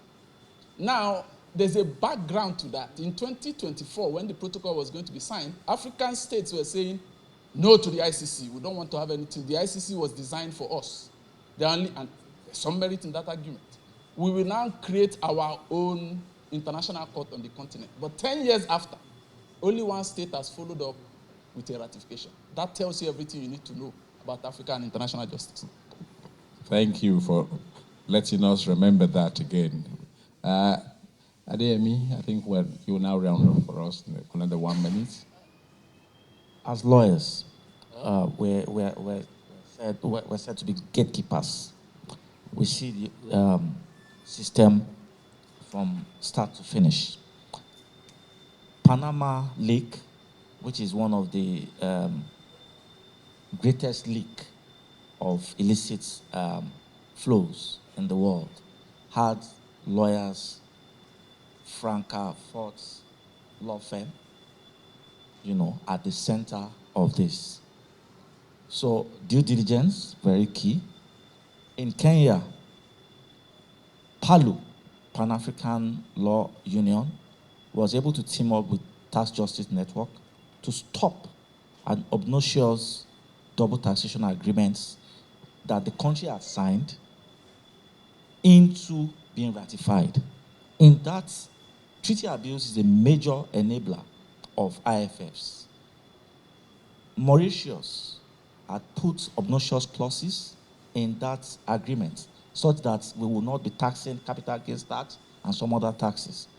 And the lawyers stood up and said, no, this law, this international treaty will not on the soil of our country. And they went to court and it was stopped. South Africa took a cue from that. They ratified quickly. Nigeria was at the verge of ratifying. We stopped the ratification of that treaty. Mauritius, Nigeria treaty, South Africa was revised, and then the Kenya was stopped completely from being ratified. So the lawyers have, and just like my friend has said, that morality, justice, fairness is beginning, transparency is taking the center stage. The way we know tax, the way we know law, is that morality, justice, but in the 21st century, we have come to the hard realization that these principles must guide us going forward. We pride ourselves as ministers in the temple of justice, so there's a lot for us as lawyers, as professionals, accountants, tax auditors, and all that. Thank you. Thank you very much. Moody would now tell us what we can do with intellectual property. What are his final recommendations? All right, thank you very much. I think maybe just to say that my suggestion would be that first is, given the nature of intellectual property and the intangible nature of the assets that we're dealing with, I think it's important to emphasize greater cooperation across countries. And I think this is something that, of course, we know that acceding to treaties and all that is important. But I think when you also look at how countries are cooperating and designing strategies to track protection, harmonizing such structures, I think it's really going to be an important way forward. I think also just a point that we've seen in Nigeria recently is that the national IP policy and strategy was launched. And what it's really done in one way is to also strengthen internal coordination across agencies and units that are working on tracking and preventing such things around IP, counterfeiting of IP and piracy generally.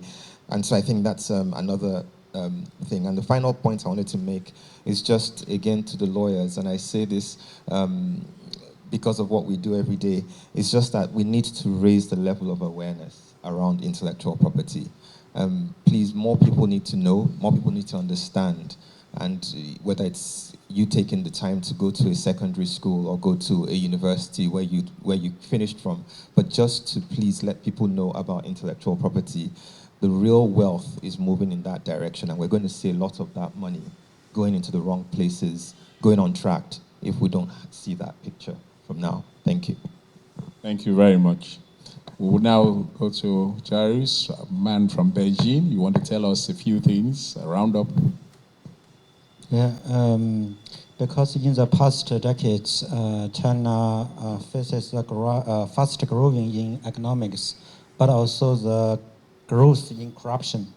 So the lessons I think I conclude as if we're fighting international crime, the partners should be act not on papers, but on trust between friends. The international community should be a team, just like that in China, because the China government fighting against the economic crime, it's not just a matter of police. That's integration of all agencies of the government.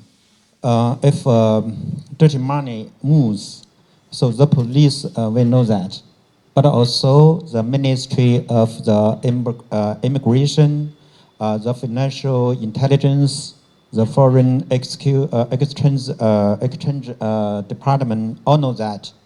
So all Chinese agencies act as a single task force, not just police office. So my conclusion, fighting against international economic crime, partners should be based not only in treaties on paper, but based on the trust between friends. We have a team at home. So in the future, all of us should have a team internationally. Thank you very much for giving us that perspective. My own contribution will just be that we should begin to bridge the gap between international law and private law. I know that one of the things I learned in the criminal law is that principal offenders are not just the ones who do the act. Those who enable and act are also said to be principal offenders. Is that not so? There is this principle in private law that says that those who aid a person to steal, because when you steal, that money, of course, is stuck with some form of fiduciary. Those who aid the fiduciary are knowing receivers or knowing assistants. And I think we need to begin to look at some of these principles in our local courts. So our judges can begin to understand those principles, that where monies are fiduciaries, monies that are stolen or transferred or some other thing, Those who aid that, and in fact there are levels of knowledge and notice that are required, they also are also persons you go against. So rather than sometimes pursue the criminal, you just pursue the bank that was used basically for it. We could look at one English case I remember, I used to talk about it, Lipkin, Gormack, and Capnell. That's one interesting case that showed that you can continue to follow and trace money even in the hands of a person who is not the thief, but the hand of the person who has received, or the hand of a person who actually aids and assists. So some of these things, we need to begin to look at them, incorporate them in international law, and like we talked about the Brussels Convention, Africa should sponsor something that look like the Brussels Convention, which of course the Malabo thing is actually in an embryonic way of saying it. So when we begin to do some of these things, we can begin to fight criminals. The fight, like we just heard, is a marathon, it's not a sprint, it's not 100 meters yet. So we'll take a few questions that we're mindful of our time so that we would have the panelists answer them. My friend at the end, Anuku, hasn't made a conclusion, I'm sure. Most of the questions he would answer. So please put your ears down. Yes, first, Ladan, please. Yes.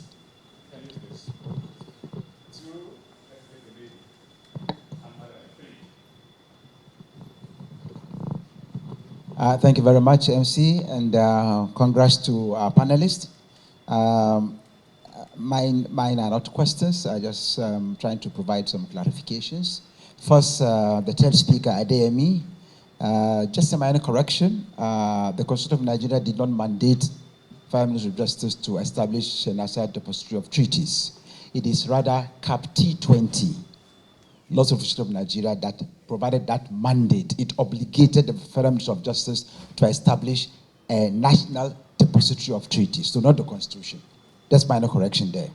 But I understand your concern, and I think as we speak, the depository was publicly launched, but frankly speaking, the MDAs in Nigeria, they are not feeding the depository with the BITs that they have actually championed, on behalf of Nigeria. So you can see where the problem also lies. So I think that's where I share your concern, in that context. And I'm linking it to Stanley Ibe's something.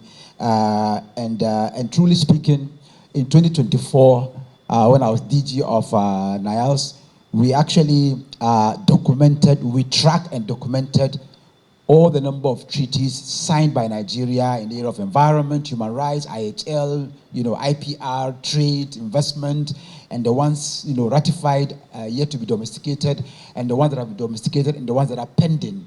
And then we published it in a book and took it to the Attorney General's office. In share of them, it is titled Treaty Law and State Practice in Nigeria.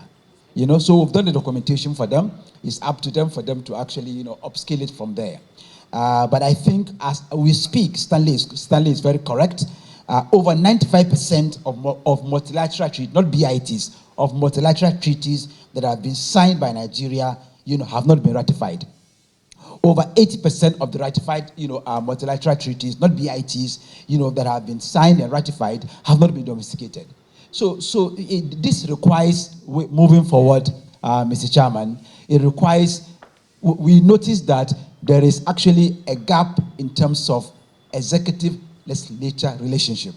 So if there is that policy dialogue gap between these two institutions, they can never actually work, and they will never understand how to even prepare a work plan to prioritize discharging Nigeria's treaty obligations under international law.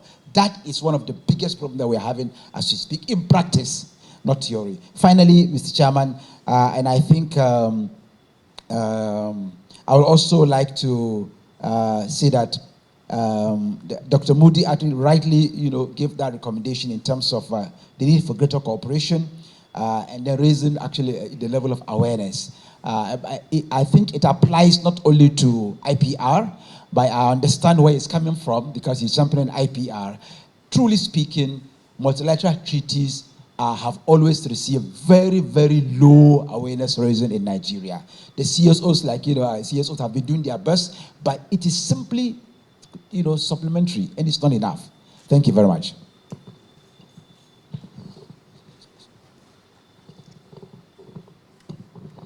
Okay, thank you so much. First and foremost, my intervention is in the area of the comments that have been made, especially touching on the idea of domestication of treaties, particularly in this subject matter, not generally. But before that, I have a response to the opinion of our big brother, Mr. Adeyemi, who said that tax does not necessarily frown at illicit funds. I would want to say that tax should not even be targeted at illicit funds. It's only legitimate profit that should be taxed. That's what I would say. Illicit funds are to be forfeited, not even taxed. You take the whole thing. That's what the Proceeds of Crimes Act says. Because tax evasion is a crime and it's a predicate offense of money laundering. So that is the basis to forfeit any asset that has been tainted with tax evasion. So you should not even talk about taxing it. We should take the whole thing. That's where I want to stand if we want to be serious in fighting this monster. Now, going further into the issue of domestication of treaties, I want to talk about the mandate of justice, not that I'm holding brief for justice, but having worked in environment and have a background in international cooperation in criminal matters, central authority units specifically. Most of the treaties having to do with international cooperation in criminal matters have been domesticated to the best knowledge that I know. For instance, in the area of extradition, we have Extradition Act. We have Mutual Legal Assistance Act.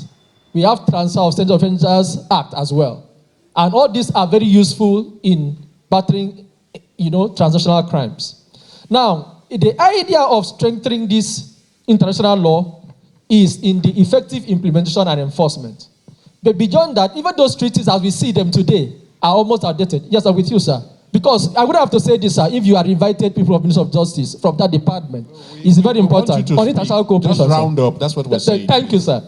So, what I'm trying to say is that for some of the treaties that have been domesticated, even the UNCAR we talk about so much, there are a lot of lapses.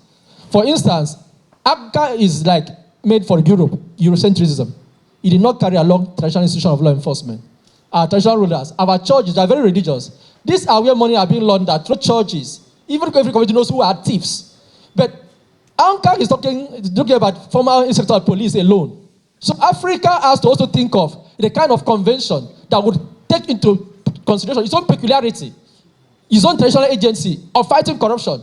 Before the Western man came, we had our own ways. Can we carry this process along to make sure we strengthen this and take it forward in fighting this global menace? Thank you so much. Thank you very much.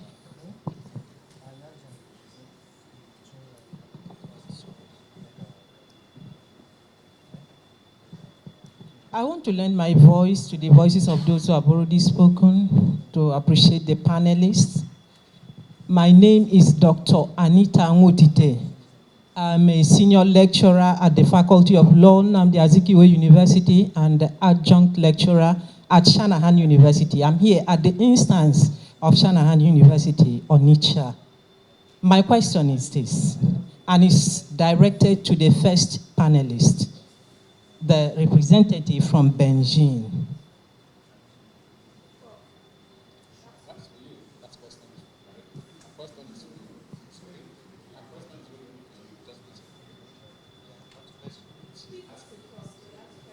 So my question is, how can China cooperate with African states like Nigeria in combating illicit financial flows, particularly with respect to information sharing and asset recovery? How can China cooperate with Nigeria in that regard? Thank you very much. So please, you permit me to ask Dr. Nuku to respond on our behalf. And after that, Professor Jari would speak.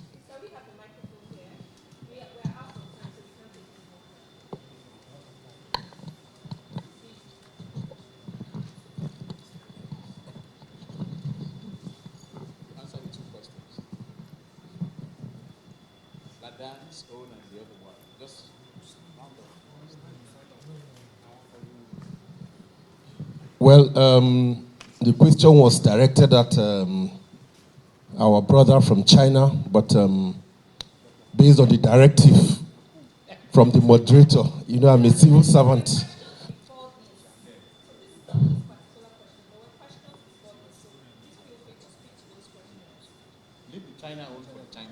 No, I think Prof made very good interventions concerning the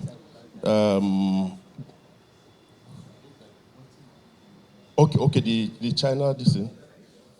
Okay. Okay, let's Professor. But before the China question, I don't think there was any question. Yes, there were just observations made by the audience. Okay. For my final word, I will just want to emphasize the fact that economic and financial crimes have assumed global dimensions.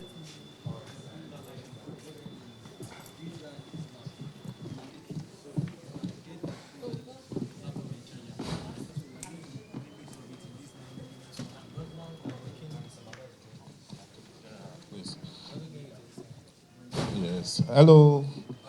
Let us seek the former Honorable Attorney General of the Federation. We want to formally welcome you, sir. We want to formally welcome you, sir. Yes. So let's give a round of applause and a welcome applause to the former Attorney General of the Federation,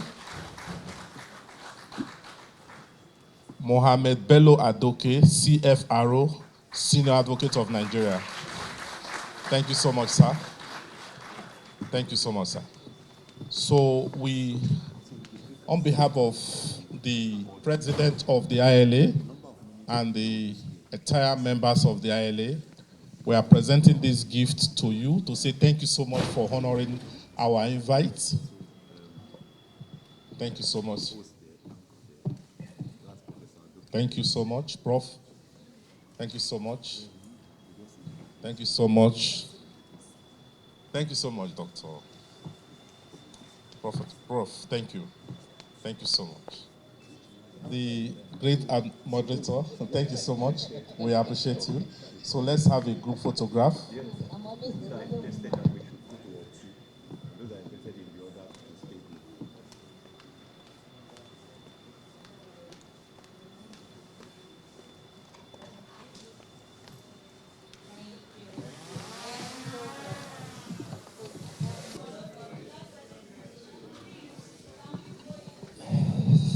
Hello. Okay. Please, let there be orderliness.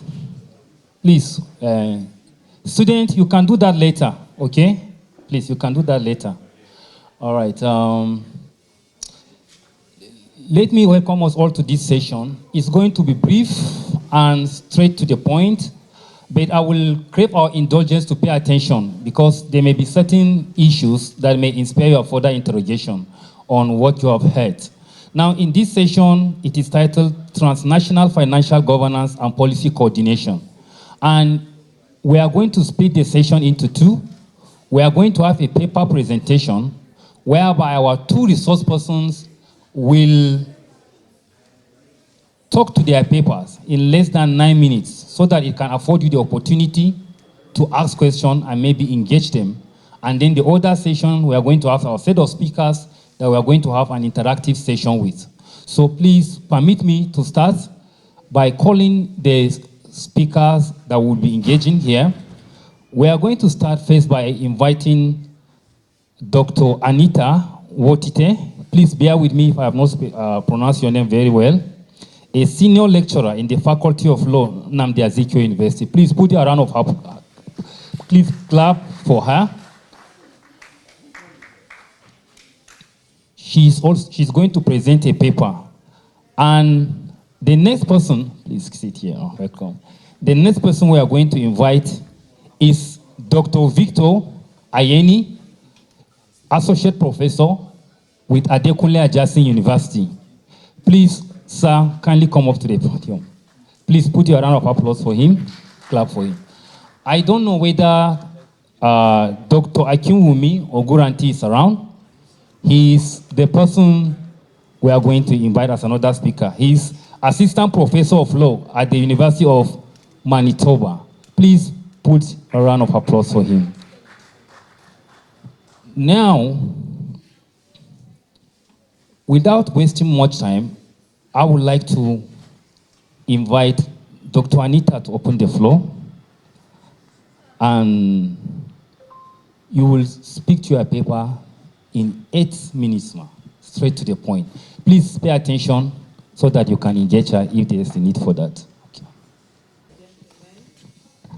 Please permit me to stand on the already existing protocol. I wouldn't want to take much of your time because time is no longer by our side. I will begin by posing this. Imagine a system where billions of naira or dollars generated in Nigeria never reaches Nigeria. Not because the funds were lost, but because they are hidden.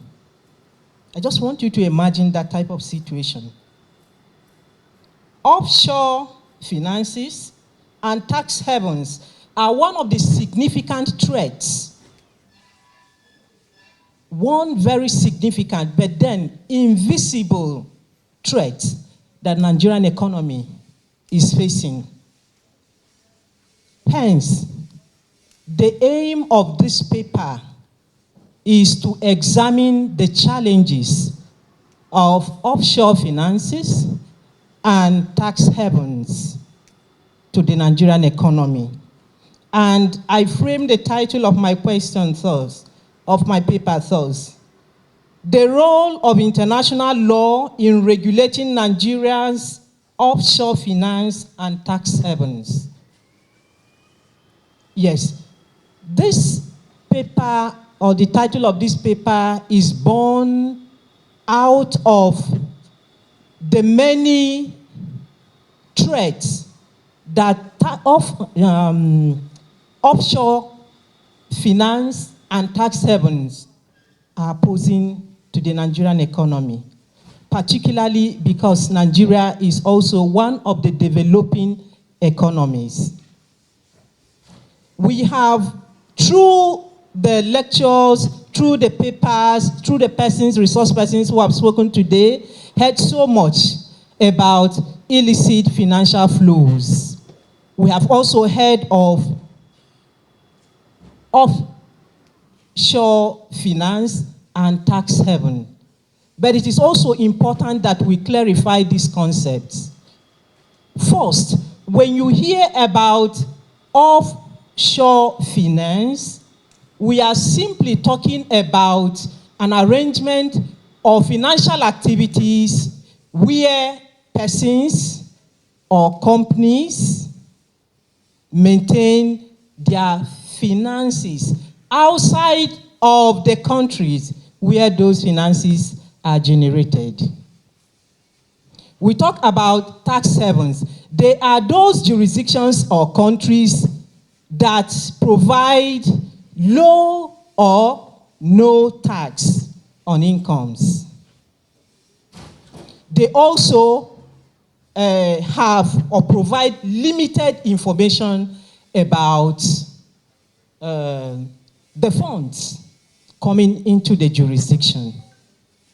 And these activities performed by way of bank accounts, trust, or other ways of pushing or transferring funds. We understand that these developing economies, like every other economy, depend so much on tax for their infrastructural development and other things. Where these funds are pushed in such a way that the eyes cannot see them or they cannot be tracked. You see, a lot of funds are being wasted. And monies that would have gone into the development where the citizens should have benefited from this fund, they are removed from them. Now, this in Nigeria is not happening because Nigeria does not have regulatory framework. In Nigeria, regulatory frameworks abound with respect to finances. For instance, the Money Laundering Act, we have that. We have the CETA. And at the regional level also, we also have the Convention for the Prevention and Combating of Corruption. At the international level, we also have the United Nations Conventions Against Corruption. All of these are part of the framework that regulate these funds in Nigeria. But the question is, how effective are these framework? We see that offshore finance is not something that just happens within the border of a country and remains there. It is transnational. And so it is not enough that a country has domestic framework to regulate these activities. There is need for international collaboration, international cooperations, because the activity transcends a border, a particular border, and enters into another border. And so international law plays a very key role in this regard. We have talked about the United Nations Convention Against Corruption. We have talked about the Financial Action Task Force. We have also talked at the regional level about the African Union Convention Against and then on the prevention of corruption. All of these are very necessary because the issue of offshore finance is not something that a single nation like Nigeria can handle. Nigeria requires the cooperation of other countries, of the international community, in order to be able to ensure that illicit flows of finances are tracked, and where possible, the persons who are involved are prosecuted and brought to justice. In Nigeria, like I have asked before, how far have countries helped us in order to see that some of these activities, because whether you like it or not, most of these transactions we are having are particularly tied to persons who are at the positions of authority, people who are entrusted with the public funds. And you see persons, individuals, moving public funds that are made for the development and for the enjoyment of the populace, transferring them into private accounts, using shell companies, using names, using things that are non-existent to transfer this fund. Today, the international community plays an important role to bridge that gap. That gap that a single state such like Nigeria is unable to do using our own domestic framework, particularly because of the fragmentation of our regulatory system and because of the weak institutional frameworks that we have. The international community has come in to do that through some of these conventions that I have mentioned. We have already noted during the presentation by the resource persons that Nigeria does not lack laws on the whole of this. The problem is the political will to implement these laws. Apart from that, there is also need for a kind of coordination of all the mechanisms, institutional mechanisms that we have in order to be able to bring together all these institutions. Bringing together these institutions will ensure that the gap that is existing in one state is bridged by the provisions of the conventions against corruption, by the regulations provided under the common reporting system, by the also provisions also provided under the Financial Action Task Force. Although we could say that the Financial Task Force is not a binding instrument, but this also binds our integrity and also ensures that the obligations we have at the international level or by virtue of the treaties and conventions that we have been able to enter into or to adopt as a sovereign state, that we are able to keep them. So I believe that international law has a key role to play in order to fill the gap that are there present in our own domestic system and institutional framework. By so doing, we have a robust laws and institutional framework that will go a long way to arrest illicit and offshore finances, because offshore finances are not inherently illegal, but then using them as a vehicle for moving funds that are made for the public is what makes it illegal, because of the loopholes that exist in the laws and in the legal framework. Thank you very much. It's a round of applause for Dr. Anita. That's a very good presentation, and thank you for keeping to time. We appreciate that. She has spoken about offshore finance and havens. Please, you can keep any question you have with respect to that paper presentation. At the appropriate time, we'll give you a time to ask questions. But at the earlier presentation, one of the moderators had made a very sound remark that lawyers are at the center of all illicit financial transfer. And at the back, while that comment was made, there were associations as to no, yes, oh. But I think the next paper is going to tell us what are the roles of lawyers with respect to illicit transfer of funds. And this task will be done by Dr. Victor Ayeni from Adekunle Ajasin University. Let me welcome you, sir, to the podium. Thank you. A round of applause for him, please. Thank you very much, Mr. Moderator, for the opportunity. Distinguished delegates, my presentation focuses on anti-money laundering compliance within the Nigerian legal profession.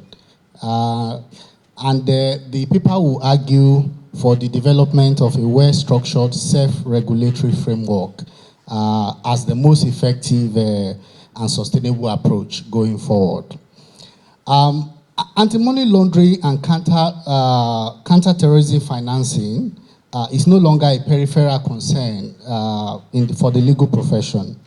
It is now a defining question of professional responsibility, institutional integrity, and national security.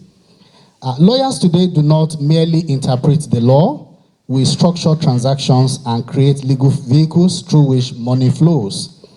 That is precisely why lawyers have become so central to the AML institutional architecture. And like the moderator said, when lawyers do their job, we may have the opportunity of addressing significant number of money laundering incidents. So we have several examples, such as the Ali Bautin scandal that is quite popular, which involved bribery that was paid between 1994 and 2004, running into 180 million USD to bribe government officials so that they can give contract worth $6 billion US. And the process of doing this involved several lawyers who were acting as intermediaries. So it has become very important for lawyers to play a role, but the purpose of this paper is to draw our attention to one crucial factor. Initially, when this effort was made to incorporate lawyers into AML compliance, there was a pushback and resistance from lawyers on grounds of client counsel confidentiality, professional legal privilege, and the constitutional guarantee of privacy. These were used in various decisions of courts to exclude lawyers from direct obligation under the various AML framework. So I'll be presenting to you today like an alternative to those framework, which I believe will achieve the same result. So before I do that, as a background, the standard for AML compliance is provided by the Financial Action Task Force, which issued 40 recommendations that are supposed to govern illicit funds transfer and money laundering compliance in general. But recommendation 22 is the one that relates to lawyers, recommendation 22. And this recommendation specifically requires that when lawyers are carrying out 5 activities or 5 transactions, they are supposed to observe due diligence, record keeping, suspicion transaction reporting, and other risk-based compliance measures. What are these transactions? One is real estate transaction, company formation, management of clients' funds, and management of bank accounts, and then buying and selling of business entities. For these 5 types of transaction, the Financial Action Task Force requires, under recommendation 22, that lawyers must uphold customer or client due diligence. And for this reason, lawyers were designated non-financial business and profession under the recommendation 22. My apologies. So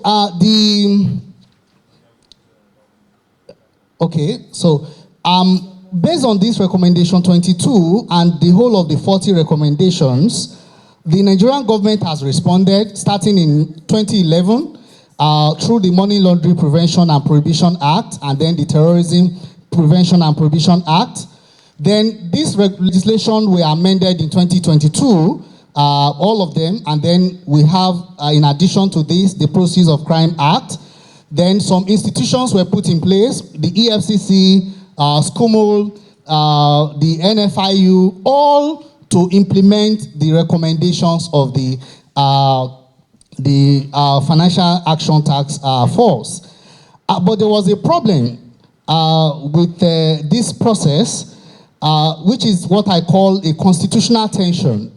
The tension is the attempt to designate lawyers under the supervisory authority of the EFCC and SCOMO to ensure that lawyers' accounts, clients' accounts are supervised, that lawyers report directly to NFIUs. Several cases were filed. We have the CBN versus Registered Trustee of NBA, and then Federal Republic of Nigeria and Chief Michael Zekome, where those provisions under the 2011 Money Laundering Act were struck down. But also under the 2022 Act, there was a case that was filed, Abu Arome versus Central Bank of Nigeria, where the court clearly and decisively said that AML reporting to lawyers in those manners that are stated in the Money Laundering Law or Act and the various legislation violated legal professional privilege. It undermined right to privacy and eroded duty of confidentiality. When many lawyers heard this judgment, they just ran and said, from this point onward, we are no longer obligated towards AML compliance. But my information is that what I'm here to tell you is that this does not mean that we are no longer required to comply with AML obligations. However, the obligations, instead of being put on us by external regulators, it is now something we have to do ourselves. So first of all, in 2023, the Rules of Professional Conduct provides a new chapter. That is the first step. Then the NBA created the NBA Anti-Money Laundering Committee, which has issued guidance and conducted training and raised awareness on AML compliance in Nigeria. So, but currently the committee does not do systematic inspection. There is no structured reporting architecture. There is no enforcement ladder. And without this, compliance will remain aspirational, but not operational. So my central argument is that there is a need to strengthen the NBA Anti-Money Laundering Committee to make it work effectively. So I am making a number of proposals in order for us to achieve this. The first one is to transform the NBA Anti-Money Laundering Committee from a sensitization and awareness creation body to a truly supervisory authority with statutory backing, inspection powers, and enforcement linkage linked to the LPDC while addressing concerns about its independence and capacity. While the NBA Anti-Money Laundering Committee represents an important step towards professional self-regulation, there is no question that its current design is not sufficient to carry the full weight of AML supervision. So that brings me to my second recommendation, which is to establish an independent profession-led LPPC or LPDC style AML regulatory authority with clear powers for inspection, compliance monitoring, and sanctions through amendment of the Legal Practitioners Act, which is currently taking place. The amendment is happening currently. Another recommendation I'm making is to integrate AML violation into professional misconduct, formally classifying AML breaches such as failure to carry out due diligence and facilitation of suspicious transaction as professional misconduct. Mandate firm-level compliance, meaning at the level of the law firm, there should be AML compliance.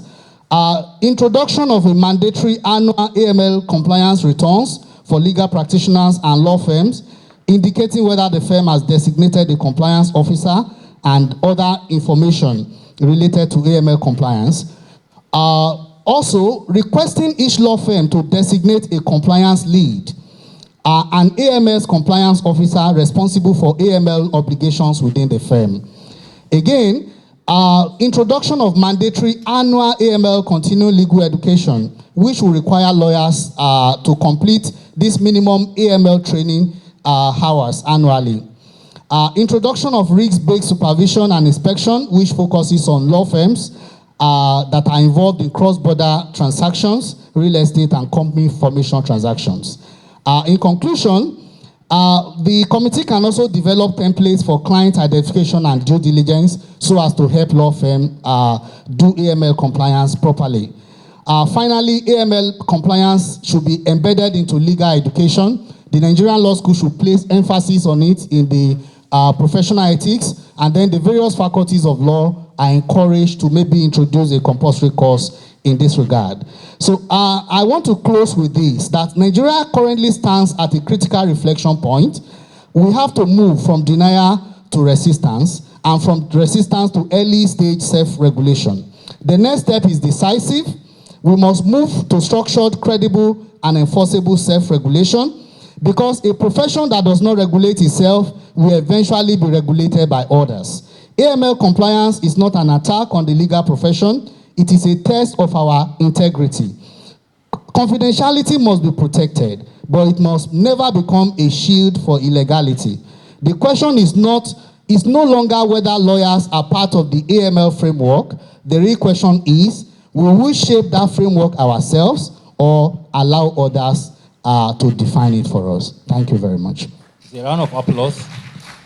Thank you, Professor Ayeni, for that wonderful presentation. Please bear with us. We may make you to be raising your presentation, but we're trying to comply with time, so okay? Thank you very much. The president earlier on today said that the issue of tax evasion is not only a crime, but it's a matter of human rights violation. And in that direction, we have somebody that has a paper that is going to present that will address human rights treaty relating to illicit financing. And that's one of our resource persons in the person of Dr. Akinwumi Oguranti, Associate Assistant Professor of Law at the University of Mandiba. Please, the stage is yours. Thank you. If you feel, you can sit down, please. Thank you, Matthew. First, I'd like to thank you for inviting me, because I know we must have sent over 100 emails about coming here, so thank you so much. My paper talks about the linkage between international investment law and illicit financial flow, and I must add a caveat here that the paper is still in progress. So I'll give you more questions than answers in this presentation, but what I would like to do is to provoke your thoughts, also to introduce you to international investment norms that may appear neutral, but in themselves, they pose some challenges to the development of African states. I think let's start with illicit financial flow. I don't want to flog the issue because illicit financial flow, has been defined in the various in panels today. But it's even more difficult because it poses a challenge to African states. And I think the UN put it to say that illicit financial flow is more problematic for African countries and it poses a survival challenge, right?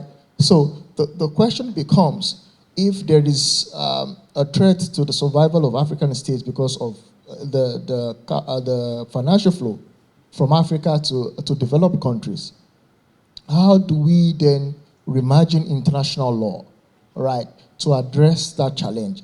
And so, because the problem is more important because it poses a challenge to sustainable development, right? And so what I did in my paper was to think about international law, and specifically international investment law, right? So international investment law deals with regulation of foreign direct investment in Africa, say for example in Nigeria. Then the question becomes, to what extent do these rules, these norms, facilitate or help to help multinational corporations to transfer wealth from African countries to developed countries? So when you look at the history of international investment law in itself, you see that international investment law rules were created to facilitate capital flight from developing countries to developed countries, right? And you see that in the 19th century, neoliberal laws or norms were created, and it's been criticized by many scholars. When you look at the likes of James Gatti, Obiora Okafor, you see them constantly pushing back at the Western norms that are designed to actually make African or developing countries impoverished in many ways, right? So the capital flow in the 19th century we saw then now is being changed in the form of illicit financial flow. Because right now you see that we've talked about treaties, we've talked about laws that are in place. But you see that multinational corporations, they layer their structure to the extent that they put in place mechanisms that allow them to transfer wealth, sometimes illegally, from African countries to developed countries. So my paper then asked, how should we reimagine or reframe international investment law? I draw on a cosmopolitan theory, which states that every individual, wherever they are entitled to that survival means to actually function in society. So when you think about a cosmopolitan theory in this way, I then ask myself, how should we then reframe international investment law rules to ensure that when a multinational corporation is dealing or doing IFF, how should we then enforce international norms, right? Because the reason why I say this is, if we think about international IFF as a challenge to right to development of African countries, and right to development, it's been debated by many scholars. But my argument is that if we think about illicit financial flow as a human rights challenge or abuse, then how should international investment arbitration tribunals deal with these issues, right? And one solution or one proposal that I'm thinking about, and which of course I'm still researching on, is to think about how norms like fair and equitable treatment standards came into place in the 19th century to protect foreign investors. Are there ways to also create norms like that that protect African countries from abuses, human rights abuses in this manner? Because I've characterized IFF as as a challenge to right development. So how do we then characterize norms that then protect the interests of African states to development? I argue that if a multinational corporation is involved in illicit financial flow, then arbitration tribunals should be empowered to either give remedy, just like it would do for FET standards if they were breached by African states. And so if they were to give remedy for African states for illicit financial flow, number one, arbitral awards can be reduced. Arbitral claims by foreign investors can also be refused if a foreign investor is involved in illicit financial crimes. And I argue that conceptualizing norms like this rebalances that inequity that occurs in international investment law.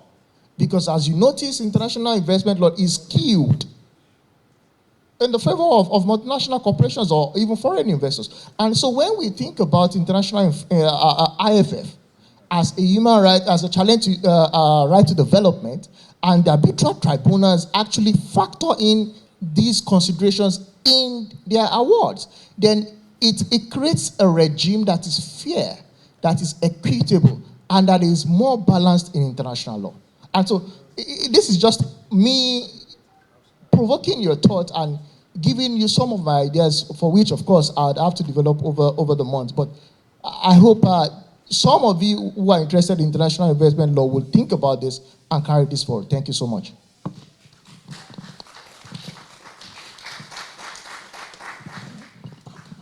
Thank you, Dr. Akiwumi, for provoking our thoughts.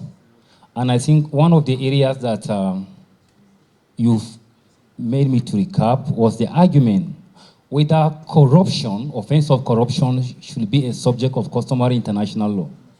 Because it is said that if the global community is serious about combating corruption, they should make it a crime against humanity that will have the status of customary international law. And I think it is still debatable.